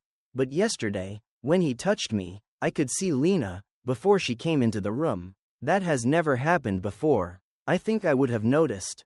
She held the crispy strips up, one at a time, and grease dripped off them and into the pan. Then she piled them on a plate. I don't have a good answer for that. Maybe something in your dome inhibits communication?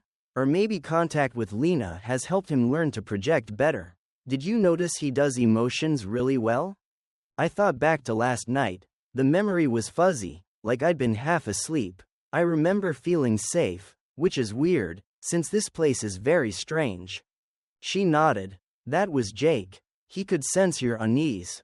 Heck, everyone in the house could feel that. You project strong emotions quite well, too. She smiled. Excellent, I said sarcastically. Everyone will know when I'm scared without having to scream like a little girl. She pulled the egg pan out of the oven and sprinkled some cheese on top. I'll try not to scare you. Don't want to wake the neighborhood. Set the table, will you? I rolled my eyes but got up and said grab the stack of plates on the side table. As I worked my way around the table, footsteps clattered on the stairs. I glanced up, Jacob and Lena clattered down. A feeling of warm acceptance and greeting washed over me. Stop that, I said, twitching my shoulders. You're freaking me out.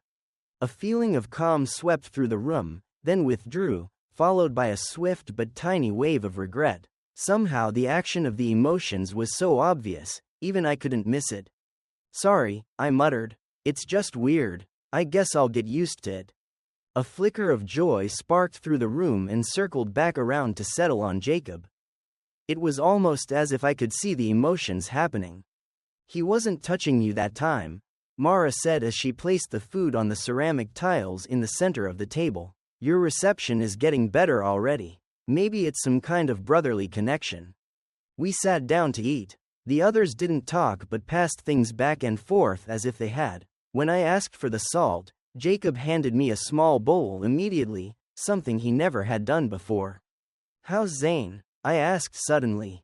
I couldn't believe I'd forgotten about him. He's here, right? You said you found him. I looked around the room, as if he'd suddenly appear. He was injured pretty badly, Mara said. He has a concussion, for sure, and there's something else going on. He's got diabetes, I said. If his blood sugar goes too low, it does something to him. He always carries insulin. Did you bring our packs?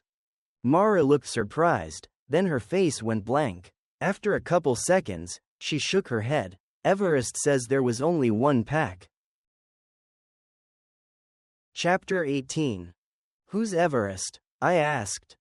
My nephew. He lives over the road. He's the one who found you.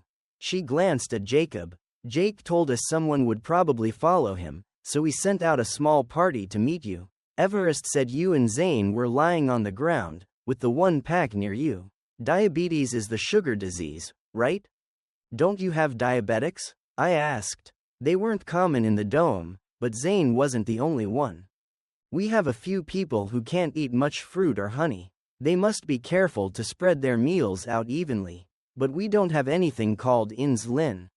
It's something your body makes. But people like Zane don't make any. So he has to inject it when he eats. I'm not sure what happens if he doesn't eat for a while.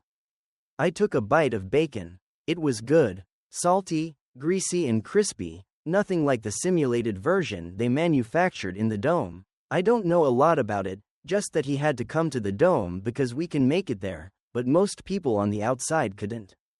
I looked at her. Did Jacob mention we've been in there 500 years? Mara glanced at Jacob, then back to me in confusion. He said you'd been inside a long time. I thought he just meant he'd lived there his whole life. How could you mean your people have been there 500 years, right? I grinned. Well, yeah, but Yako, Jake and I have been in there that long, too. And Zane. We came into the dome 500 years ago. Then we went down into the basement where they put us into suspended animation. They slow your body down, it's like you're in a freezer. Then they woke us back up a few weeks ago. Zane arrived in the dome about a month after we did, but he was only 17 back then. He stayed awake longer than we did. She stared at me for a long moment, then looked at Jacob. Her forehead furrowed, then a look of surprise passed across her face. She turned back to me. I totally misunderstood what he said before. I guess time passed in the freezer is hard to convey. I don't even, she broke off. I grinned. Now it was her turn to be speechless. Hey, but what about Zane? Do you have his insulin? Everest brought the pack in, it's in Zane's room. Do you want to go up and see? She listened for a moment, then looked at Lena. The little girl shrugged. I can tell he's up there, but I'm not sure if he's awake. He doesn't project at all. We can only hear a general sense of being. She paused. It's hard to talk about these things in words. I grabbed another piece of bacon and stood. I'll go talk to him. He probably needs some food and some insulin. I hope we have the right pack. I headed across the room and Jacob got up and followed me. When I got to the top of the stairs, I paused, but Jacob slid by and went to the second door. He pulled the handle down and pushed the door open. I followed him inside. The room was dark. Heavy curtains covered the window on the far wall. Jacob crossed the room and tucked one corner in, just enough to let a little light filter in. A bed stood against the wall on the right, and heavy, even breathing rumbled from that direction. I tiptoed over and looked down. Zane lay on the bed with a bandage wrapped around his head. His beard had grown into a rough, dark shadow. His face looked thin and haggard, as if he sensed me looking at him. Heck, maybe he did. This place was weird like that. He opened his eyes. Pete? He blinked, groggily, and reached up a hand to rub his eyes. What? Where? His hand went to his head. Man, that hurts. You hit your head, I said. Actually, Cersei hit you over the head with the air bottle. Do you remember? He stared at me, his expression blank. No. The last thing I remember is sitting in that clearing, looking at the stars. That's where it happened, I said. Cersei snuck up behind you, and whack. It was crazy. Then he came after me. I took off, and he chased me. Then he shot me with the tranq. I rubbed my chest, as if I could feel a bruise there. Mara said he shot you, too. Do you think he meant to kill us? Zane took a deep breath and moaned a little. I think he didn't want us to come back inside, so yeah, I guess he was trying to kill us. It wouldn't have taken long for us to run out of air. How do you get me back inside?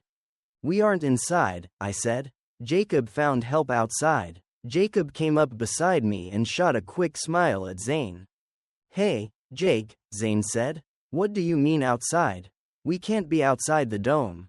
His hand went to his nose and mouth. There's air here. There's air everywhere, I said, waving an arm wildly. There are people living here with no dome. Cersei has been lying to us about the toxic air. What? Zane pushed up on his elbows, then groaned again. Jacob grabbed a pillow off a nearby chair and shoved it behind Zane's head, smacking him in the face in the process. A feeling of remorse shivered through the room and disappeared. I pushed past Jacob and helped Zane get the pillows behind his shoulders so he could sit up a little. Jacob, open the curtains, just a little more. I turned to Zane. It's kind of bright, you might want to cover your eyes. Jacob went to the window and pulled the drapes back a few inches. A beam of sunlight, filtered by the trees outside, poured into the dim room. Zane clapped a hand to his eyes. After a moment, he moved his hand, squinting until his eyes grew accustomed to the brighter light. This house belongs to a woman named Mara. Her nephew, I think, Everest, brought us here. I came upstairs to see which pack he brought. Apparently, Cersei took one of them back to the dome with him. I shrugged. He couldn't carry both of them. He's probably going to tell them we were killed by animals, or the bad air or something. Anyway, I was worried about your insulin, so I came up to see which pack he left. Jacob had opened the drawstring at the top of the bag, and now reached in to pull something out. He held up a small, wooden box. That's not mine, I said, making a gimme gesture. Jacob handed me the box. Is it yours? Zane heaved a sigh of relief. That's my insulin. I've got a syringe and a couple days' supply here. Plus, my testing stuff. I need to check it. How long have I been out? I wasn't sure how long I had been asleep. I don't know. It was night when we came out. Then it was evening when I woke up the first time, I think. So maybe a day and a half? I looked at Jacob. Do you know? Zane gave me a quizzical look and glanced at Jacob. I know, I nodded. It's weird to me too. What? Zane asked. Jake. Well, he doesn't talk, but I held up my hands. I don't know. It's weird. Jacob put a hand on my arm. This time, instead of emotion, I very clearly felt a sense of time passing. But I had no way to measure the amount of time. Sorry, that doesn't help. How about this? Do you know how many meals you ate? A succession of 4 distinct meals passed through my mind. I shook my head and shivered. We came outside at night, then Cersei hit us. They found us some time that day, and now it's tomorrow. I mean, the day after. So, maybe 32 hours since we left the dome? While I'd been figuring this out, Zane had opened his box. He opened a small glass jar that smelled of alcohol and used a cloth to wipe his finger and a little metal device. Then he pricked the pad of one finger and dripped some blood on a strip of paper. After wiping the device and his finger again, he capped the jar. He waved the strip of paper gently, as if to dry it. Then he handed it to me. Take that over the window and tell me what color it is. He handed me a little card and set the box onto his stomach, relaxing against the pillows with a groan. I held the paper and the card in the sunlight. The card had a series of colored stripes across it, with numbers between 0 and 400 on each color. The bright blue of his sample matched the stripe that read 250 to 270. It says 250. That's not good, is it? Nope, Zane said, digging in the box again. Do you need some food? I asked. We had eggs, toast and bacon downstairs. Zane took a deep breath. I don't think I can get downstairs. And I'm not sure I can eat much. I'll do a dose and see how it goes. Maybe some eggs would be a good idea. Protein helps. Maybe some juice or toast with jam, in case I go too low. He prepared his syringe. A knock on the door distracted me. Mara, Jacob said, flitting to the door. Hang on, I said. You should ask Zane if he's okay with her coming in. Jacob looked at Zane. Open the door? He asked. Zane looked up from his injection, his eyes wide. Sure. Jake, let her in. He wiped the needle with the alcohol and put it away. Jacob opened the door, and Mara came in carrying a tray. Lena followed behind with a glass of pale juice. Mara must have noticed the expression on my face because she muttered, I was already bringing it up, just in case, when Jake told me. Good. I was starting to think you had magic, too. How else would she have prepared the tray that fast? Good morning, Zane. Mara folded the legs down on the tray and placed it across Zane's lap. My name is Mara, and this is Lena. Are you hungry? Zane reached up to rub his head, but stopped when his fingers touched the bandage. Thank you for taking care of us, he said. Pete says we're outside? How is the air clean? Mara laughed. It smells clean to me. She shrugged. We've been living here hundreds of years. I know our ancestors had to have special air purifiers, but that was many generations ago. How are you feeling? Like crap, Zane said. He looked at the tray. Thank you for the food, but I don't think I can eat much of it right now. Maybe just the eggs. Jake said you might need the juice, Mara said, taking the glass from Lena. It's apple. Jake said? Zane repeated. He didn't say anything. Mara started to answer, but I butted in. You aren't going to believe this, but they have some kind of telepathy. Jacob can do it too. I know it's crazy, but it's true. Jake, show him. Jacob put his hand on Zane's arm. We waited. Zane stared at us. What's supposed to be happening? You can't feel that? I asked. He, sends emotions. Didn't you feel it? Is this some kind of joke? I'm really not up to it. He picked up the fork and poked at the eggs. Maybe it's because he's sick, I said to Mara.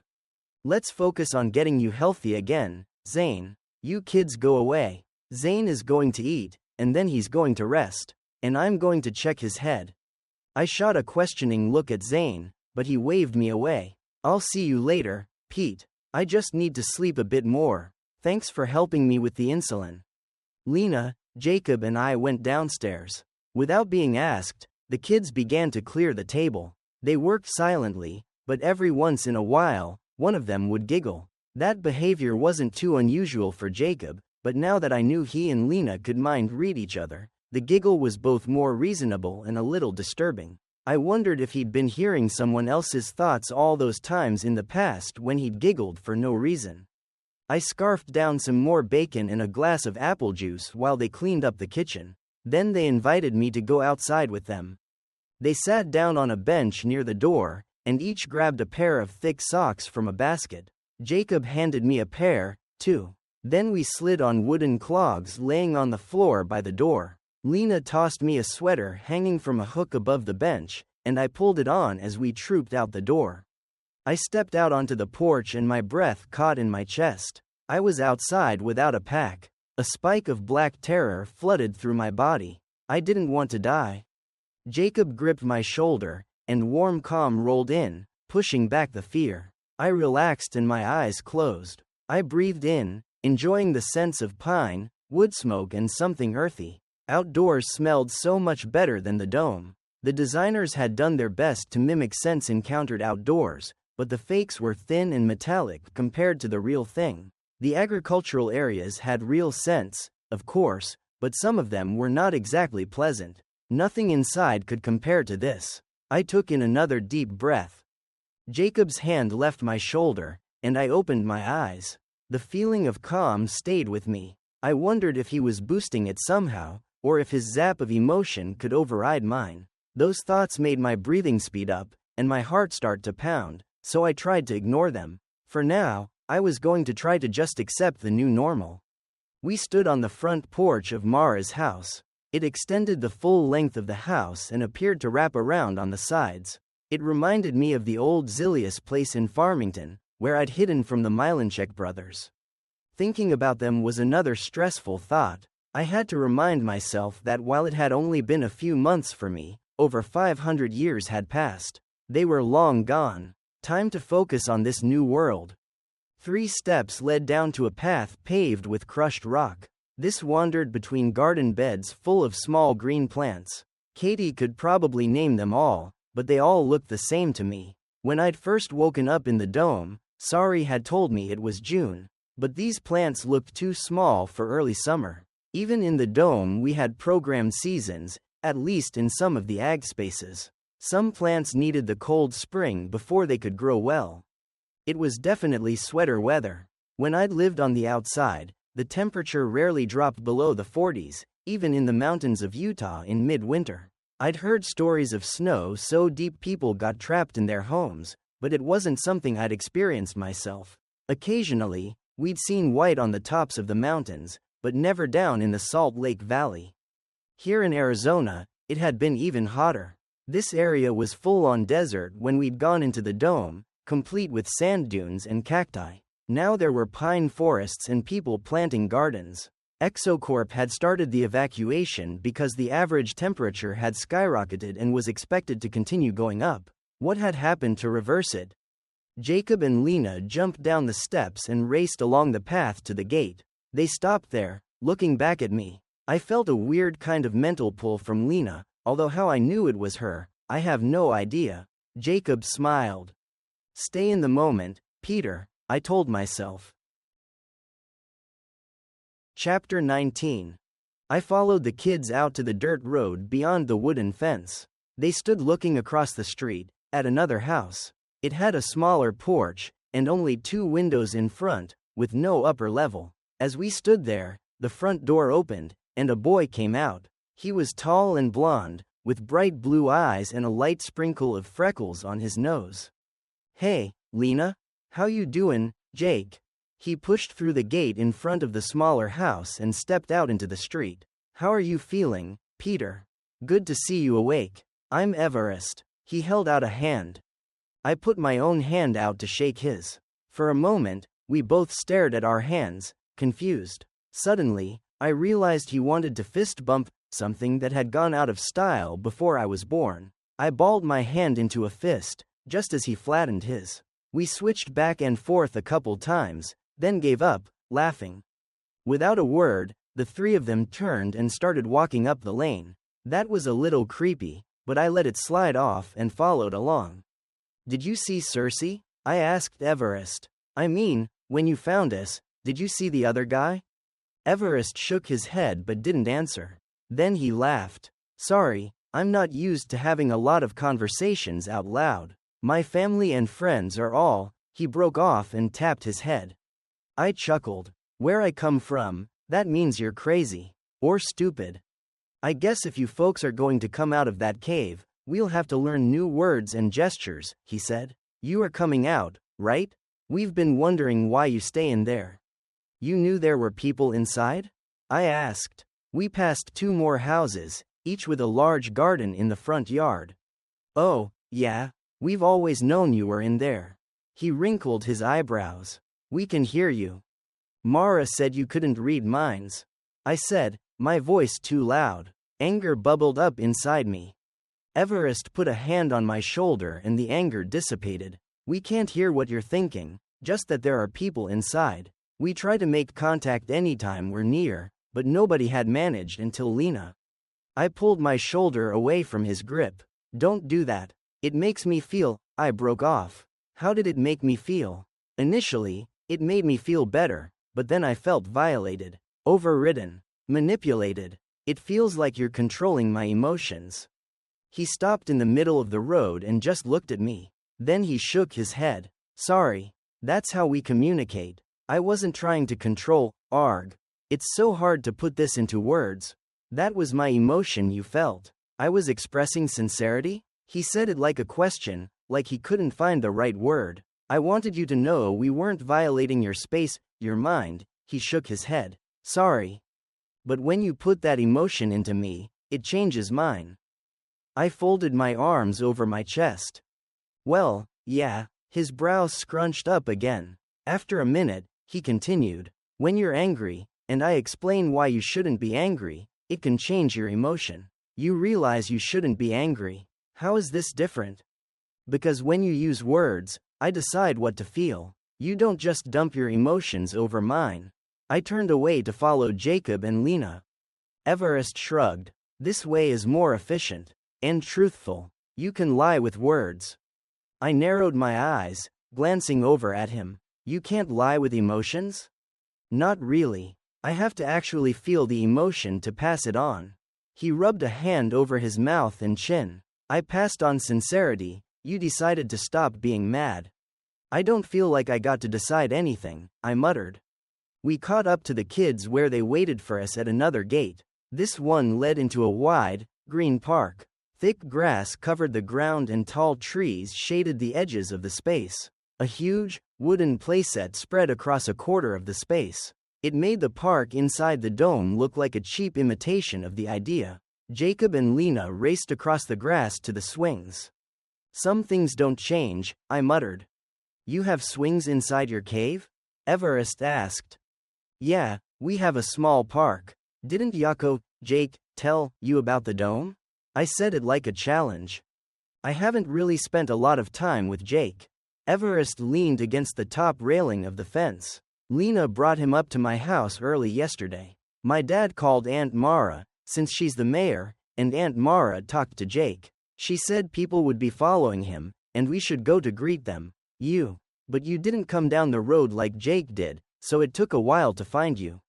We followed his footsteps. He went down a trail into the woods, not on the road. Everest shrugged. Maybe it was someone else's footprints? He and Lena came down the old road. When you weren't on the road, we had to listen for you, and track you down. There was only you and Zane. I never saw, or heard, the other guy. I walked across the grass and perched on top of a rough, wooden table. Jake had had about an hour of lead time, thanks to Cersei delaying us. Who knows how long it had taken Mara and Everest to decide to come looking for us. More than enough time for Cersei to attack us and get back to the dome. Cersei, runs the dome. I think he likes being in control of everything. His scientists, I said the word sarcastically, have been telling us the air is still poisonous out here. They didn't want anyone to go outside. I guess Cersei figured Zane and I would demand more testing and exploration after we'd been out here. And we would have. I shrugged. He's a jerk, but he controls everything in there. Can you Everest broke off. He crossed the grass and sat next to me. Can you show me the dome? If you just think about it, I can probably see it. He put out a hand. I jerked away. No way. Too weird. You'll have to ask Jake. I shivered then brightened. Or I can take you inside, and you can see it for real. That would totally kill Cersei's control. Proof that he's been lying to us for hundreds of years. How could one man lie for hundreds of years? Everest crossed his arms over his chest. While the kids played on the swings, I explained to Everest about the freezer and Cersei's god-like status inside. If we could just get people in there to see what's out here, he'd lose credibility. Do you think so? Everest leaned back on his elbows, staring up at the treetops. He glanced at me. Some people refuse to let go of their illusions, even in the face of absolute proof. They'll claim you made it all up. Yeah, but that's why I want to take you, or someone, inside. They can't explain away new people. He raised his eyebrows. They could say we were down in that freezer. You'd have to bring them out here to prove it. I shrugged. Hey, I don't really care what the temps think. As long as I can bring my mom and Jacob out here. And I know Zane and Katie would come out, too. Probably all of the ancients would come out. The temps can stay inside if they like it so much. Didn't you say your mom is married to that Cersei guy? Is he going to let you come out here? Everest asked. A trickle of cold rolled down my back. He can't make me stay in there. I won't do it. Not when there's all this out here. A thought occurred to me. He can't make me stay inside, but he can keep me from getting back in there to tell anyone. We'll figure something out, Everest said. You want to see the rest of the town? I hesitated, gesturing toward the kids on the playset. What about them? They're fine, he said. Lena roams all over town by herself. She won't let Jake get lost. We waved at the kids and walked farther down the street. The main part of the settlement was beyond the park. Several dozen houses, each on a large plot of land, encircled a small set of buildings and an open square. They had a meeting hall, where they also held markets to trade things they'd grown or made. There was a blacksmith who was also a veterinarian, and a butcher who raised sheep, goats and cattle. A small chapel stood on a small hill just beyond the main town. According to Everest, each of the families grew their own gardens and most of them also raised smaller livestock. The town had a set of common grain fields. Families helped sow and reap the grain in exchange for a share of the bounty. Near the river, there was a grain mill and a power station. Electric lights were used in most of the houses and buildings, but a few folks also relied on oil lamps and candles. Everest pointed out the sights, but he communicated activities to me via mental videos. Once I finally got over the squirm factor of letting him put thoughts into my brain, it was kind of cool. He would put his hand on my shoulder and kind of download the scene into my head. He showed me the fall harvest, and not only could I see what happened, but I could hear and smell it as well. I could even feel their exhaustion at the end, and the jubilation they felt at getting it finished. It was like a super immersive virtual reality. When we'd seen the whole town, he took me back to Mara's place. I need to get to work, he said. Mom gave me the morning off to hang out with you, but I'm supposed to weed the garden. You want to help me after lunch? I can show you how to do it. I laughed. Weeding a garden is something I actually have some experience with, I said. You might need to remind me which ones are weeds, though. But first I need to check on Zane. We need to come up with a plan to get back inside. I don't think walking up to the front door and knocking is going to work. Mara fed all of his sandwiches and fruit, then Everest and I worked in the garden. He showed me which plants to pull and which to leave. Then we watered and fertilized and moved across the street to do the same for Mara. Mara is the town healer, so everyone chips in to help with her garden. Everest filled his water bucket at a well on the side of the house and showed me how to work the pump. He looked at me. You might need her services this afternoon. What do you mean? I asked. I haven't hurt myself. And that tranquilizer is all worn off. I looked down at myself. You're getting a wicked sunburn. I should have gotten you a hat. He touched his own nose.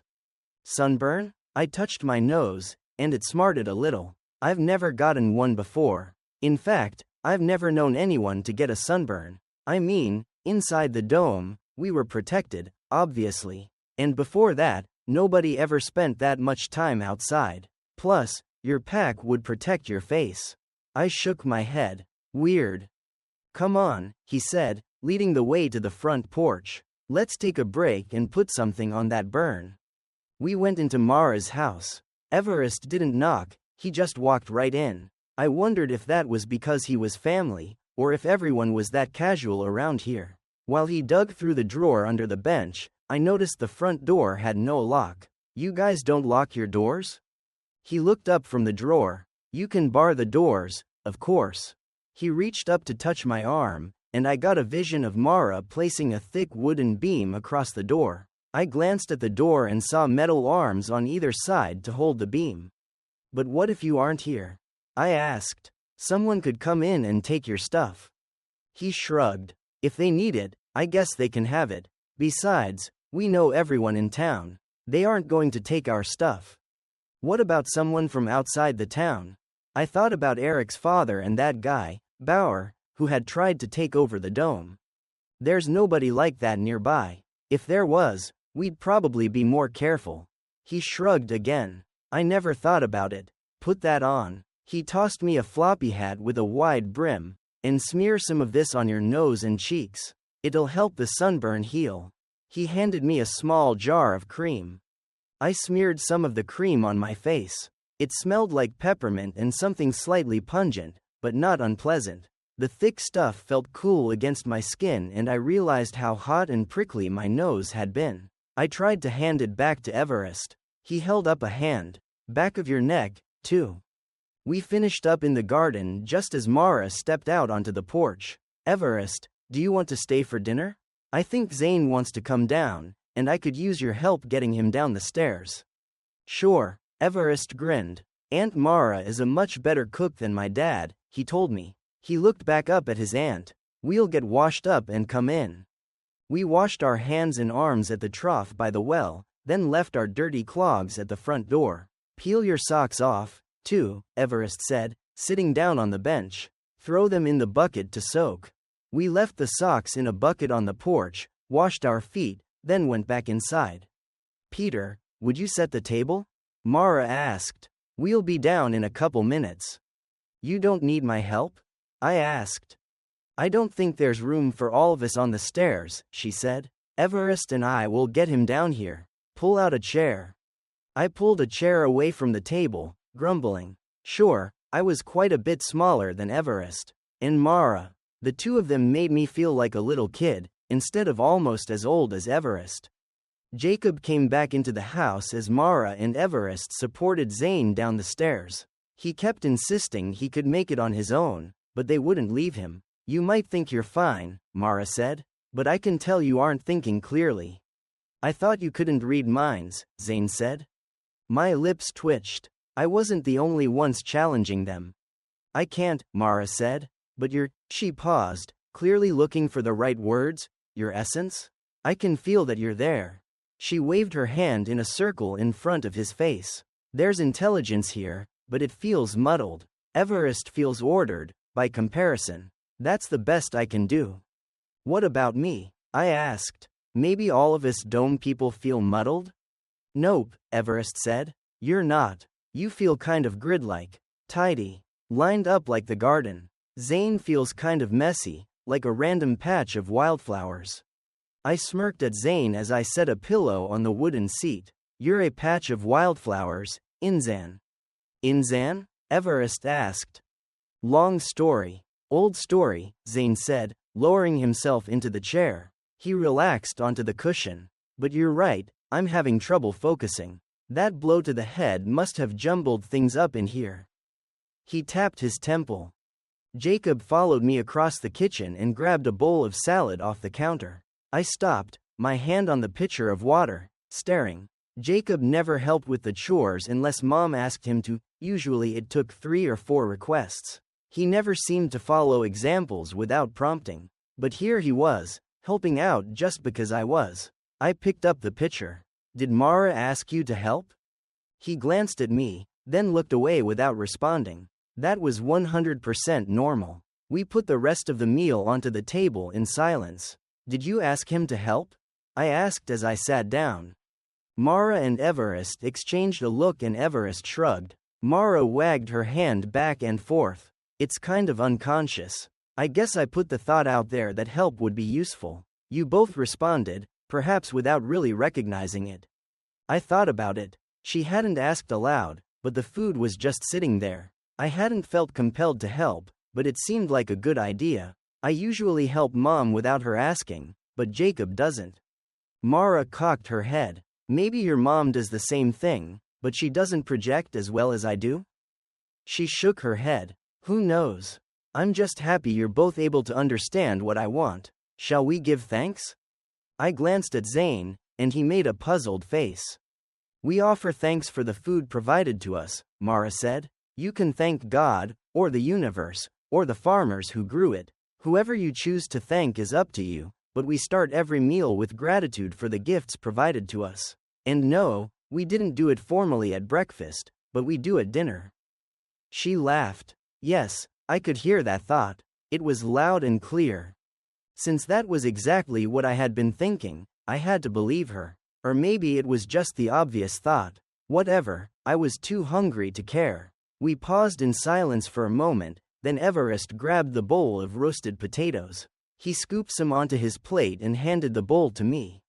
No one spoke as we ate. After working in the garden all day, I was ravenous, and this food tasted even better than the dome food. That had been a huge step up from the manufactured crap we used to get before the Great Desertion, as we liked to call it. During my 500 years in the freezer, flavors had changed a little, but dome food was still good. This was amazing.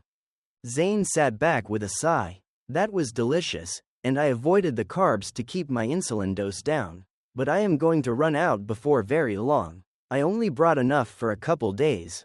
We didn't expect to get stuck out here. I need to get home. Across the table, Jacob shook his head. I'm with Jacob on that one, I said. I don't want to go home, but I do want Mom to come out here, too. Everyone inside deserves to know it's safe out here. I agree 100%, if it is safe out here.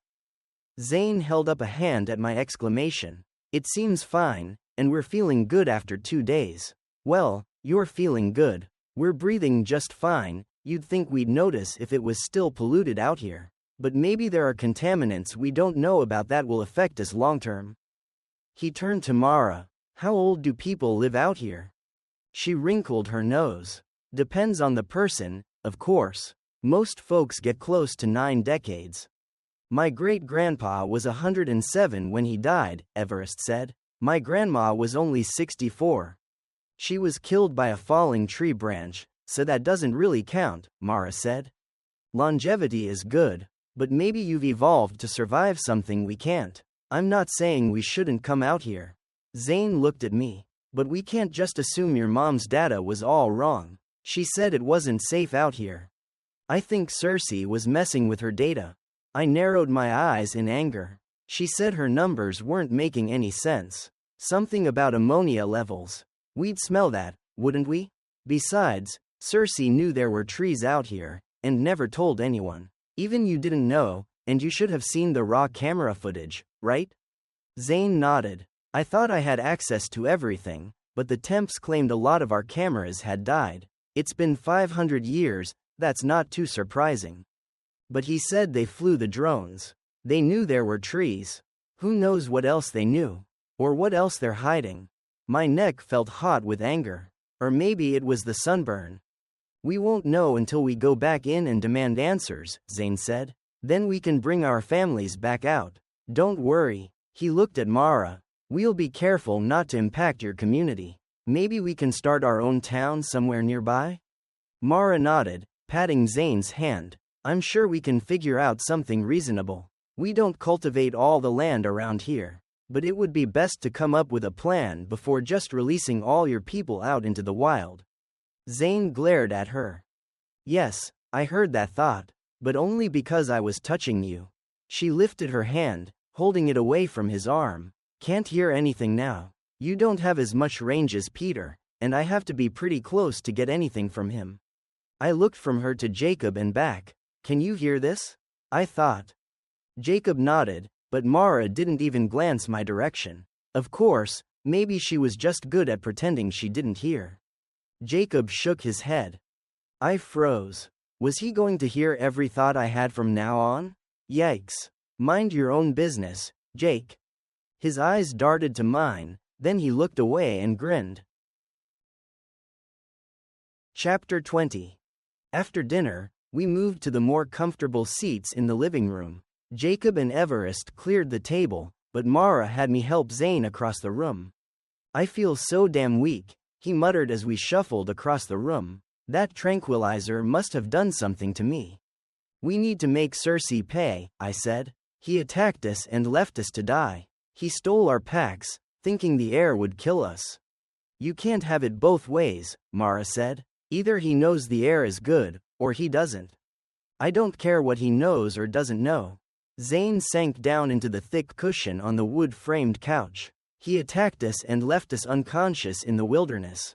That's the behavior of a psycho. Maybe he thought the bad air would do the job faster, but either way he intended us to die. And he's been lying to the people inside.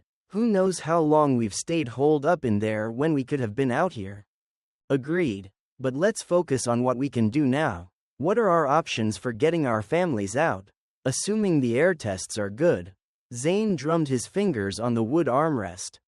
Maybe you should just go knock on the door? Everest called from the kitchen. I mean, we've tried, and no one has answered, but if they know you came out here, they'll be watching, right? That's the problem, Zane said. He must have told them we're dead. Otherwise, Kat would have been out here looking for us. He turned to Mara.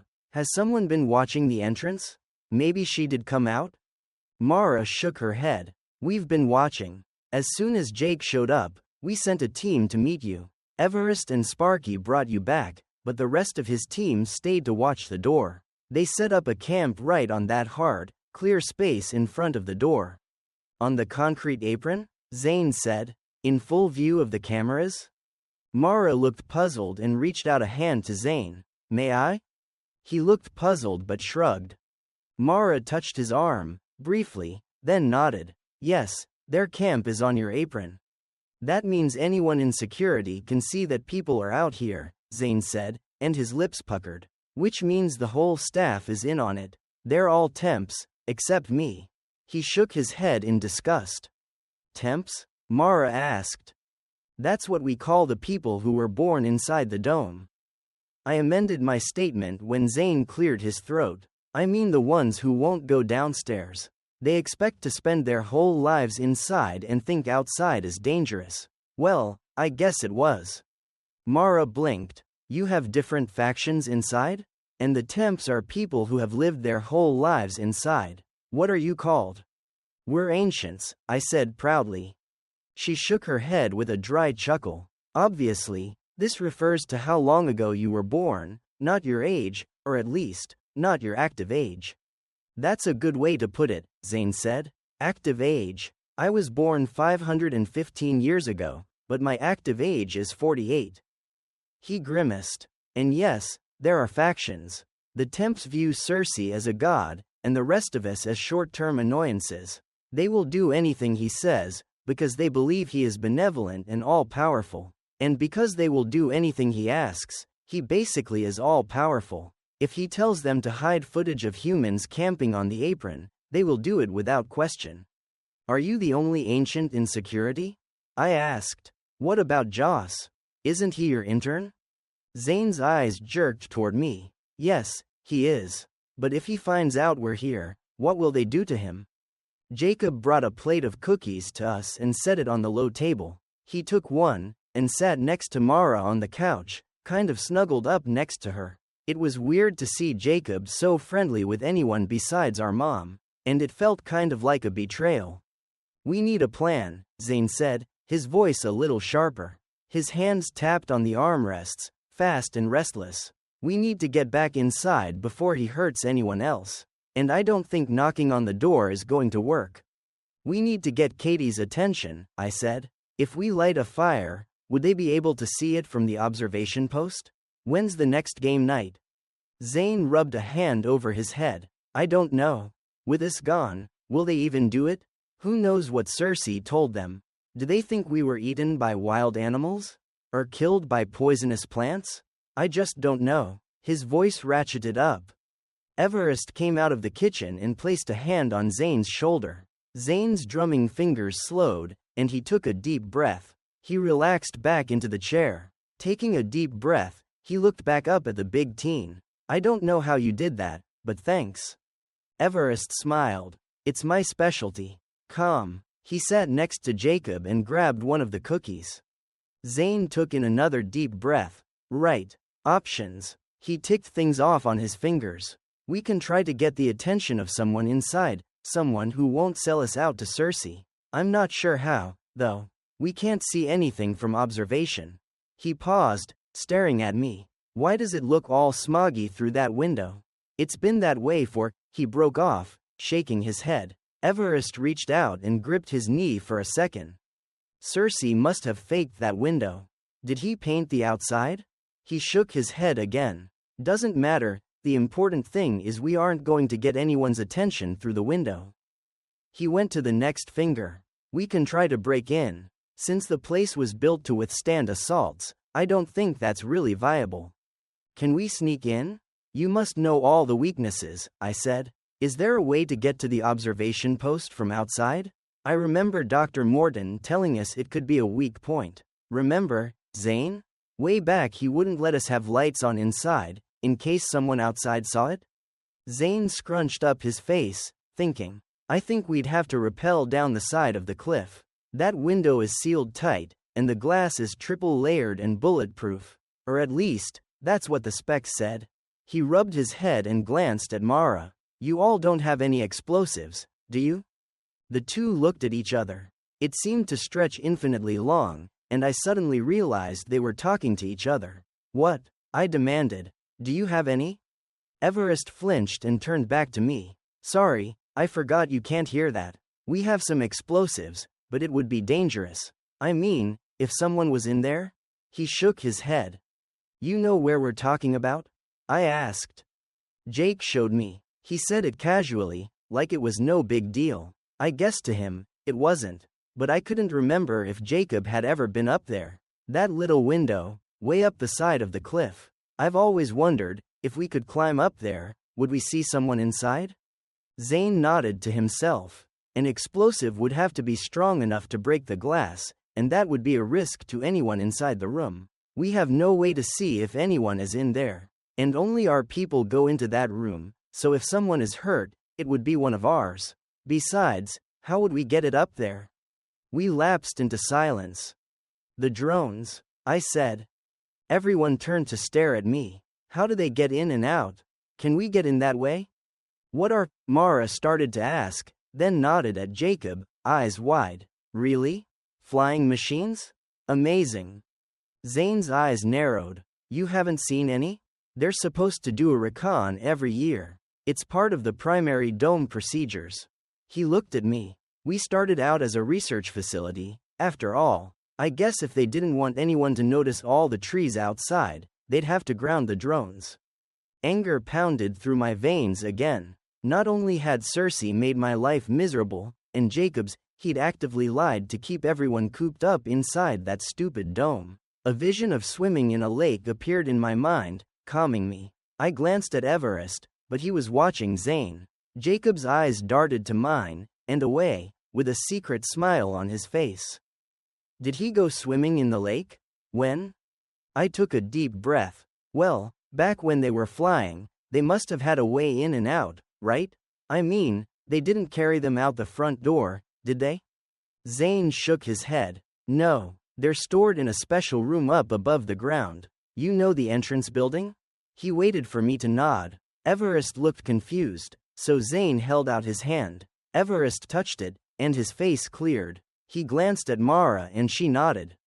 That is so, Zane shook his head. I can't even come up with a word to describe it. Convenient? Creepy? I asked, then glanced at the others. No offense. I guess unsettling would be a nicer way to say it. Mara smiled. Yes, unsettling would be better. We'll try to keep the creepy factor to a minimum. Anyway, The drone garage is above the entrance building. They launch from an airlock over the roof. It used to be completely automated, but I have no idea what the current status is. Zane rubbed his head again. Was it alarmed? I asked. I mean, if it was an access point, surely they had security? Yes and no, Zane said. The drones are small. The airlock is tiny. A child might get in that way.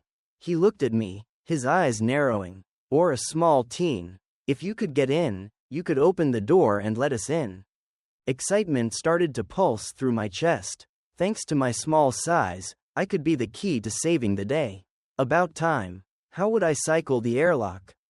Zane held up a hand. Hang on. We need to think this through. Mara, do you have a whiteboard we can use to diagram this all out?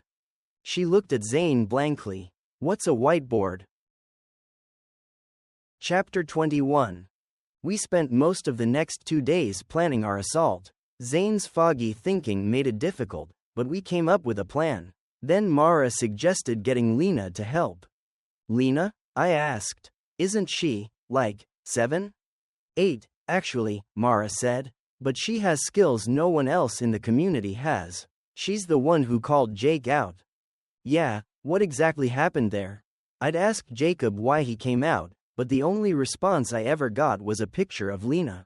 He couldn't explain, or I couldn't understand, how it happened. Mara shrugged. As far as I can tell, Lena isn't always clear on timeframes and connections that make sense to us. She heard Jake inside. He wanted to come out. We've been listening to your dome for generations. We knew there were people inside, but no one ever answered when we called, even when we actually knocked on the door. But Jacob got through the locks. I glanced at Zane, propped up in his bed. The trip downstairs the first night had exhausted him. When he'd started nodding off, Mara asked Everest to move him into her treatment room, which was on the bottom floor. Today, we were meeting around his bed. Zane nodded. Digital lock. It requires a 4 to 8-digit number to access it. Remember when we came out? Pietro was responsible for external security and seemed to do a good job. I have no idea when he changed it last, though. He shook his head sadly. I had no idea. So how did Jacob get the code?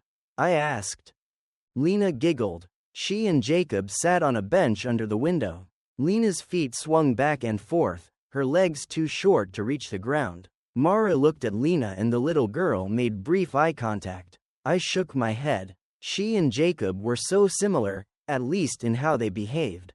Lena says she doesn't need the number, Mara said slowly, as if testing the words as she said them. She said the lock required a flow, so she gave it one? Does that make any sense? Can she manipulate electricity? Zane asked. The lock requires an electrical signal that is produced when you enter the code. If the lock gets the signal, it opens. If she can send the correct electrical signal without wires? He shook his head. Thoughts are electrical impulses in the brain, right? So, if she can send those impulses to other people, why not to electrical devices, too? That is some freaky, superhero stuff, I said, staring at the little girl. She ignored me. But wait, if she can open the lock, we can just walk in the front door. Zane considered that for a while. Or maybe he fell asleep. It was hard to tell the difference right now. We sat in silence for a while. Finally, he shook his head, wincing at the movement. We could try that. But they know your people are here. They can't miss the camp on the apron. If someone tried to open the front door, they might consider it an attack. I don't know what they might do, but based on our experience, I'm sure Cersei would authorize deadly force. We might be able to set up a diversion, though. I jumped up and paced across the tiny room. We could have Lena open the front door while we sneak in through the drone lock. The problem is, you're the only one who can fit in through there, Zane said. I can't risk it. Your mother, and Kat, will kill me if anything happens to you. They already think I'm dead, I said. Probably, he agreed. But that doesn't mean it's okay for you to actually be dead. I snorted. I guess not. But how else can we get inside? In the end, we decided on a 3-pronged attack. Prong 1, the team camping on the apron would light a bonfire at dusk. If any ancients, like Joss, happened to be up in security, They might see the light. It was a long shot, but we decided to try. Second prong, Everest and Sparky would try to get in through the front door. Lena had worked with Sparky to teach him how to bypass the lock, but we weren't sure he could actually do it. We also weren't sure what the temps in security would do if someone tried to come in through the front door. You understand they might shoot you, right? Zane said for the 100th time. Those shields you built will stop a tranq dart, but they might still have some real weapons inside. Surely Cersei would have used one when we came out here if they had one?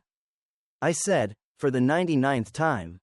We just don't know. I think so, but they've hidden so much. Zane shook his head slowly. The third prong was the sneak attack. Zane thought this one had the most likelihood of success. Lena, Jacob and I would sneak in through the drone lock. I really don't like it. We're the only ones who can get in, I reminded him. I had originally suggested I go in alone, but I would need Lena to unlock the doors. And Jacob refused to let us go without him. He'd made that very clear in a burst of images and emotions. Remember, your job is to get to Kat, or Tim, or Rita. You aren't to go anywhere near Cersei. Or my mom, I recited. I know. I looked at Jacob, staring until he made eye contact. He nodded solemnly. I think we're ready. Zane rubbed his head. I hope so. Kat is going to kill me for letting you do this. When we left the bedroom, I cornered Mara in the kitchen.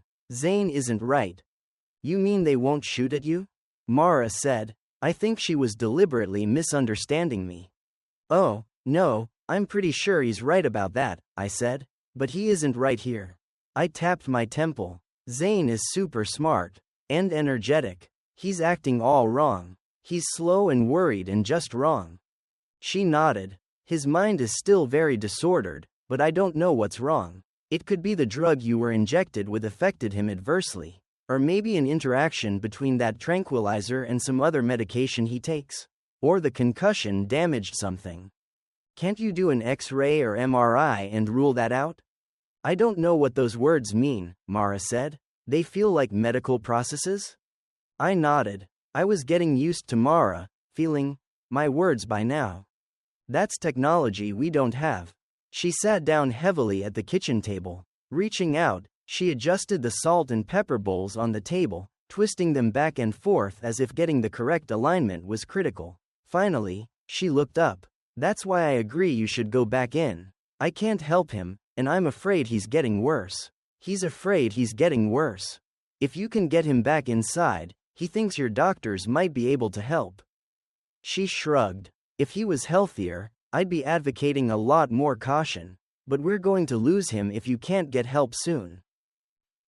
We stood in the shadow of the tall pines, watching the front of the dome. The fire had been burning for a couple hours now, but no movement had been spotted from the dome. Sparky and Everest picked up their iron-reinforced wood shields. Maybe it would be better to leave these here, Everest said. They wouldn't shoot us just for knocking on the door? You aren't just knocking, Zane said. He sat in a chair next to the ancient, broken road. Two of Everest's friends had carried him out, at Zane's insistence. You'll have to pry the gate open. And Sparky is going to try to open the main airlock. They'll consider that an attack. Remember, your goal is just to distract them, and maybe catch Joss's attention. We don't expect you to get inside, and we want you to stay safe. Maybe if I go with you. We can't carry you in the shields, Sparky said with a laugh. He was always laughing, but Mara assured us he was dependable and solid thinking. We have your pack, that will have to be enough. We'd taken the food and supplies out of Zane's pack, then stuffed it with straw so it would be lightweight but recognizable. We hoped the security folks would notice it and be curious enough to ask questions before shooting. You kids need to get into place. Zane rubbed his head. Pete, are you sure? I'm sure, I said. I can do this. We're the only ones who can do this. Don't worry, we'll be back to get you. Soon. I clapped him on the shoulder, thinking of victory as hard as I could. I don't know if he felt it, but Everest winked at me. Mara led the way around the edge of the clearing, with Lena, Jacob and me following behind. I glanced over my shoulder and saw Everest shrug the straw-filled pack onto his shoulders and lift the heavy shield. Sparky picked his up, 2, and they strode across the apron toward the tunnel into the dome. I tripped over something, stumbling against a tree. Time to watch my feet, I guess. Spraining an ankle would be disastrous to the mission. A little grin played around my mouth. Who wouldn't want to take on a secret mission like this? I hurried to catch up to Lena and Jacob. We reached the edge of the clearing. Here the trees grew close to the cliff, except for a gap about 30 feet wide between the forest and the walls of the dome entrance. Nature had worked on our behalf here. What used to be a sheer cliff had eroded. Over the centuries, dirt and rock had been scoured from the cliff face and formed a steep hillside against the walls of the dome. Years before, curious locals had climbed on top of the building and left behind a rope for future explorers. The flickering blue light I remembered was gone. We weren't sure if it had worn out over the centuries, or if it didn't work because there weren't enough chemicals or contaminants in the air to run it. I vaguely remembered my arrival at the dome when Mom had told me the system used the pollution to create electricity, and Cersei had roughly corrected her. Whatever the reason, the locals had no memory of the blue light, so clearly it hadn't worked in many years. The four of us climbed the steep slope to the top of the building. By the time we reached the top, my arms and shoulders were burning from hauling myself up the slide. Lena grinned at me. She probably could hear my muscles screaming. Neither she nor Jacob appeared to hurt at all. Mara groaned as a hand reached down to help her up the rest of the way. I'm too old for this.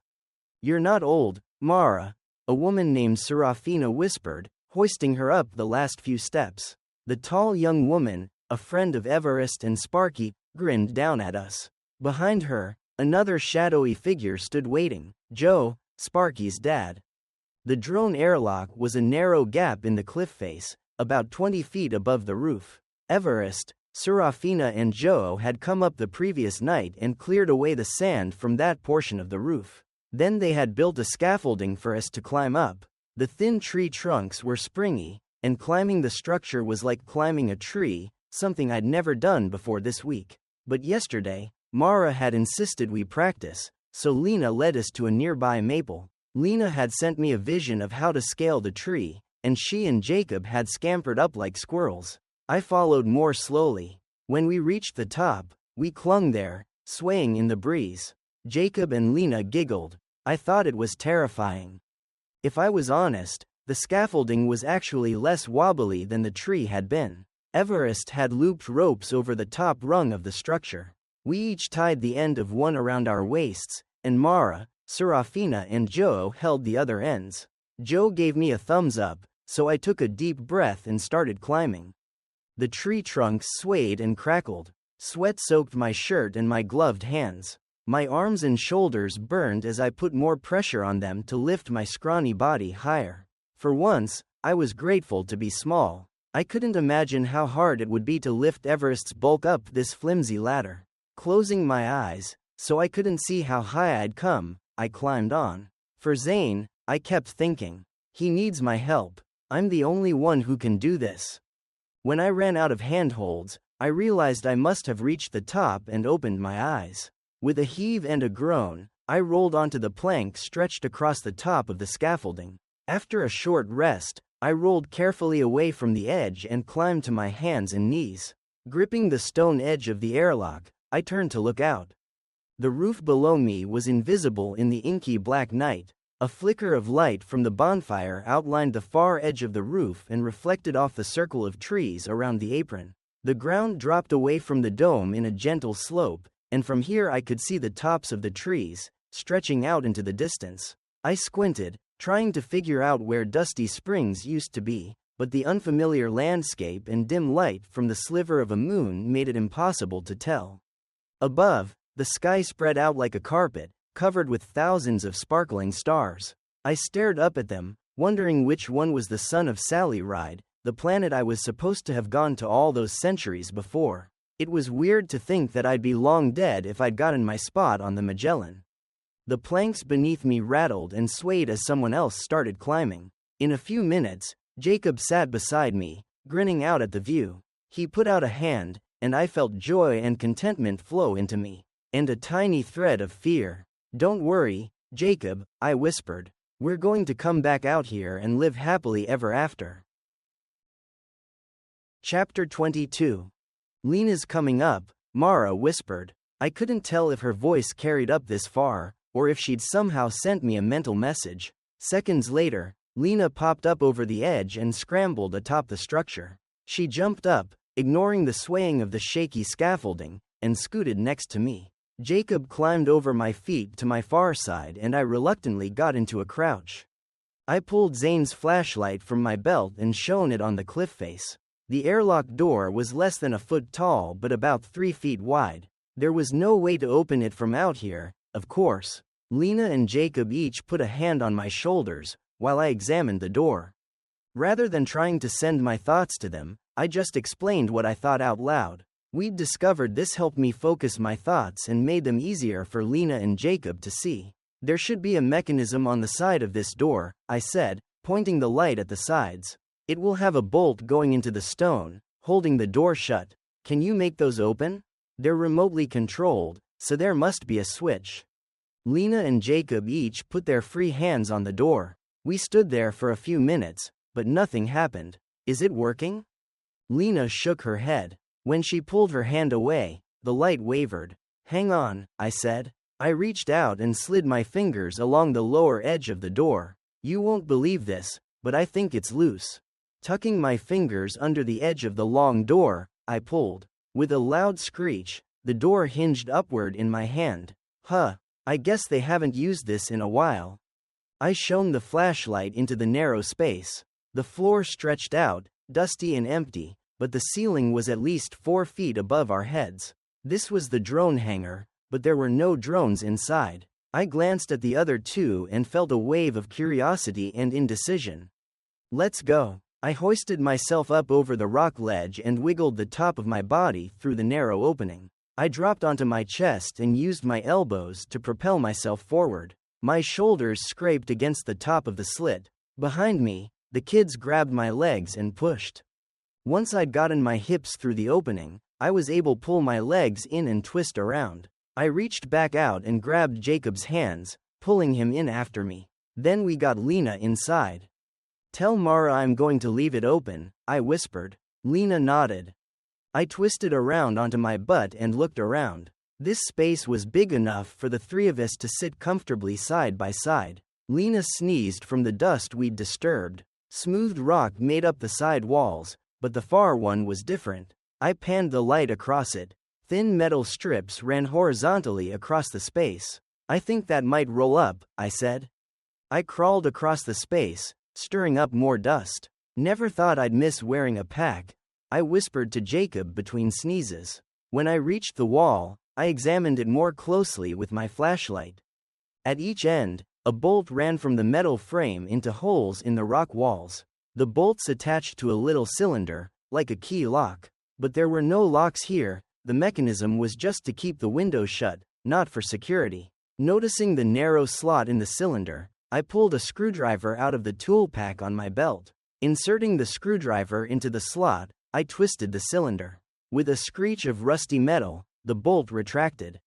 Lena scuttled to the far end of the frame and copied my movements. It took both her and Jacob to get the cylinder turned, but then the slats were free. With noisy creaking and a shower of dust, we shoved the slats up. They rolled away on tracks set into the ceiling. Jacob flashed me a grin, and a feeling of triumph rolled over me. I gave him a thumbs up. Tell them we're through the first door. This rolling door opened to a hallway. The floor of the hall was about 3 feet below that of the hangar, probably to allow technicians to work on the drones without leaning over or crouching down. We slid over the edge and onto the dirty floor. Puffs of dust billowed up as we moved. No one had been up here in ages. I snorted when I remembered Cersei claiming they'd sent drones out recently. Yeah, right?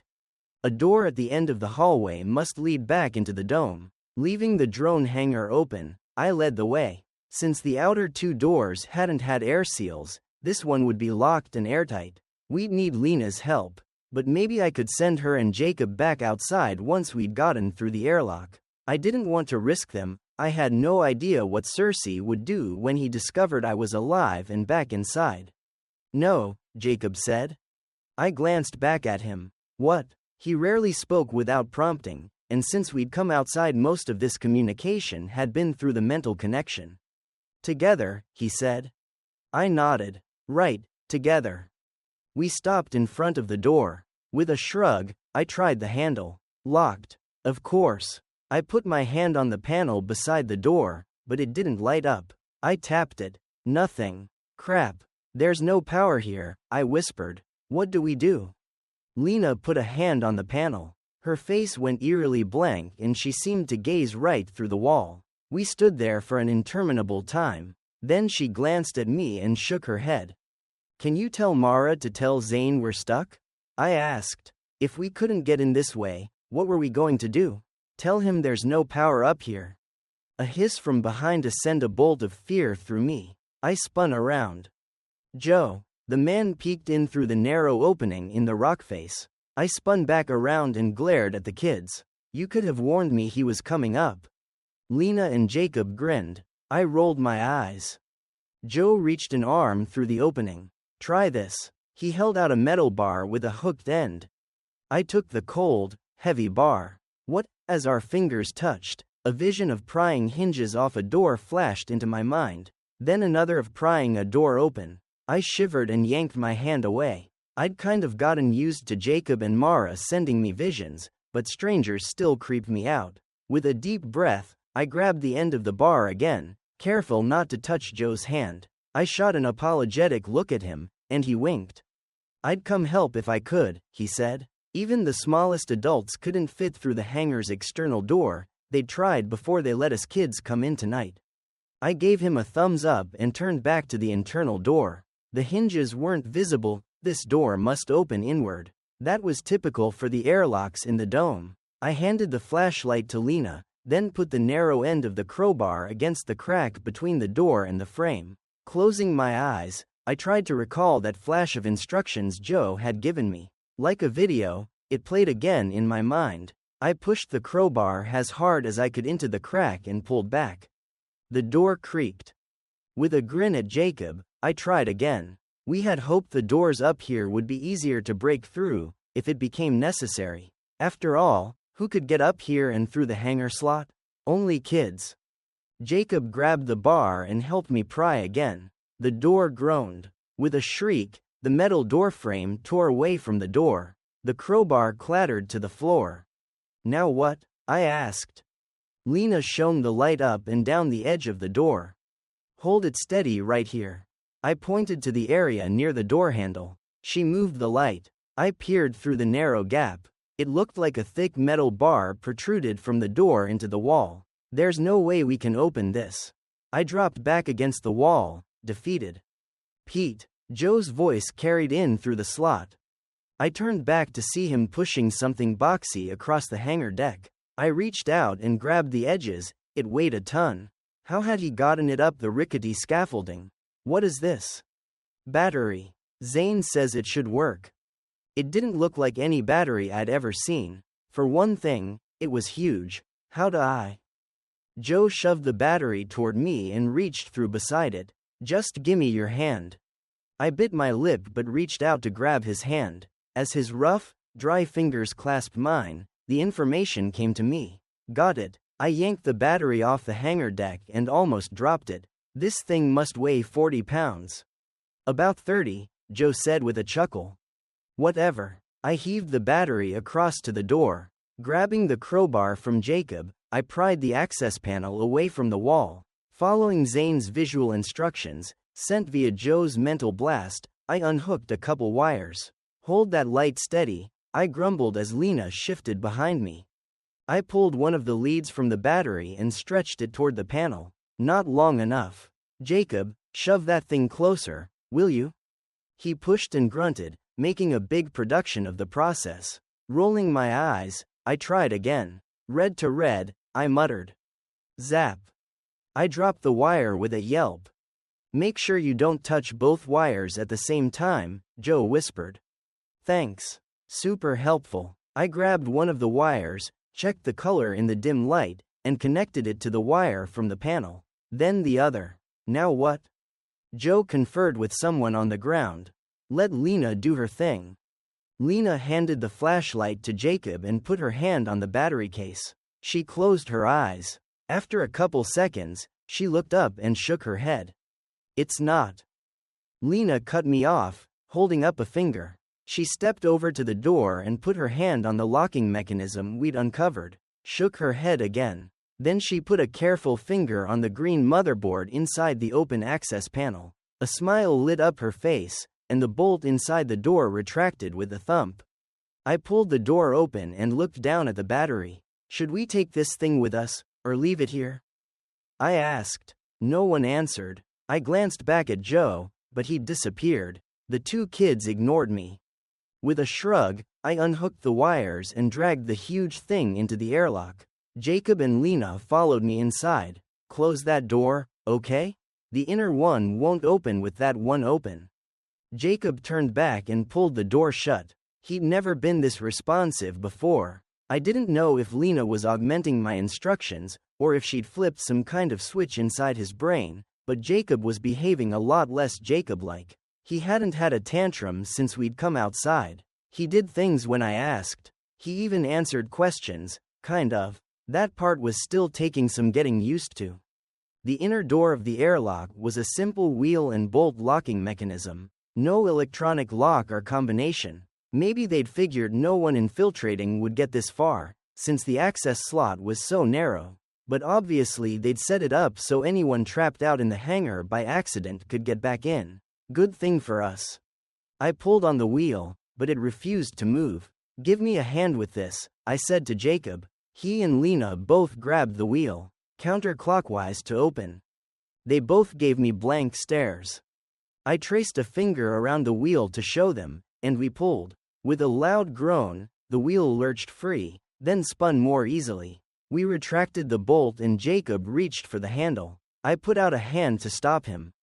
Hopefully that didn't alert anyone. We're well above the regular living spaces, but if anyone happened to be up here, we're screwed. But from here on out, we need to be super quiet. I'm going to leave the battery here, I don't want to lug it down the stairs, and we can come back to get it if we need it. I crooked my fingers to tell Jacob to open the door. Lena froze for a second, then nodded. I think she was telling Mara what I just said. Without another glance at me, she followed Jacob out the door. I pulled the door shut behind us but left the bolt retracted. If we had to escape quickly, we could come back this way, but we didn't need to advertise how we'd gotten in. We stood in an unlit, concrete room.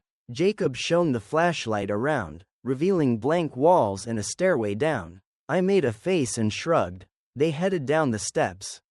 Walking as quietly as possible, we descended the stairs, pausing at each landing to listen. After 6 switchbacks, we reached another door. Turn off the light, I whispered, putting a hand on the doorknob. I think this is the access to the 5th floor. Darkness fell with an almost audible whomp. I listened, but all I could hear was my own heartbeat, like a fast bass drum. I took a few deep breaths, hoping to slow it. Finally, I gave up and eased the door open a crack. No light on the other side. Since it was night, that was a good sign. Brightly lit corridors might mean they were already aware of our intrusion. I pulled the door open a little farther, and we slipped through, crouching in a corner by the door. A long, dark hallway stretched away from us. Light from the far end illuminated a cross corridor and the other end of this one. I nodded, recognizing the location. The observation stairway is there. I pointed straight ahead. The cross hallway leads to the Sedona room and the elevators. We need to get to the catwalks inside the chasm without being seen. Jacob stood, but I grabbed his leg. Shaking my head, I pulled on his calf. He sank down beside me again. Don't you hear that? I whispered. We all listened. Voices echoed down the hallway, the words indistinguishable. Stay here. I glared at Jacob, then at Lena. Finally, they nodded. With one more glance back at them, I shuffled down the hallway, my booted feet shooshing loudly on the worn carpet. I tried picking them up, but then I thumped instead of shooshing. Tiptoeing in boots was harder than it should be. At the corner, I stopped and crouched down to peek around the corner. The hallway stretched ahead, bright and empty. Shadows flickered at the far end, and the voices sounded louder, but still indistinct. I turned back and motioned for the others to join me, then peeked around the corner again. A touch on my shoulder startled me. I'd been so focused on listening. I swallowed a yelp and pulled back from the corner. "You know where we're headed?" I asked Jacob. He pointed down the hallway toward observation. Putting his other hand on my shoulder, he sent me a vision of the three of us at the far end, with Lena opening the door to the chasm. I nodded, one at a time, quietly. Although I hadn't heard them come up behind me, I was the loud one of this group. I watched around the corner as first Lena then Jacob ghosted across the intersection and hovered on the far side. I stood to follow them and heard a voice I recognized. "No one comes in," Cersei said, the other voices dying as he spoke. "The dome is under attack. We don't know what kind of people they are, to have survived in that atmosphere. They are a danger to us, and to our children. We need to keep them out. Security is watching the main entrance, but it's possible they can break through. You will patrol the upper corridors, you're our last line of defense." "Do you think they're zombies?" someone asked. No one laughed in response. I waited, listening hard. "We don't know who they are or what they want," Cersei said. "We don't know what kind of creatures they are. We have to assume they were affected by centuries of living in that toxic air, and we don't know what it might have done to their reasoning. To survive this long, they must be cunning and ruthless. But our dome was built to protect us from anyone or anything on the outside. Our families are counting on us to keep them safe. We will do whatever it takes to maintain the purity of our air and the safety of our dome." A ragged cheer went up. "Spread out," Cersei said. "Patrol this level. Even if they get inside, we can protect the rest of the dome by keeping them from entering the lower levels." I jerked back from the corner as someone stepped into the cross corridor. "Oh, crap." Lena and Jacob looked at me from the far side of the intersection. I shooed them away, pointing and gesturing toward the door at the far end of the hallway. Then I turned and raced back the way we'd come. Chapter 23. At the door to the stairway, I looked back. Jacob and Lena had disappeared, and a door at the far end of the hall shut silently. As far as I could tell, it seemed to be the right door. I opened the stairwell door and slid through, pulling it almost all the way shut. Through the crack, I saw a pair of temps stop at the intersection of the hallways. One of them said something quietly, and the other answered. They turned and walked away from me, rattling each door as they went. It wouldn't take them long to reach the far end. I hoped Lena had locked the door behind them. Holding the door handle down so the latch wouldn't click, I eased the door shut and slowly released the handle. I retreated up the stairs to the first landing, hoping they wouldn't bother checking any farther than the door when they came to this end of the hallway. I settled down on the bottom step and tried to work out a plan. I had to assume the kids were safe in the chasm. The temps never went back there, and if they were patrolling the upper floors, they'd probably feel they didn't need to. In fact, I'd frequently gotten the impression that most of them didn't realize it existed. Even if they did check, Lena and Jacob could hide in the junk stored there, as long as they stayed still and quiet. Not really Jacob's strong suit, but hopefully Lena would help him. At any rate, there was nothing I could do for them right now. We were cut off. I was also cut off from my only means of communicating with anyone outside. I was on my own. Our original plan had been to find Katie. She would rally the other ancients, and they'd demand Cersei let us back inside. My backup plan was to find my mom, but if she was still drugged up from her accident, she'd be no help to me.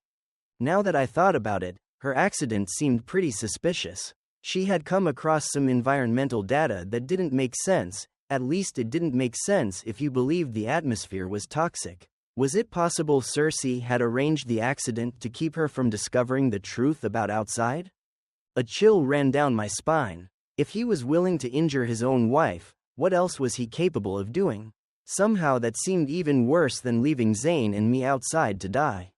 I shook my head. I needed to focus on my next steps. I would find Katie and tell her Zane was outside and needed medical attention. That Cersei was crazy. Then I could let the adults figure out how to get rid of him. Right then. First step, get to Katie. How was I going to do that while trapped in this stairwell? A deep, percussive boom rolled through the building, shaking the stairwell around me. I shot to my feet. That had to be Everest and Sparky. Although the plan hadn't called for any explosions. Sparky was supposed to just unlock the door. Maybe they thought explosions would work better than the fire to distract the guards?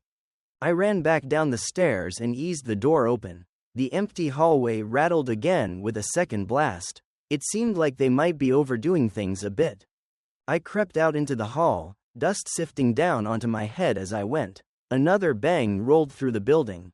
Doors shook, ceiling tiles fell, dust cascaded down. I leapt over the crushed panels now littering the floor and ran as quickly as possible to the intersection of hallways. Loud voices called over each other, panic and anger warring for volume. The zombies are trying to get in. Those bastards are bombing our home. What do we do? I crossed my fingers and sprinted across the hallway, hoping no one would notice me in the chaos. Without pausing, I continued on down the hallway, racing through the dust and debris as smaller explosions rocked the ceiling. Where had Sparky gotten so much explosive? The original plan had been to light the fire to hopefully draw the attention of Katie or Tim, not to blow their way into the building. When had they decided to attempt a full frontal assault? And why? I'd nearly reached the door to the chasm when one directly in front of me swung open. I stifled a scream. "Peter!" Eric cried. His red hair was covered with dust, and his pale face looked even whiter. "But you're dead." I opened my mouth to reply, but stopped at a noise behind me. A glance over my shoulder revealed nothing, so I grabbed Eric's arm. "Quick, in here." I yanked the door to the chasm open and shoved him through. Shooting another glance over my shoulder, I followed him in and shut the door. "What's happening?" Eric gabbled. "How are you alive?" "Cersei tried to kill us, but he didn't succeed," I said with satisfaction. "But Zane needs medical care, so we snuck back in." "Wait, what?" Eric ruffled his hair and sneezed at the cascade of dust. "Cersei said you were attacked by wild animals and he barely escaped with his life. He was all torn up when he came back inside." "Do I look like I was attacked by wild animals?" I asked, gesturing to myself. "No, but you weren't here." Eric shook his head, like one of the cows trying to shake off flies. "He brought back your sweater, and it was all bloody." "My sweater?" I wasn't wearing a sweater. I looked around the catwalk. There was no sign of Lena and Jacob. They must have headed downstairs. "Whatever, I need to find the kids."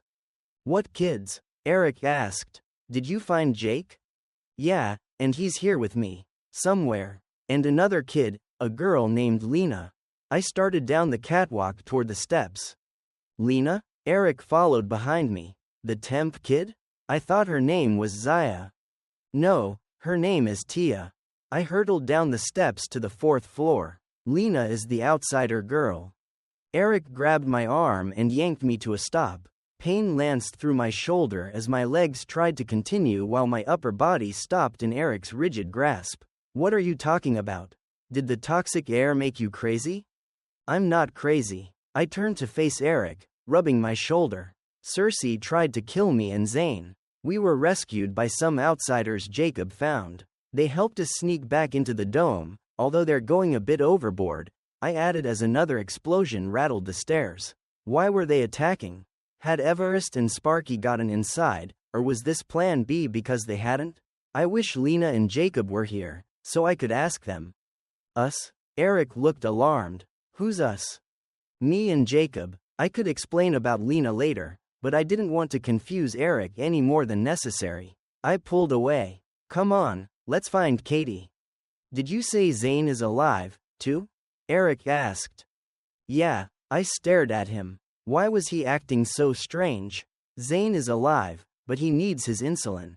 And he has a concussion or something. Mara said she can't help him, but maybe the dome docs can." "How's my mom?" "She's terrible," he said. "She thinks you're dead. Why didn't you come back in and tell her you're alive?" "We tried." I grabbed Eric's arm. "Sparky tried getting someone's attention, but no one would open the door."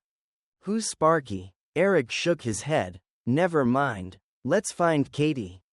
We ran around the curve of the chasm, dodging around piles of crap and old furniture.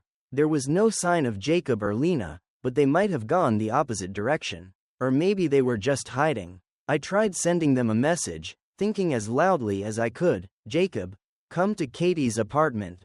I felt like an idiot. When we reached Katie and Zane's apartment, the window into the twins' room opened easily. "The twins are in the dorms. Tim asked me to check upstairs," Eric said. "Check for what?" I climbed over the windowsill and into the dark room. "I'm not sure." Eric followed me in. He said he'd heard rumors there was something going on outside, and he wanted me to check. "The twins have been, off their game. I mean, they think their dad is dead." I swallowed hard. "Yeah, we need to let them know he's alive," I said. "Maybe we should find them."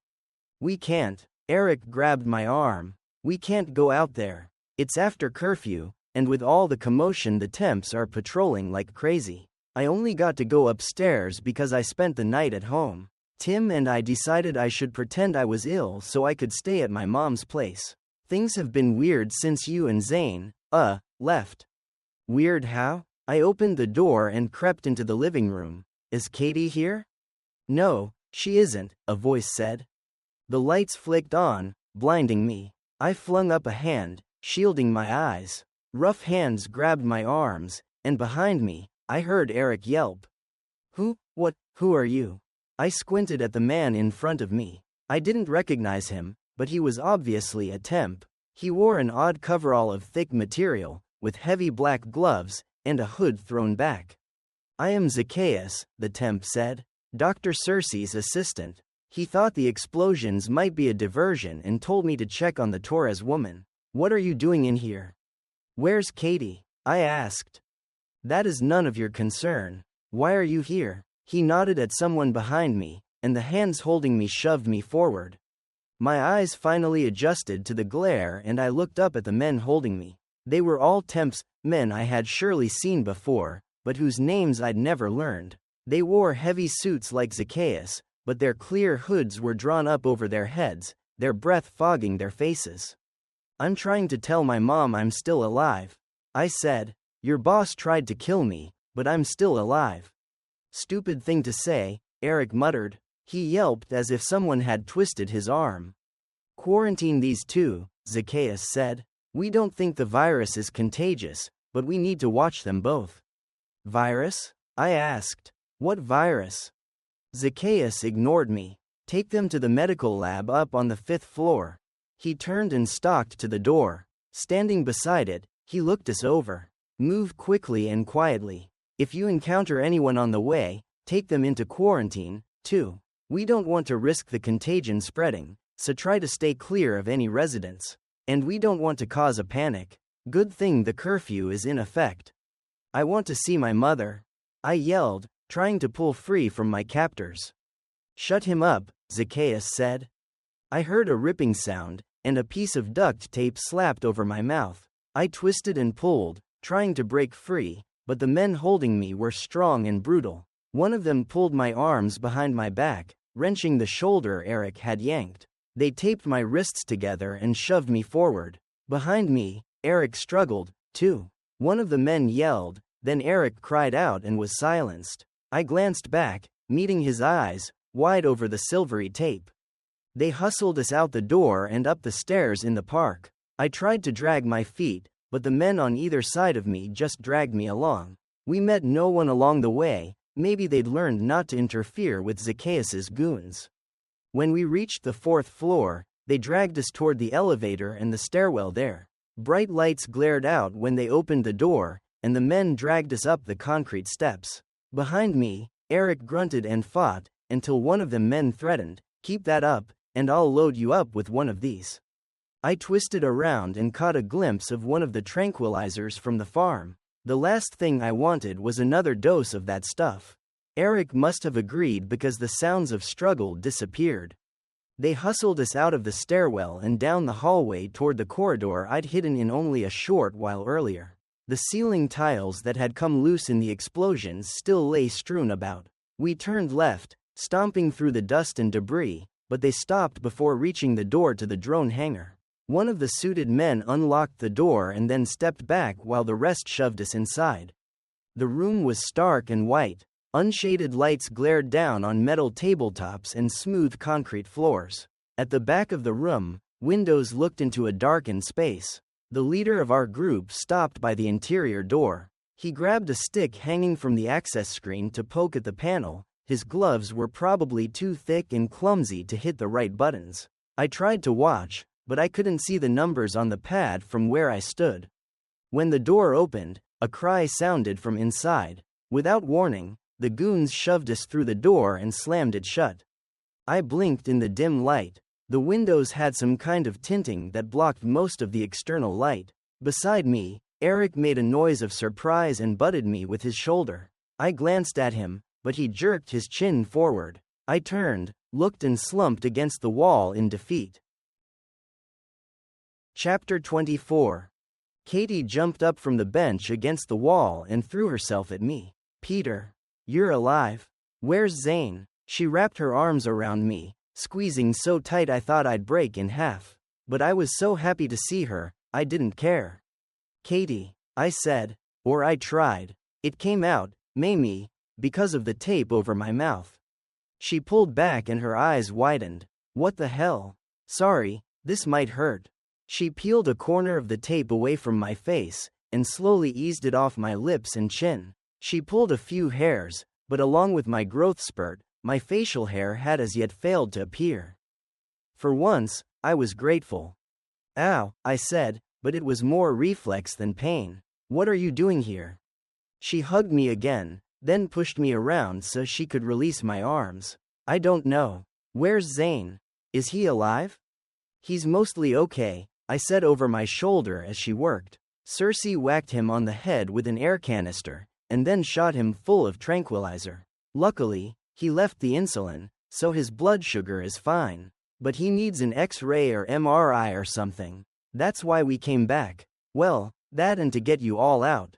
She pulled the last of the tape off my wrists, so I turned back around. "What? Get us out? What do you mean?" She moved to Eric and started working on his bonds. "It's safe out there," I cried. "Cersei has been faking the environmental scans, the air is clean, and there are people living out there, people who helped us, and who said we should come outside." "People? Outside?" She dropped the piece of tape she'd started pulling off Eric's arm and looked at me. "Hey, get the rest of this stuff off me," Eric complained. He's been moaning about outsiders since I found him. Maybe the toxins are hallucinogenic. "Peter, where's Zane?" Katie asked again, her voice ratcheting up. I took the end of the tape hanging from Eric's arms and started pulling. "I told you, he's outside. He's alive, but not doing great. Mara is with him, she's a healer, but she doesn't know what's causing his trouble right now. She thinks it might be the head injury, or an interaction with the tranquilizer." She grabbed my arm. "Who is Mara?" "I just told you, she's a healer. She lives outside with Everest and Sparky and Lena, got it?" I yanked the last of the tape off Eric's arm. "Ow, you ripped off my arm hair." He rubbed his arm and glared at me. "Would you rather I left you tied up?" I asked. "Besides, you have plenty to spare, you red ape." "Hey," he started, but Katie cut him off. "Stop it," she glared at us. "If Zane is hurt, I need to get out of here." I looked around the room and rattled the door handle. "That's going to be harder than it sounds," I said. Katie threw herself down on the bench. "I know. What do you think I've just spent the last hour doing? Trying to open that damn door." She held up her hands. Her nails were ragged, and some blood oozed. "Okay, this is going to sound stupid," I started. They both turned to me. "Stupider than people living outside?" Eric asked. "Dude," I said, "how do you think I got back in here? By myself? I had help, from people out there. But Jacob is here, too. We need to contact him, and he can help us get out." Eric stared at me, his face blank. "Your brother is going to get us out of here? Jake? The one who needs a babysitter all the time? The one who can't make his own breakfast without you repeating instructions 8 gajillion times?" I bit my lip. "I told you it was going to sound stupid, but he's different. Something happened to him. He's different. He can help us." "So, he's magically cured?" Eric asked. I don't think autism works that way. He looked at Katie. Hallucinations. You have no idea how autism works, I fired back. No one does, really. But I'm telling you, he's different. If we can get his attention, he can help us. Katie put a hand on Eric's arm and gave him a warning look. How are we going to do that? She asked me.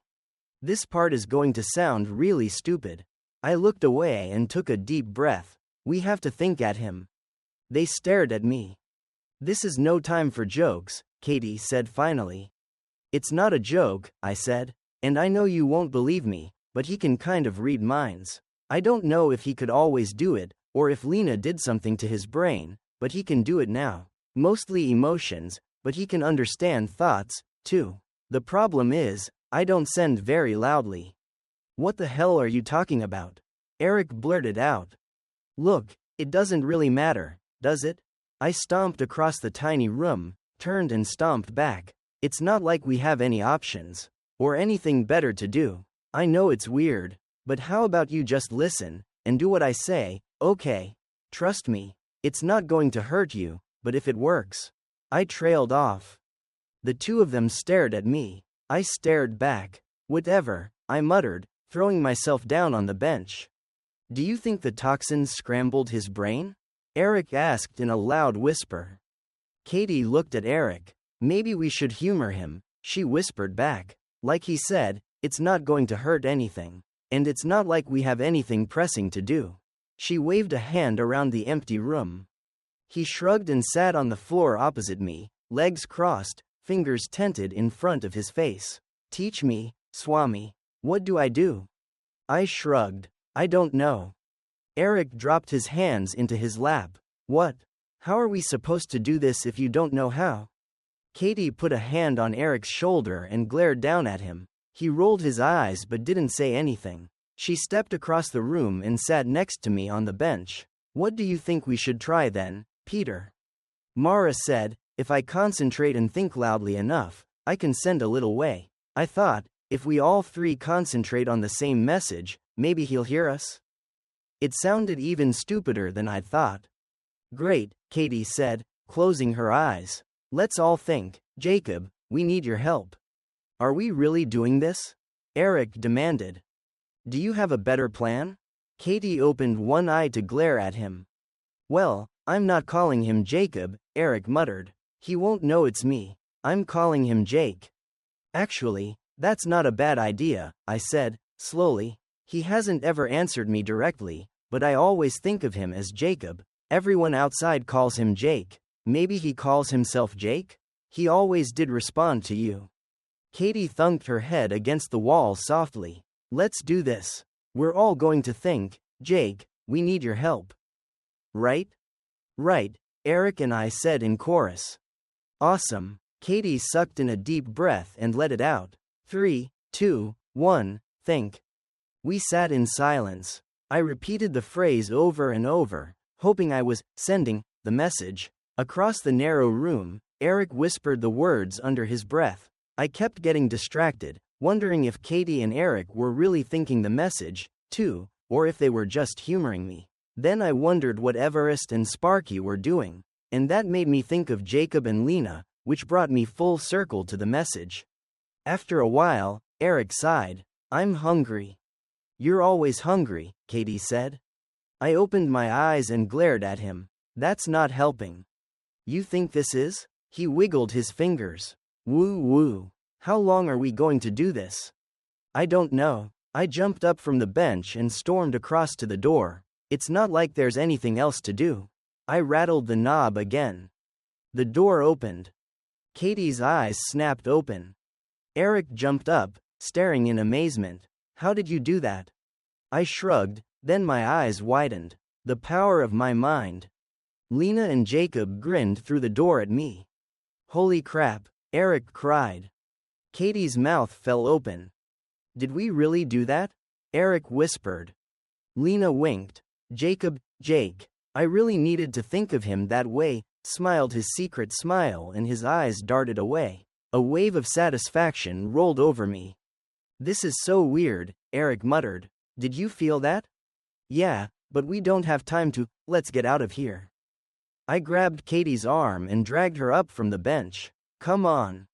Where are we going to go? Eric asked. I guess we should have thought about that before we called for rescue. Katie's eyes narrowed. She looked around the room, then strode to a cupboard on the side wall. She pulled her sleeve down over her hand and smashed a fist into the glass door. The glass shattered, and shards rained down onto the countertop and floor. She pulled her sleeve back down and sucked on a finger. What are you doing? I asked, my voice cracking. Using her left hand, Katie pulled some items from the cabinet, shaking the tinkling glass shards to the floor. You kids are going to hide in the chasm. Eric, you're going to go find Tim. Tell him we're done sitting around. Tell him that I am going to go kill Dr. Cersei. Chapter 25. We stared at Katie in disbelief. Good one, Eric finally said, a weak laugh dying almost before he got it out. What are we really going to do? He attacked my husband and left him to die. Katie said through gritted teeth, her face cold. Blood dripped from her right hand as she brandished a syringe. I am going to kill him.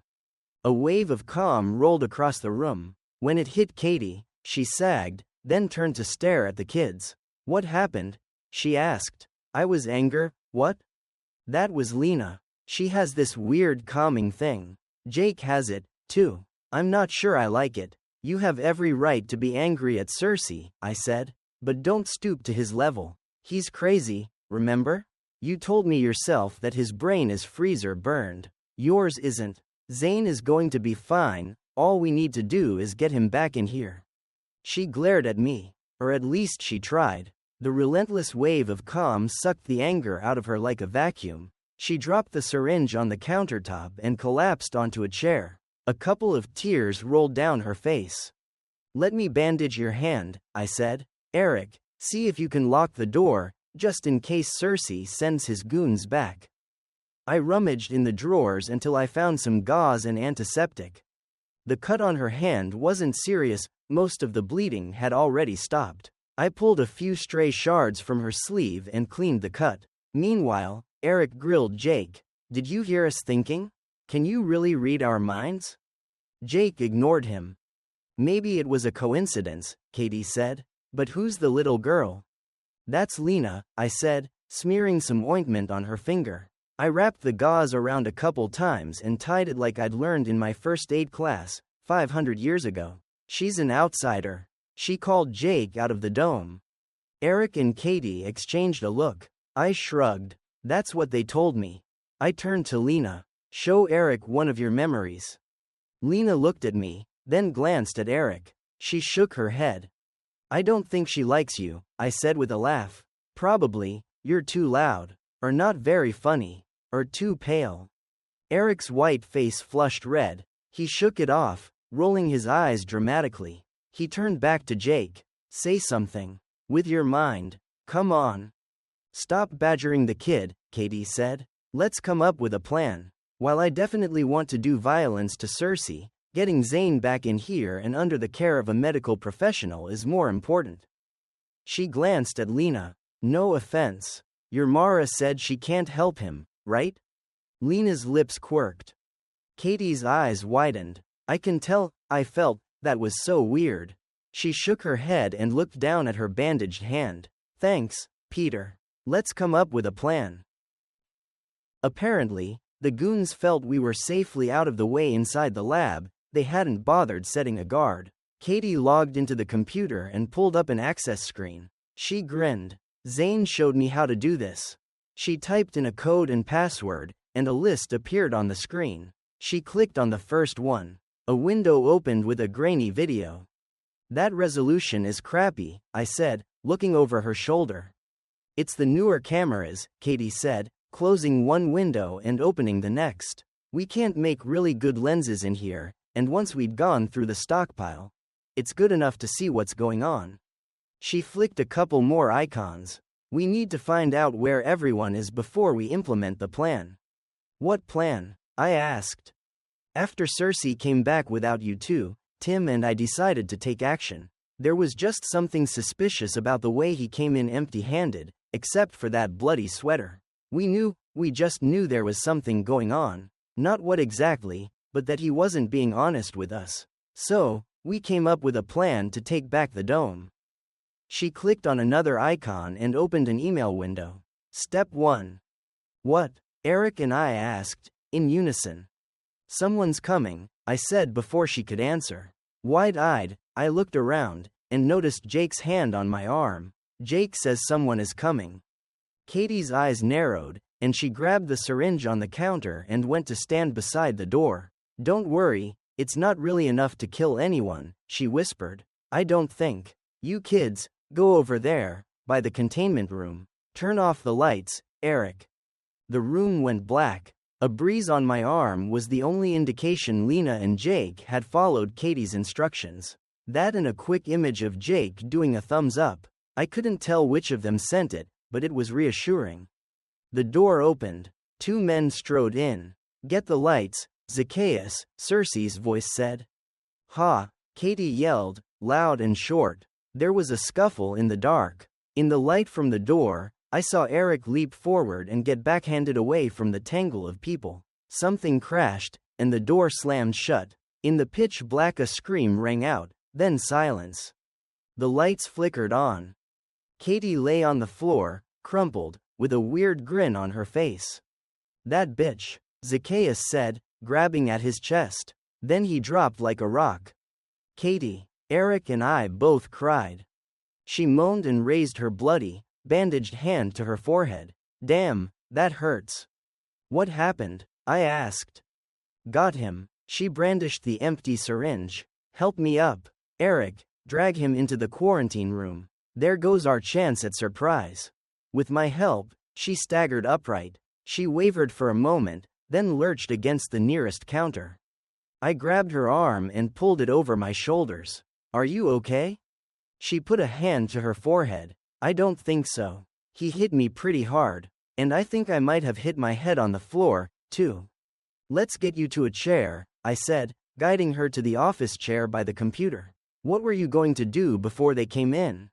Oh, crap, I need to sound the alarm, she cried. She clicked the mouse and added a list of names to the email. Then she typed, code red, into the subject line and hit send. I hope this gets out before he thinks to shut down the email.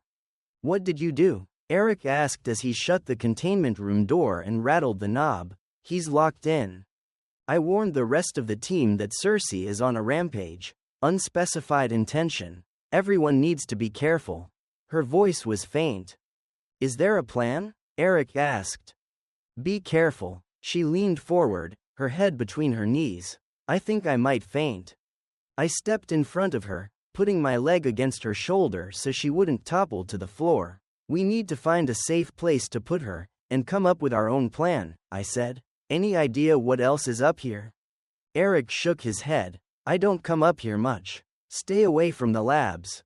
I haven't been here since we came back upstairs, not really. Hey, we could take her to the school break room. They'd never expect her to be in there.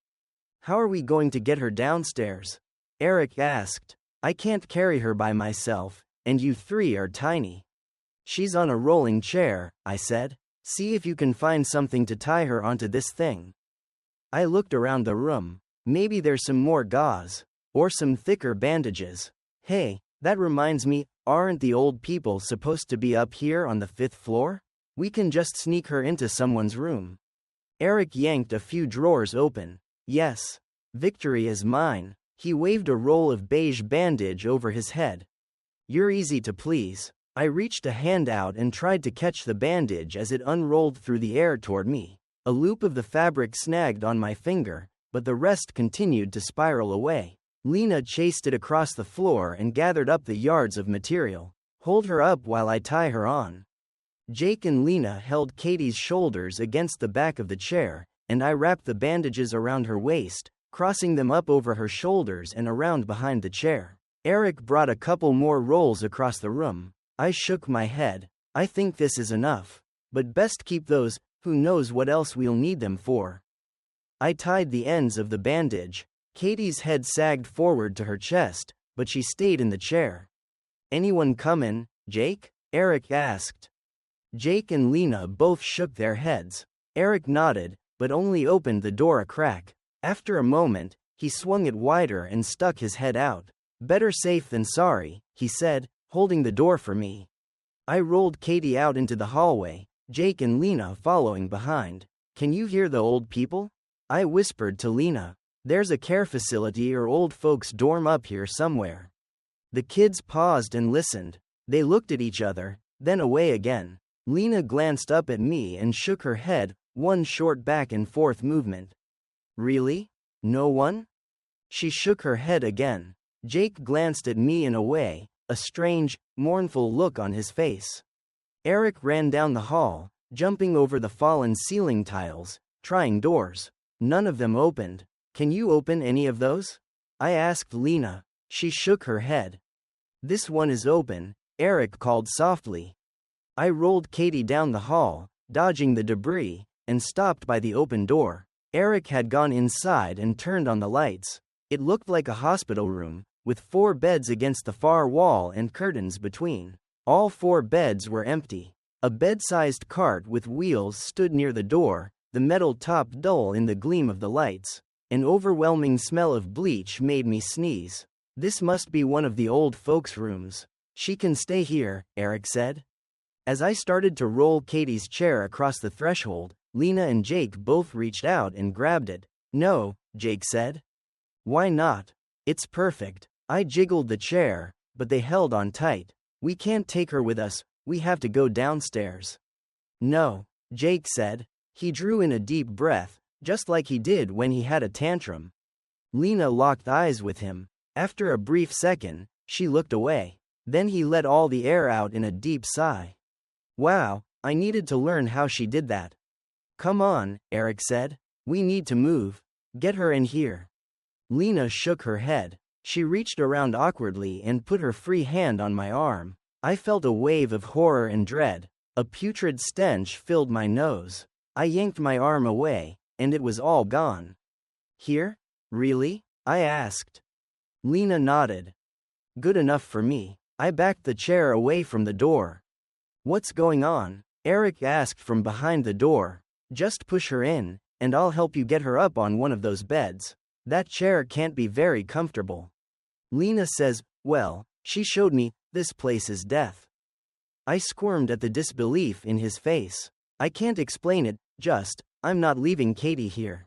Ask her yourself." I dragged the chair around the open door and continued down the hall. Behind me, Eric made a strangled sound. I turned around to see Lena holding his arm. "URG. That was terrifying." I nodded. "Let's find a better place for her. Haven't you been up here before?" 500 years ago, Eric answered with a short laugh. "Seriously, no one comes up here. Except the caregivers. The temps send their old people up here when they can't contribute anymore. It's like an old folks' home. But there's no one up here." I raised my eyebrows at Jake, and he shook his head. "Jake and Lena say there's nobody." Eric shrugged. "I don't hang out with the temps, but I remember hearing someone say something about sending Grandma up here. Whatever, let's find a safe place for Katie to rest." At the sound of her voice, Katie's head lifted. "Zena. Joss." Her voice was faint, and her head dropped back to her shoulder. "Can we take her down the elevator? Someone said it's kind of a dumb waiter now. How is it operated?" I asked. Eric shook his head. "It's pretty noisy. We could drag one of those beds out of that room and down to the observation stairway." The kids shook their heads. "Really? Why not?" Lena reached out a hand and Eric jumped away. "No, I don't need to feel that again." "Fine, we'll carry her down to her apartment." He grabbed the chair away from me and jogged away down the hall, not even slowing down when he reached the cross corridor. I ran to catch up. "You should be more careful." "Why?" He skidded to a stop by the door to the chasm. "The kid said there was no one up here. Help me untie her." I stared at him. He'd accepted Jake and Lena's abilities much faster than I had. I shook my head, then stepped forward to help him unwrap the bandages holding Katie to the chair. Katie started to rouse, but Lena grabbed her shoulders. Under the girl's gentle touch, Katie relaxed. When we'd gotten her loose, I handed the bundle of bandage to Jake. "Hold on to that." He nodded, wrapping the bandage around his body like a bandolier. With a grin, I turned to Eric. Now what? He bent forward in front of the chair. I'm going to do a fireman carry. You open the door. He leaned Katie against his shoulder, then heaved. For once, I wasn't jealous of the height and bulk Eric had acquired during the 2 years he'd been awake. He would have to do the heavy lifting. Carrying Katie down the stairs wasn't going to be easy. Lena put a hand on the door, and the lock clicked. Then she pulled it open. That is so cool, Eric said as he stepped out onto the catwalk. He set off at a brisk pace, not seeming to notice the woman draped over his shoulder. Katie's upper body bounced against his back, swaying as he moved. We followed him down the dimly lit chasm, the door shutting softly behind us. By the time we reached the steps down to the 4th floor, Eric was breathing hard, but he refused help. He grunted with each step, jolting down the steps one at a time. When he reached the bottom of the first flight, he sank down onto a step, Katie still draped over his shoulder. Not as easy as it looks, he panted. Doesn't look easy, I replied. It's gonna get harder, too. I gestured to the junk-packed catwalk in front of us. Yeah, we're going down to 3. Maybe we can find some help there. Tim and Rita live pretty close to the stairs. After a few minutes, he grunted. Help me up. We could try a chair carry, I said, reaching out a hand. Jake grabbed his other arm. Eric shook his head. Not on the steps. Maybe when we get down. We pulled him upright. With a groan, he started down to the next level. You need to come up with a plan. I'm too busy carrying. Didn't Katie say they have a plan? Tim will know what to do, right? On the landing, he stopped. Oh, crap. Move those things, will you? I squeezed around him, seeing the precious books on the steps below us. Come on, kids, give me a hand. While Eric leaned against the wall, we stacked the books on the side. Try not to damage any of them, but hurry. Once the way was clear, Eric pushed himself away from the wall with a loud curse. I am going to collapse when we get to Tim's place. Second window on the right, by the way. I ran ahead and knocked on the second panel. Nothing. Feeling for the latch, I swung it open, folding it as tight against the wall as possible so Eric could get through. I reached for my flashlight but remembered Zacchaeus's goons had taken it. Careful, there's no light, I whispered back to Eric. He lumbered up, knocking into a pile of worn furniture that crashed to the catwalk. Damn. Sorry. Hope they were awake. I don't think they're here. I squinted into the darkness. With a shrug, I climbed over the window sill, feeling my way across the room. My shins found the bed before my hands did, but it was flat and empty. When I reached the far wall, I floundered around until I found the light switch. We blinked in the bright lights.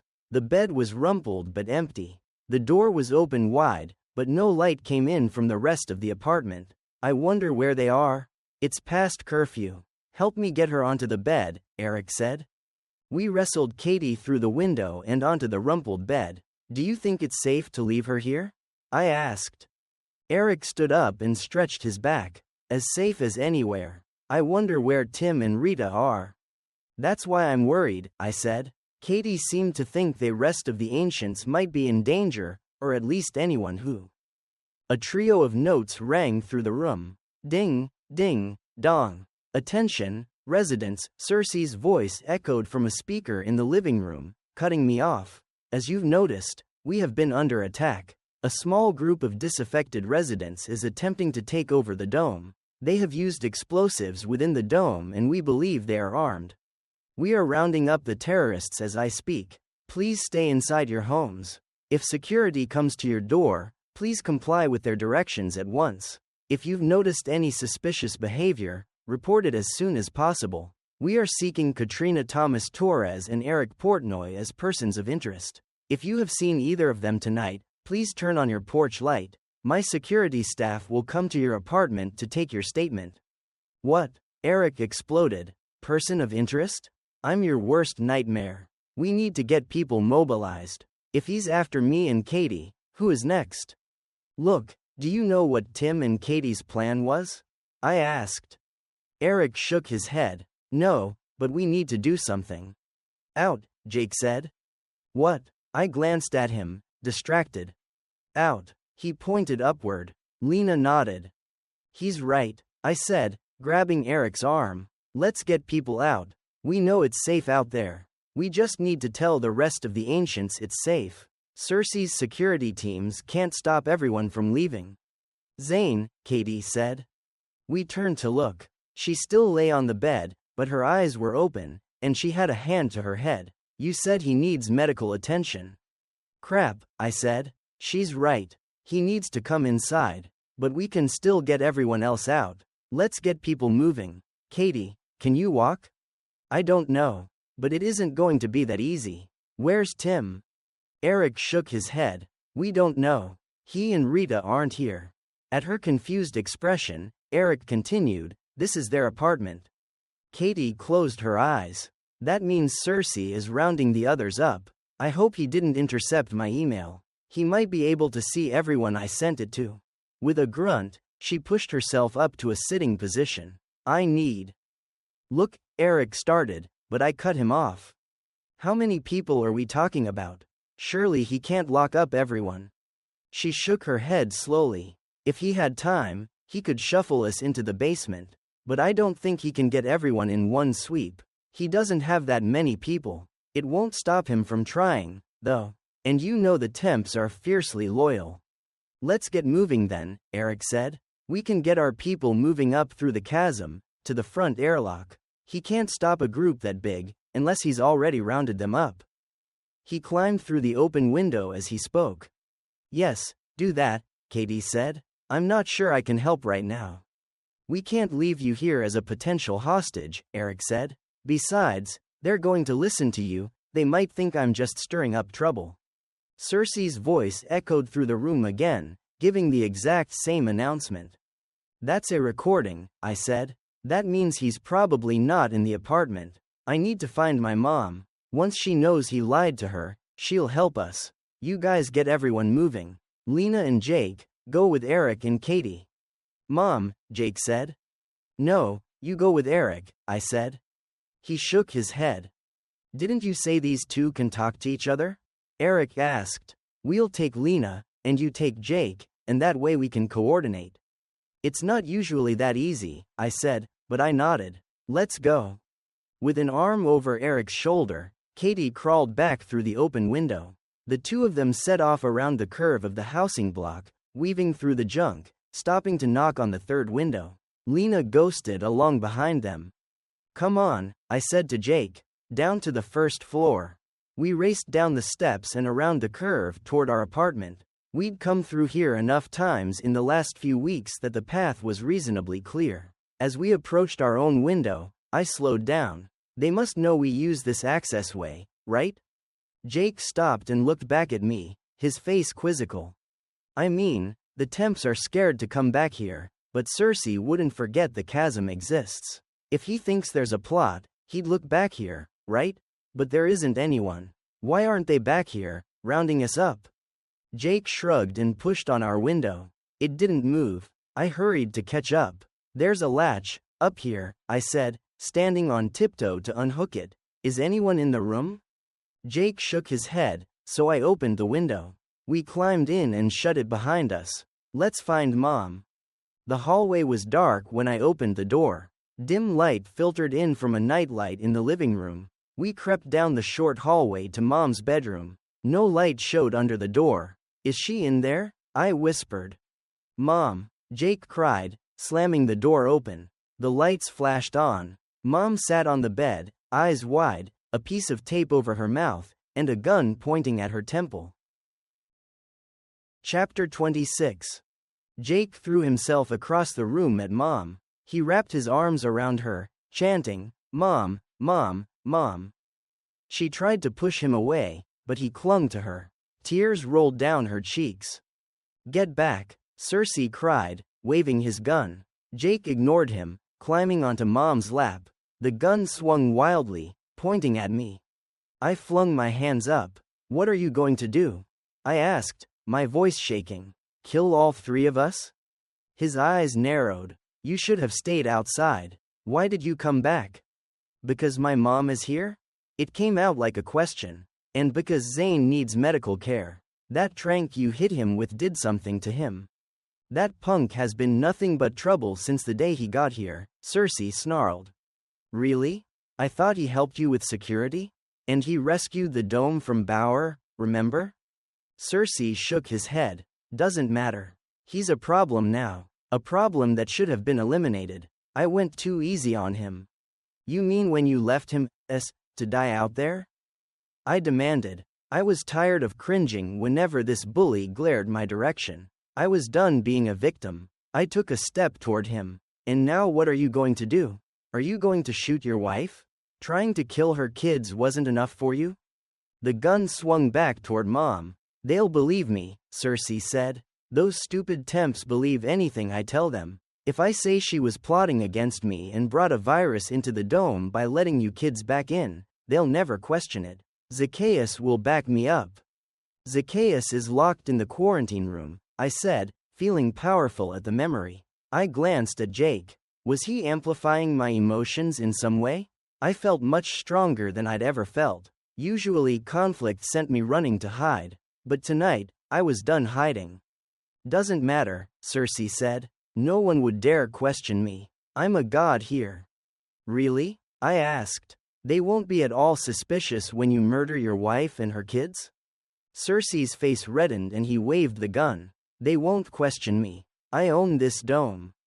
Doubt shook me. Maybe he was right. More importantly, he had a gun. And he was crazy. He would believe whatever he wanted to believe. And we'd be dead. You're right, I said, holding my hands higher to get his attention. No one will question you. But you don't have to kill us. Why don't you just let us out? You can let all three of us go, and we'll sneak outside, and no one needs to know what happened. You can still be a god.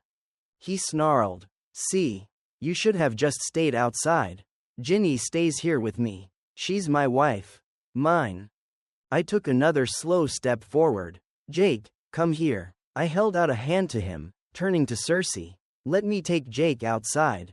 If I could get us back out of here now, maybe I could rescue Mom later. You can stay here with the temps. They like you. He laughed, a wild, angry sound. No one is going outside now. You can't get out. What do you mean? I wiggled my fingers in a come here gesture at Jake, but he ignored me. Those explosions you heard? He laughed again. Those were mine. I sealed the entrance. No one is getting in or out, ever. The realization settled over me like a stifling blanket. That's why his temps weren't in the chasm, rounding up the ancients. There was nowhere to go, no way out. They'd have to come back out eventually, and Cersei would round them up like sheep. How about this? I'll take Jake, and we'll go back out the way we came in. Surely he hadn't sealed up the drone hangar? His eyes narrowed. How did you get in? We dug a tunnel. I tried to think of the farthest corner of the dome. Maybe he'd go check it out. We dug a tunnel into the swimming pool. Dom, please, put down the gun, Mom said. While I'd distracted Cersei, Jake had managed to pull the tape off her face. You're scaring me. Put the gun away. Cersei swung the gun back at Mom. Shut up. You're always taking their side. Her eyes widened. They're my children, I'd do anything for them. But you're my husband. I'll do anything for you, too. Except hurt them. The gun in Cersei's hand shook. You can't take their side. You're my wife. You need to take my side. His voice got louder. Jake slid off Mom's lap. Cersei jerked the gun at him. Get back. Jake ignored him. He reached out, slowly, and touched Cersei's leg. Everything happened at once. The gun fired. Mom screamed. Cersei howled and collapsed. Jake cried out and dropped to the floor beside Cersei. I dove across the room, yanking the gun out of Cersei's hand and throwing it under the bed.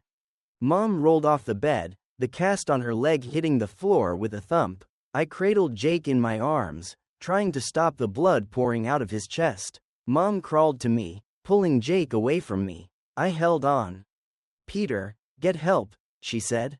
Dr. Thompson. She ripped the sheet off her bed and wadded it up, pressing it against the gaping hole in Jake's tiny body. Beside me, Cersei moaned and thrashed, kicking me. With a growl, I leapt to my feet. You filthy sack of crap. You shot my brother. I slammed my foot into his side, kicking him away. He curled up into a fetal position, ignoring me. I pulled my foot back to kick him again. Peter, Mom cried. Get the doctor. With a glance at her and Jake, I raced out of the room. As I burst into the living room, the front door slammed open. 3 of the security goons stood there, blocking the door. We heard gunshots. One yelled. What are you doing here? The second one demanded. We locked you up in quarantine. Where's the director? The third one hollered. He's in the bedroom, I said. He shot my brother. We need a doctor, now. The goons exchanged a look, and 2 of them pushed past me into the hallway. The third one grabbed my arm. I need to get a doctor, I said, trying to yank my arm away from the goon. Aren't you afraid of the virus? You don't have your protective gear on. The man's eyes widened, and he jumped away, holding his hands out from his body. He looked at his hands, turning them back and forth to look at both sides. Then he lunged for the kitchen. I heard the water turn on as I raced out the door. When I got to the park, I realized I had no idea where to find the doctor. The medical stations were only manned during the working shifts. I turned and ran back into the apartment.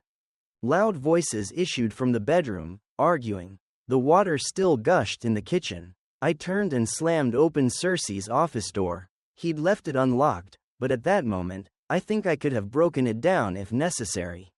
A cabinet against the wall stood open, and inside there was an old-fashioned-looking microphone and a big blue button labeled Giant Voice.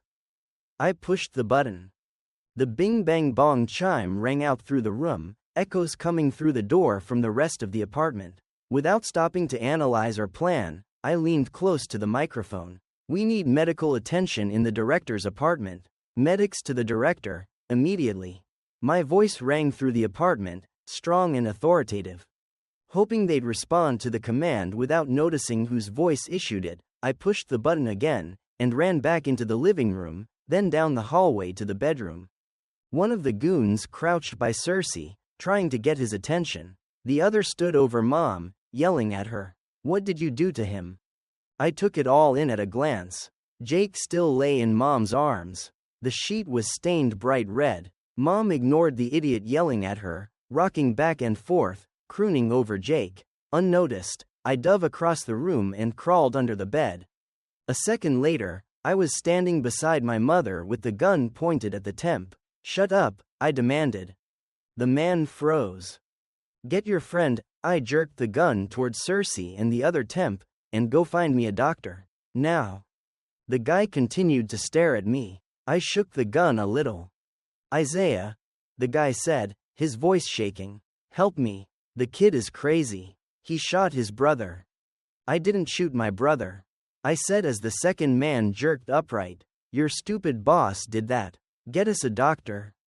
The 2 men gaped at me, frozen in place. Get a doctor, Mom screamed.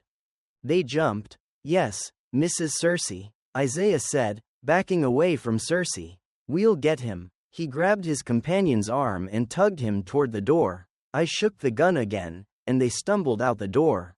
I dropped the gun on the bed and crouched next to Mom. Jake's eyes were closed, and his face was deathly white. I put a hand on his arm, his fingers were cold. Please, don't die, I thought.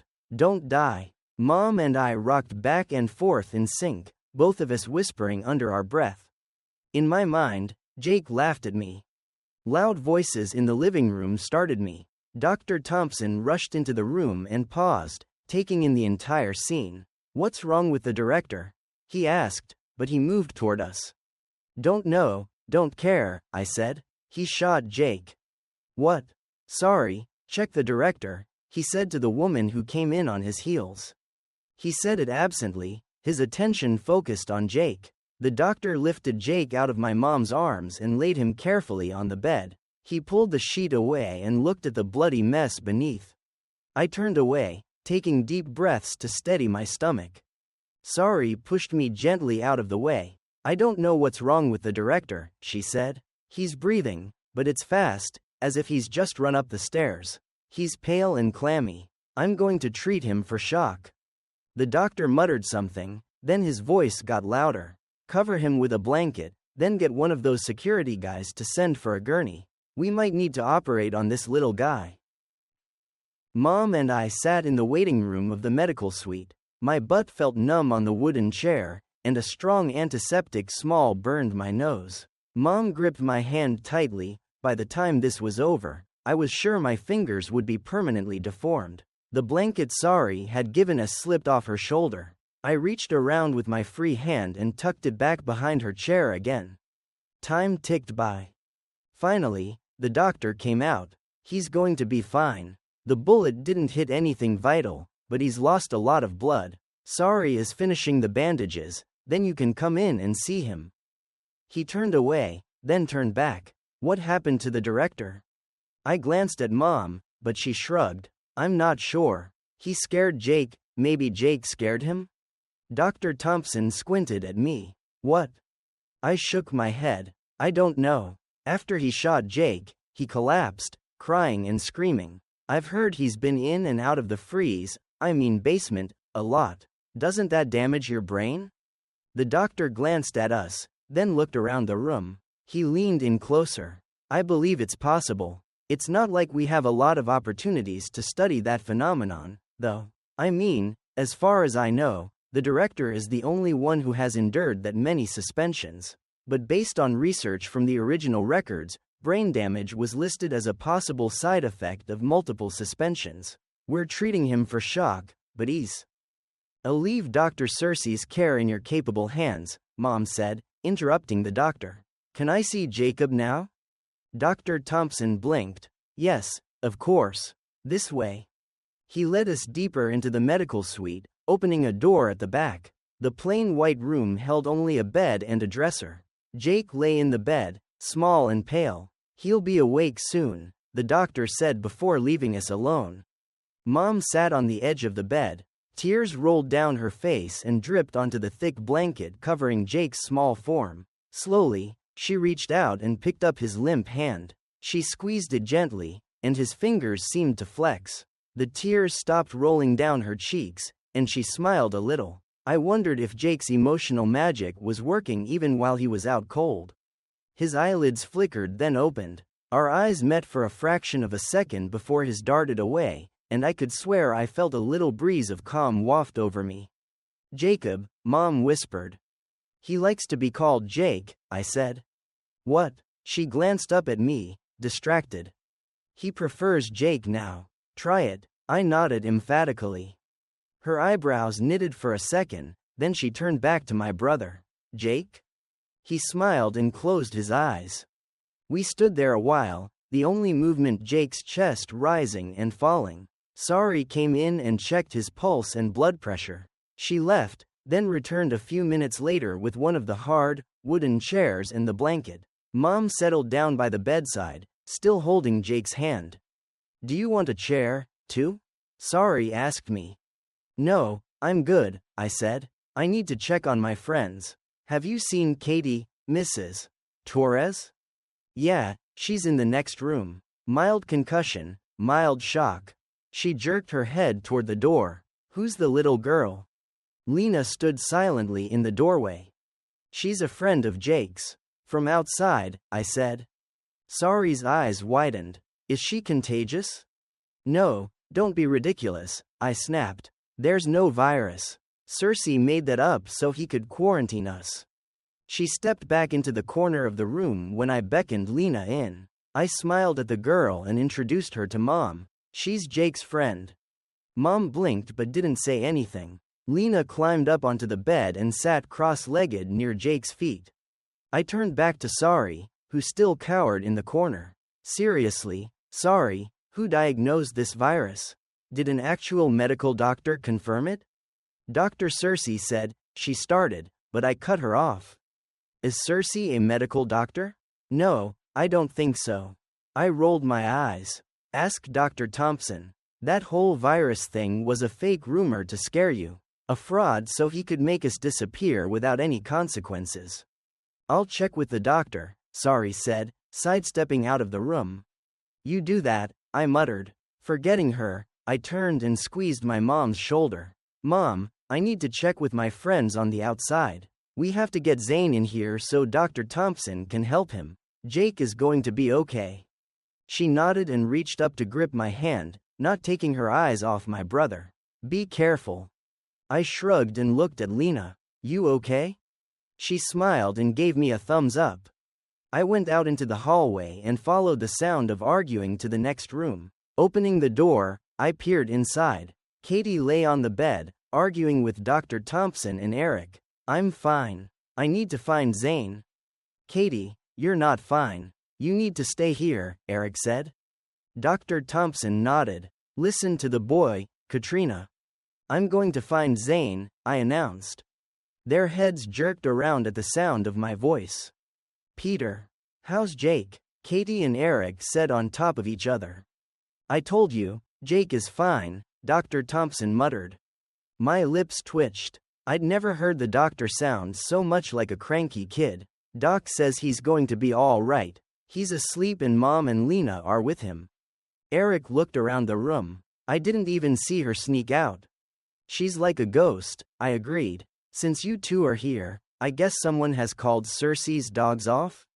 Eric and Katie turned to look at Dr. Thompson. He shifted uncomfortably. I'm technically third in command. With Dr. Cersei, indisposed, and Zacchaeus, well, I guess he's indisposed, too, they're looking to me. So, I told security to focus on the external attacks. I rolled my eyes. Those weren't external. Cersei set them up. He told me so. Thompson's face went slack. What? Why?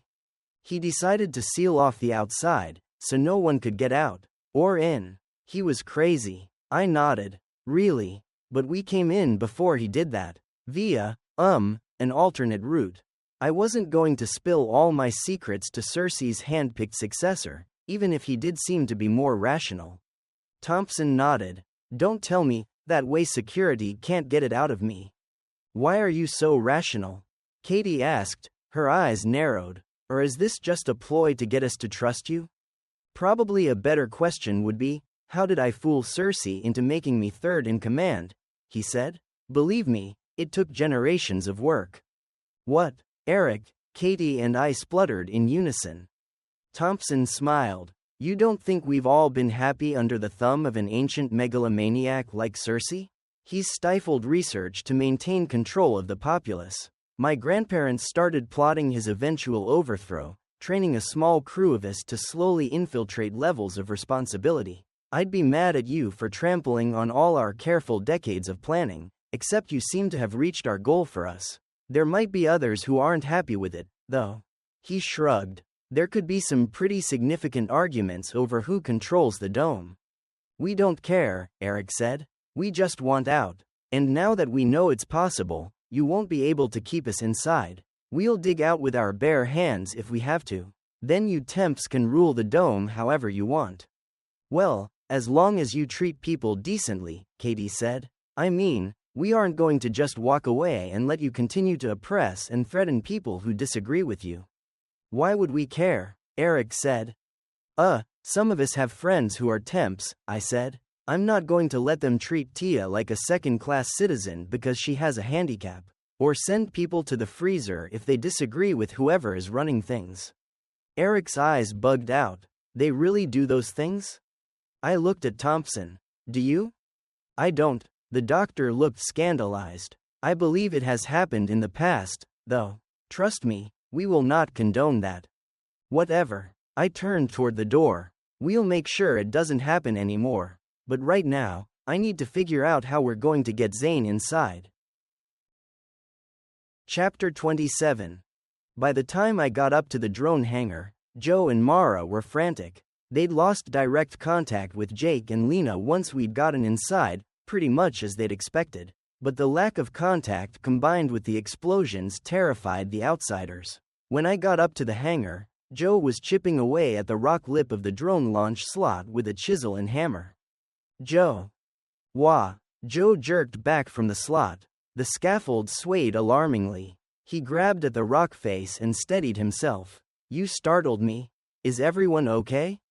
Didn't you hear my brain coming? I joked feebly. Yeah, we're all alive. Jake got hurt, but the doc says he's going to survive. Lena is with him and my mom. Joe turned to stare down at the ground, then back to me. I told Mara. Sparky was killed in the explosions. What? What happened? Was anyone else hurt?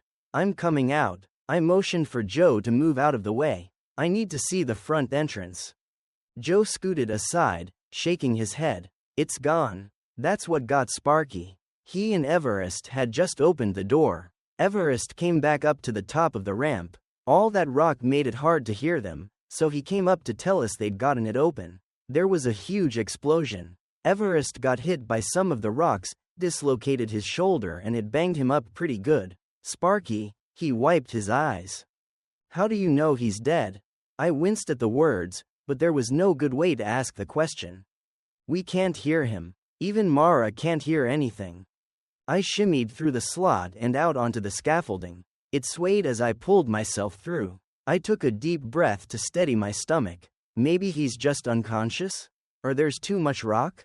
You said there was too much rock, I repeated, as if my words would undo the tragedy. Joe shook his head. We've got guys clearing the tunnel. No one can hear him. Usually, you can still sense someone when they're asleep or even passed out. He cleared his throat and wiped his eyes again. That tunnel is blocked good. Even if he's still alive, it's going to be tough to get to him before. We have some folks digging from our side. Maybe we can get there first. I need to talk to Mara, though.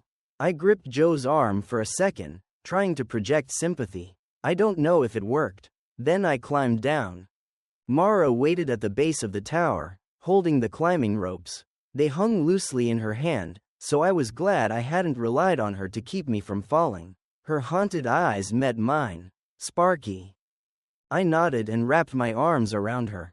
Grief and disbelief washed over me. I staggered against Mara at the strength of the emotion. Pulling back, I asked, "Are you okay?" She shook her head. Sparky was my nephew, too, you know. Despair flowed.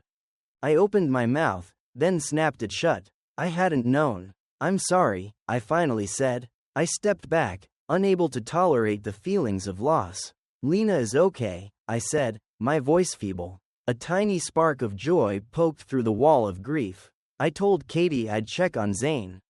He's asleep, Mara said. I had a couple of the boys take him back to my house. He was exhausted. We need to get him inside quickly. I just can't figure out how to help him. A feeling of frustration pulsed at me and was gone. I can cure almost anything that responds to herbs and minerals, but head injuries are my bane. How bad is the entrance tunnel? Joe said it's blocked. Mara's eyes narrowed and anger spewed out of her. There are evil people inside your dome. They set off the explosions after they knew the boys were there. Cersei is paranoid, I said. He probably heard there were people out here and freaked out. I mean, he didn't know you were here until they tried to open the door. The anger increased, like a stove being turned hotter. They've known about us for years. We've knocked on that door many times. We've waved at the drones and talked to the people sent outside to clear around the perimeter. Wait, what? I stared at her. Cersei has sent people outside? And they've talked to outsiders? That can't be true. People come out every decade or so to clear growth from around the building. I've spoken to them myself. She reached out and pushed a memory to me. I saw a younger Mara talking to people in thick coveralls and transparent hoods. The faces were obviously temps, with their tan skin and thick eyebrows. And the clothing matched the gear Zacchaeus and his goons had worn when they escorted us up to the quarantine. Wow. I sat down, hard. I thought he didn't know. I mean, I knew he was fudging the air quality data, but he knew there were people out here? Yes, and he waited until Sparky was in that tunnel to blow it up. Mara dashed the tears away from her cheeks and glared at me. I'm so sorry. I held out my hand. When she took it, I pictured what had happened to him in our apartment. I don't know if Jake did something to him, but he just curled up into a ball. Mara nodded in satisfaction. I hope he stays like that forever. My eyes widened. The hard voice sounded nothing like Mara, but one of her loved ones had just been killed, so maybe it wasn't unexpected. I shook myself and climbed to my feet. Crossing the wide roof, I peered over the edge, looking for the opening to the tunnel. The roof felt steady enough, so the explosions must have been deeper underground. Below me, light shone into the tunnel, and people carted rock away from the entrance. I looked up at Joe, still working on the drone entrance. "I'm going back in," I told Mara when I reached the scaffold again. "I thought you were going to check on Zane," Mara said. She seemed to have her anger and grief banked down again. I shrugged. "Waking him up isn't going to help. Maybe we can help Joe widen the hangar opening and bring him inside through there." The truth was, I felt completely helpless out here, and Mara's emotions were grinding on me. I climbed back up.